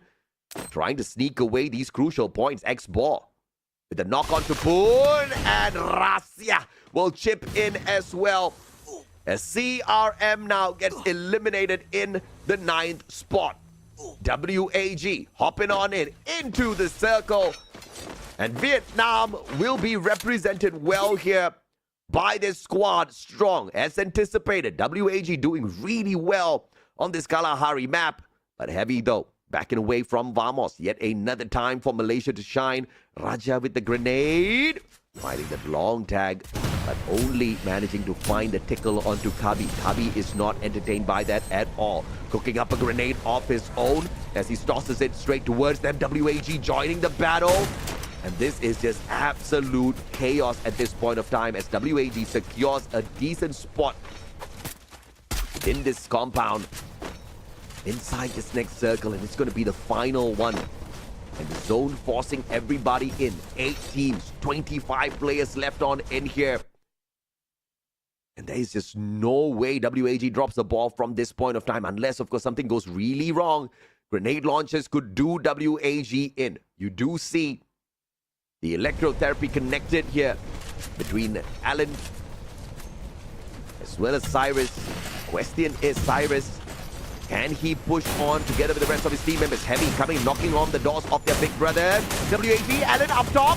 Wild shots. Pulls the 180, finds no one as Heavy makes the quick in and out. Visaka Srivijaya out of nowhere, joining the fray as well. Tikui finding Kabi, and a double knock coming on through. X4 Alan, everybody chipping on in. And WAG makes that look way too easy. Team White as Heavy now eliminated in the 8th spot. Circle is moving. 6 more teams still alive as Vamos now drops the ball in that 7th spot. Gotil fighting Afing. Gotil fighting Expand. Expand taken out in 6. And in good succession, we are losing multiple squads. One more team here for WAG to take down. This time the Indonesians. Russia is going to be caught in a very tight spot here, but managing to get away with those glue walls. Brilliantly played by the kid. And 2 teams from Indonesia can once again bring us to Kachita Caroline. Wait. Dangerous spot. Cyrus barricading himself in. Wild plays with those glue walls. Depending on the inhaler to survive for a little bit longer. Alan's going to be sprayed down. Aim God Katil finding the double. X4 all alone. The sniper needs to play this safe, and he will use the hook gun to get away for the time being. Zyro, what a nade. Dropping Kachil, but there's no follow-up with those grenades. And the glue wall melters come on through. It's going to be pretty inconsequential as Adrian finds the M590. WAG takedown. And from up top, EVOS, 38% potential win rate here for the 3rd booyah of the day. Pusaka Srivijaya, can they get the phenomenal done here by preventing EVOS from walking away with this? Either way, we are going to see Kachita Caroline 5 times in a row. Kachita, you better get a bonus right after this. But of course, the girl's got to smile because sometimes she's had a break as well. 30% potential win rate here for Visaka Srivijaya. We've got a full squad on each and every single one of these Indonesian squads. And you know what's the most impressive thing here? We only have 3 Indonesian squads in this lobby. Every single team from Indonesia has made it into the final circle. And Visaka Srivijaya with a phenomenal spot in this final circle. Onyx Olympus right on top. They're not going to be able to aim at Visaka Srivijaya just yet. And the teasers between EVOS and Onyx. This is exactly what Visaka Srivijaya wants. Visaka Srivijaya, by the way, guys, is currently sitting out in the 12th spot. So, oh my God, EVOS, rotation, looking for Visaka Srivijaya.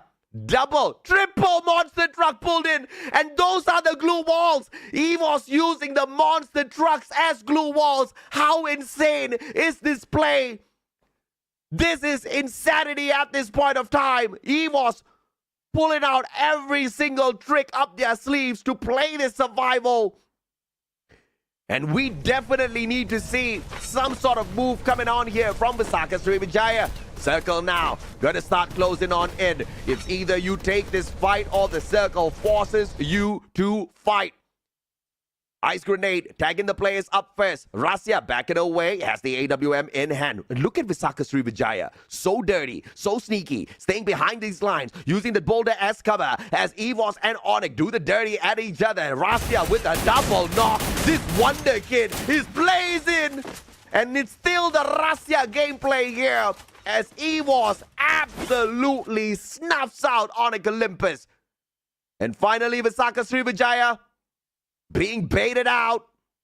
And the question is, Will they be able to pull a shocking victory over their big brothers EVOS, who are dominating that number 1 spot? M590 is in the hands of every single player here. Drogon as well. Joel has oh my, Gardu, what a unfortunate jump. And look at up top as well. Ray, aim god, M590. Bye-bye, Visaka Sriwijaya, says EVOS, as they will secure their third booyah of the day. Final player Obey has got no chance in hell to pull that away from big brothers EVOS Divine. 3 Indonesian teams making the nation proud. 3 Indonesian teams absolutely shocking the world with their supremacy. There is just no way in hell anybody saw that coming. We could have seen EVOS making it to the final circle. We could have seen Onyx making it to the final circle. But Visaka Sriwijaya making it to the final circle and walking away with the second spot is just, my goodness me, just way too good for this team that has been struggling the whole day. And that is going to take Visaka Sriwijaya out of that 12th spot. But the question is, how far do they climb? How much do they get away from this game? I wasn't able to look at the points, unfortunately, in terms of eliminations, but we'll be able to catch up with that in a little bit. But of course, props to EVOS Divine, managing to pick up the booyah here, not for the second, but the third time in here today. Yes, Danalee, you see her glue wall. I mean, I admire Danalee, all right? She's the only shoutcaster with her own personalized glue wall.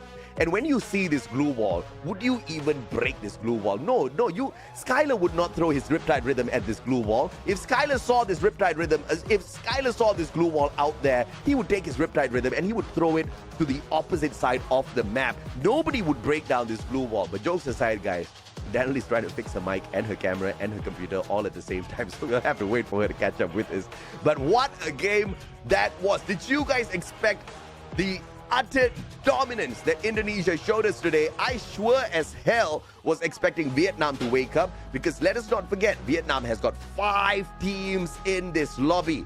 And even though they have 5 teams in this lobby, we only saw 1 booyah go the way of Vietnam, all thanks to WAG. But apart from that, it was just the Indonesian Free Fire show here. It is no longer FFWS Sea, according to Indonesia. This is just their Indonesian circuit. My goodness me. And obviously everybody is having a good time because the big dogs are not here, but obviously this is exactly what we're expecting of in phase 2. But of course, on to Caroline we go. All right, thank you, casters. What a match, what a night. This is the truest form of Indonesia domination. I am at a loss for words. 5 booyah out of 6 matches, and I'm here with M-God from EVOS Divine, who just secured their 3rd booyah of the day. Hello, M-God. Hello, Kak. Feeling good? Good. Good. Iyalah, 3 booyah. Terus tadi kita lihat juga intens banget lagi pertandingannya. Kalau bisa mendeskripsiin match yang tadi baru aja selesai, kira-kira apa yang mau kamu sampaikan dan apa sih yang kamu rasain khususnya di penutup pekan ke-6 hari pertama hari ini? Biasa aja, Kak. Hah? Serius? 3 booyah biasa aja? Biasa aja. Artinya belum all out banget dong nih? Terus di grand final nanti. Oh, okay. Jadi my question was, if you could describe tonight's match day, especially the game that has just ended, what exactly would you say? Especially seeing that EVOS managed to secure 3 booyahs within 1 day, and then he said that it's just an ordinary day for EVOS Divine, nothing really special, just an okay game, and they promise us to be even better, especially during the grand final. So they're pretty sure to secure the ticket to the grand final. Ada nggak pesan-pesan yang mau disampaikan ke tim-tim lain yang sampai saat ini juga masih terus berkompetisi untuk bisa ngamanin si golden ticket ini? Semangat terus deh, Bang. Semangat terus deh, Bang. Kenapa malah disemangatin? I asked him, is there any messages you'd like to say to the other teams that are still competing to secure the golden ticket into the grand final? And he said, just fighting, keep on fighting to all of us, each and every single one of us. Terakhir kalau gitu, EVOS Divine hari ini luar biasa banget. Apakah ini bisa dibilang mesin yang terlambat panas dari pekan-pekan sebelumnya, atau justru ini adalah sebuah motivasi bagi kalian nunjukin bahwa waktunya EVOS justru dimulai dari sekarang? Enggak sih, minggu-minggu kemarin sama minggu sekarang biar buat latihan aja Kak. Oh gitu? Ya. Terus perform yang sesungguhnya di Grand Final? Iya. Oh alah, latihannya agak bikin deg-degser ya. Oke. Aku tadi belum translate kan ya, aku translate dulu. Ini soalnya seru banget nih jawabannya. Jadi I ask him, what really changed? Because EVOS Divine is actually one of the toughest team that people has been expecting them to qualify sooner than this. Do you think that the change is actually because they're finally being motivated, being pressured, or what exactly shift them into becoming the EVOS Divine that they are now this week? And he said that, well, the previous week was just like a drill for us. The real performance of EVOS Divine, the real power will be shown during the grand final. So let's just see. Let's just hope EVOS Divine can finally secure the ticket and go to Vietnam alongside RRQ Kazu as well as Purgatory Esports. Okay, thank you so much for the interview. Congratulations once again. Tepuk tangan dong survivors. A round of applause for EVOS Divine and their amazing performances tonight. We're gonna go back to the casters. Take it away, casters. I mean, that was a damn good show from EVOS for sure. A total dominance. And now the old man Neptune understands exactly why I crafted the theory. This is exactly what EVOS wanted from day one. They never wanted to qualify early. They just wanted to waltz into the final week and show them exactly who's boss. Look, they played so well to the point that my computer just decided this game was too hot. It was too spicy, and it decided to just, it's gone. Condolences. Denley's glue wall is talking. Yes, my glue will just speak. All we need to do is make its mouth move, and then it'll be absolutely perfect, AJ. But no, seriously. Danny. What? I got a question for you. Yes. How many years ago did you take this photo? You tell me the truth. This was right out of college, all right? No, it wasn't out of college. I'm just playing with you. Are you trying to tell me something, AJ? this was before the children. It was before the children, I will say that. I see the non-mama glow.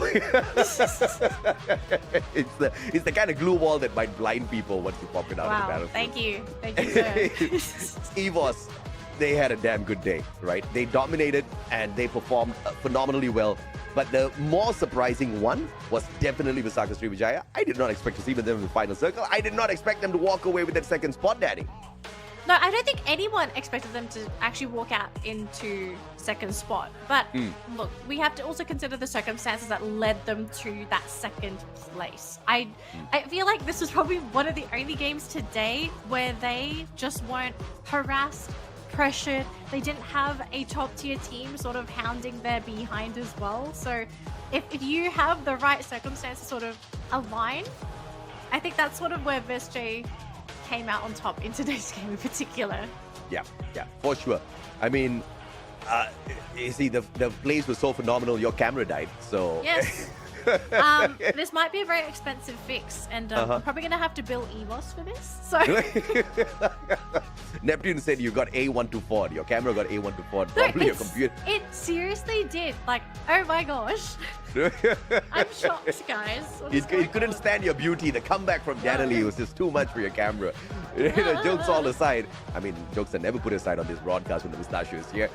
It was a crazy good day for Indonesia overall. Even Visaka Sriwijaya managing to save their face, I can say, towards the very final lobby, towards the very final circle, is decent enough. But how far did they manage to climb the leaderboard? I don't think too high because I didn't see massive numbers on their side. No, I didn't see massive numbers on their side either. So I think at most they were probably... We also have to do the math to offset everybody else, right? In terms of their points. Am I being generous when I say maybe somewhere between 5 to 8 points? I don't Am know. I being generous here? You're all right. Your radar is in the right place. You used your binoculars very well. Yes, it's about 4 to 5 points. But in the grand scheme of things, I don't think it's going to launch them up the leaderboard too much. No. But I actually forgot. I was so sad. For a moment there, my heart was broken. I thought we were not going to get to see Yunsul. But chat just reminded me, we still have got the LBS. We've got the live broadcast segment. Yes, that's what S stands for, segment. I know it took me a while. It took The me struggle only is real. 6 weeks to figure out exactly what LBS means. The struggle is real, AJ. It's okay. I sympathize with you. Oh boy. So I guess we're sort of waiting for that segment, but I think everyone is now kind of wondering what's going to be happening moving forward. Now, just in case anyone is confused, because we're going to have to keep reminding people, I think some people are going to think this is the same old format. This weekend, the format is different, okay? The top #1 team after the end of today's play day is not going to make it to the next stage. We have 2 more play days. That's right. So Saturday and Sunday, these teams still need to play. At the end of Sunday's games, we will be taking the top 6 teams from that leaderboard and they'll be progressing to the next stage of the tournament. That is how this weekend is playing out. It is not the top 1 anymore. It is the top 6 after Sunday. So even though EVO's sitting pretty at the top at the moment, it could still change. Like, yeah, I think, would we say at this point that EVOS is probably almost guaranteed their spot already just because of their current lead on that leaderboard? It almost feels like they're reaching that point of critical mass. I think EVOS was guaranteed a spot in the finals the moment we knew they were going to be part of FFWS Sea, right? So there's just no way in hell I can imagine a season where EVOS does not qualify for the finals.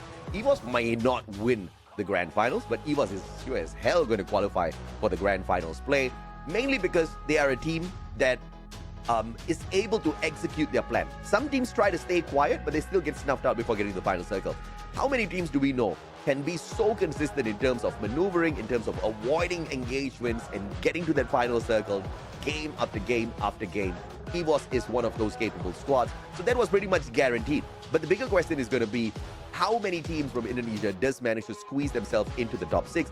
I assumed Visaka Sriwijaya, because there were some days where Visaka Sriwijaya was like almost at the #1 spot. I assumed Visaka Sriwijaya would be so much better than this. This version of Visaka, I don't know. I'm just confused with what's happening to the team. Yeah, I think everyone is a bit skeptical at the moment. I mean, you've still got 2 more play days for them to sort of really show their stuff. Maybe it's a team that just needs a little bit of time to wake up. It does happen. Like, we've seen certain teams need 1 to 2 play days to sort of find their footing, and then all of a sudden you think, wow, this is a completely different roster compared to the first play day. So let's give them a chance.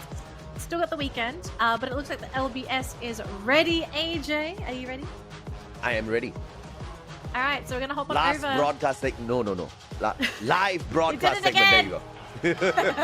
Survivors, make some noise! We won today's challenge, y'all! Not only it was divine, finally able to secure Team Booyah today, we also managed to win the LBS challenge of the day. I'm here with EVOS Divine. You can see all their happy faces, the smiley faces of EVOS Divine, because we just won the 50-point challenge.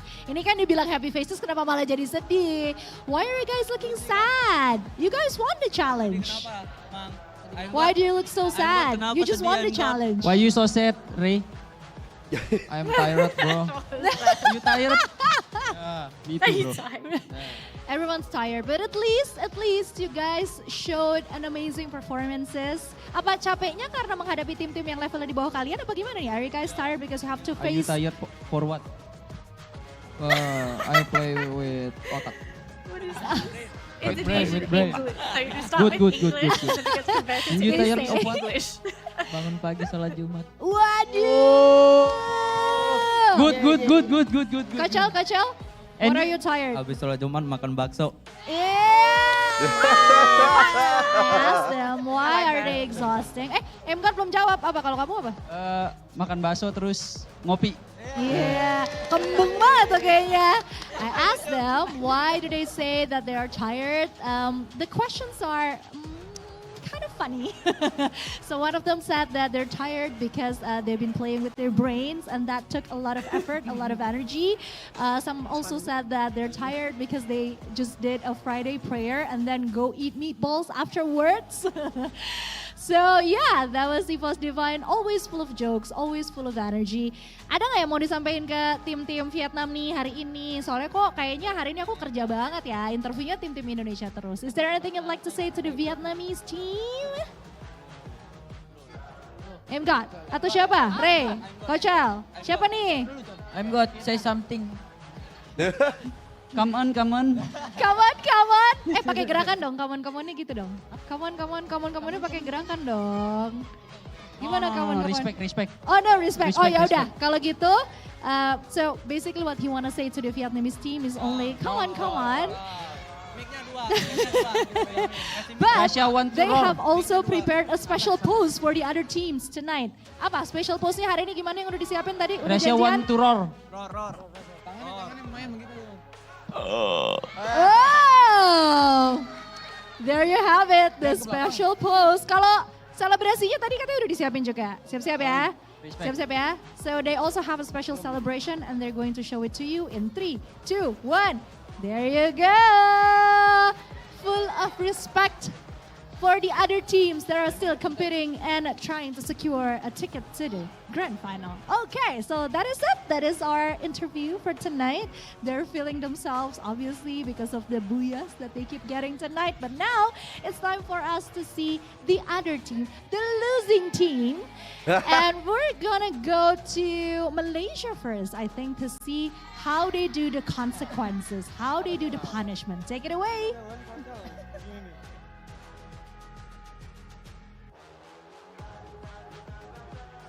Selamat malam teman-teman Indonesia. Dan sekarang ini sudah pasti kita accept the challenge. We accept the challenge from Indonesia. We have player from Expand Adrian dan juga we have also from Toda that is Trap. Then finally in the middle we have Vamos. That is the one and only Raja. So we accept the challenge. We'll take the challenge. Let's go boys.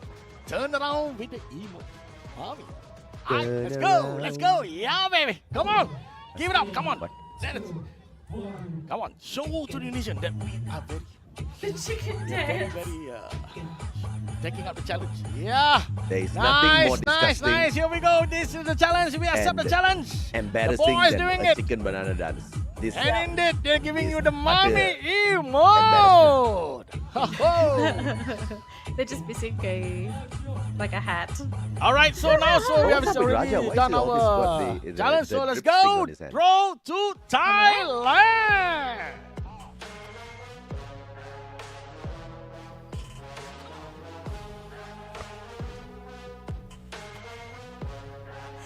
Alrighty. Yes, I made it, guys. Okay, unfortunately, we lost. Yes, I made it, guys. She's like so casual. It's funny.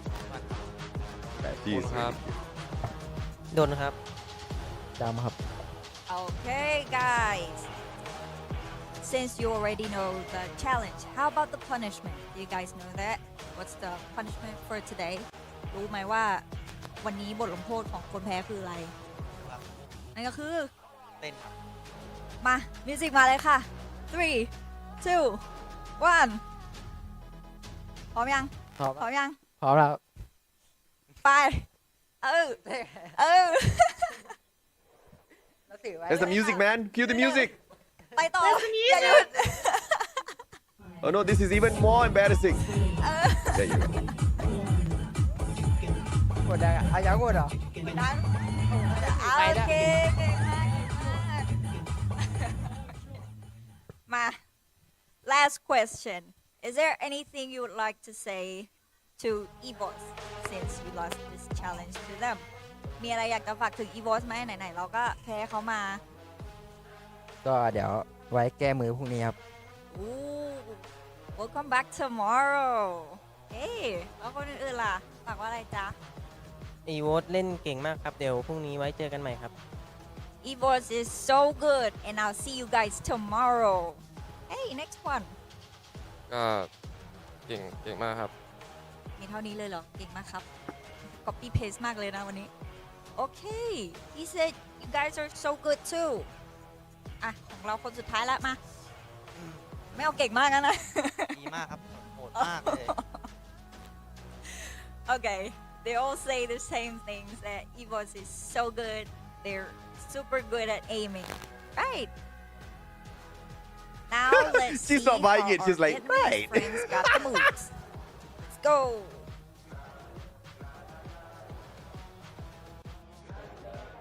Hello everybody! As you guys can see, EVOS is the winner in this bet because they achieved 50 points first, so that's why every other region we have to receive our consequence. So, here we are!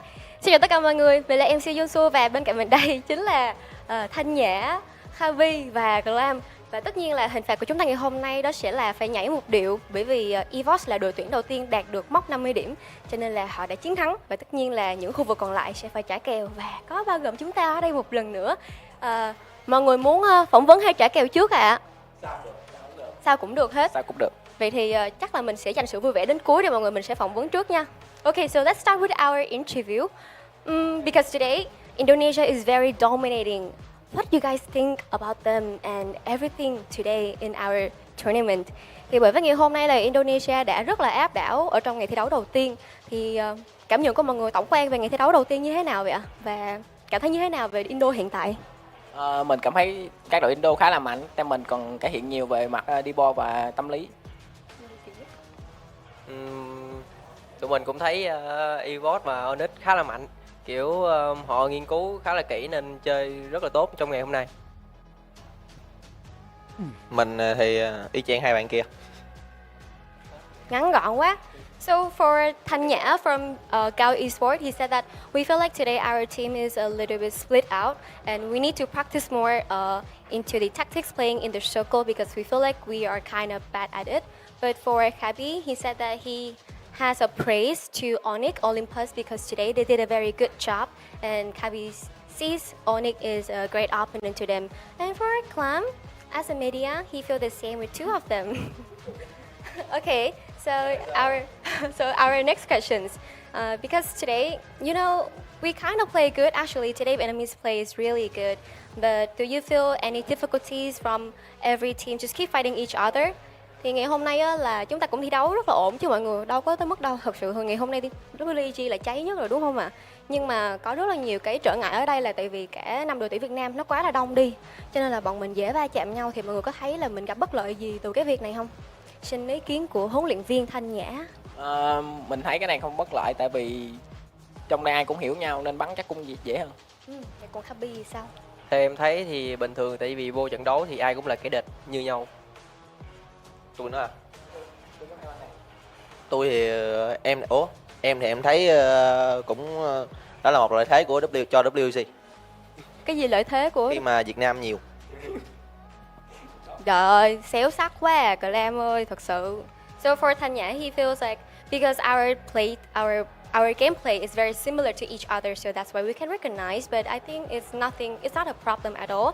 But for Kabi, he feels like because this will lead to some of the problem because we are Vietnamese and we are too crowded and we easily get fight into each other, so it might cause a little bit trouble. But I think for my team, they will all pass it. But for Clam, he said that more Vietnamese team is more advantage for WAG. Wow. Well, okay.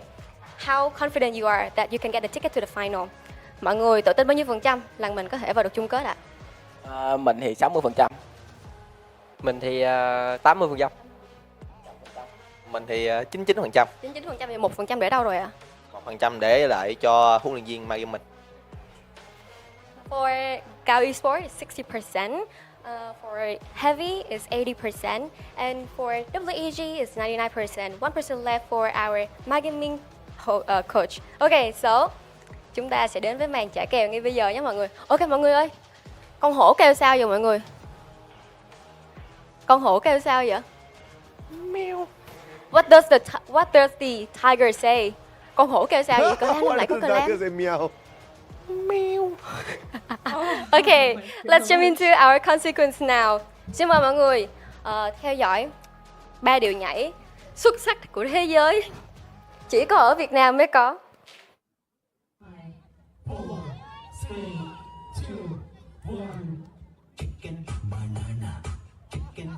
Does no one know how to dance? This does not look like a consequence.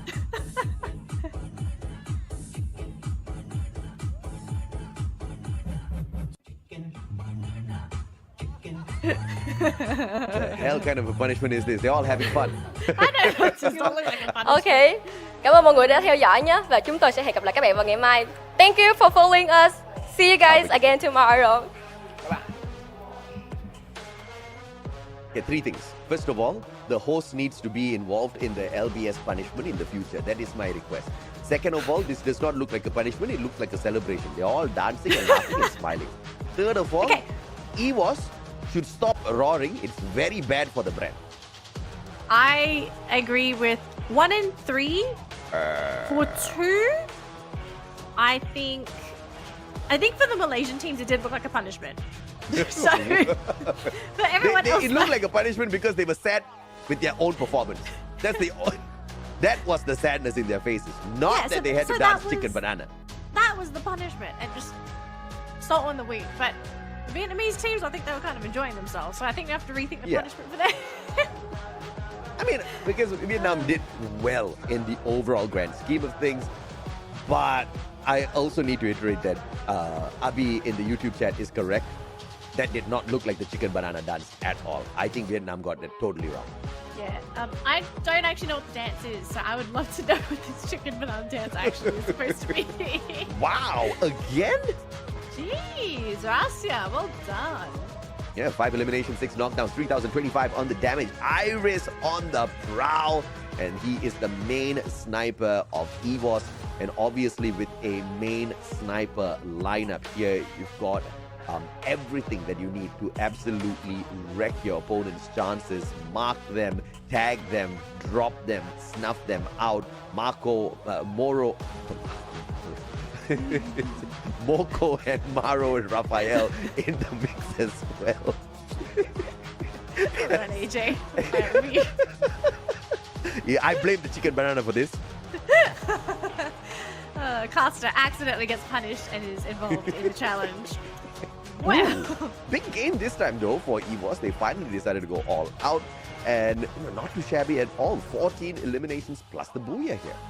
Look, it was Kalahari. I think these are probably very normal stats for EVOS, especially if they're playing on a map that they're very familiar, very comfortable with. I mean, the region in general just really likes Kalahari. So just to see these numbers on EVOS, I think this is already a sign that EVOS are kind of back to their quote-unquote normal. But they aren't really being held back by anybody. They are being allowed to thrive and sort of play their own game. So this is the EVOS that we all know and love. And if you're a fan of EVOS, you should be very grateful that they are back here. We are going to show off our key players for our final game of the day here, folks. So we have Esports for WAG with 7 eliminations. Joel from Best J ending the round with 4,000 damage. And then we have Coach Shield ending with, if I remember correctly, that was 7 assists. Was it 7? I mean, I don't remember. Lots of assists. There we go. Lots, yeah, exactly. Lots of assists. WAG on the second spot, but EVOS, of course, with the delightful booyah.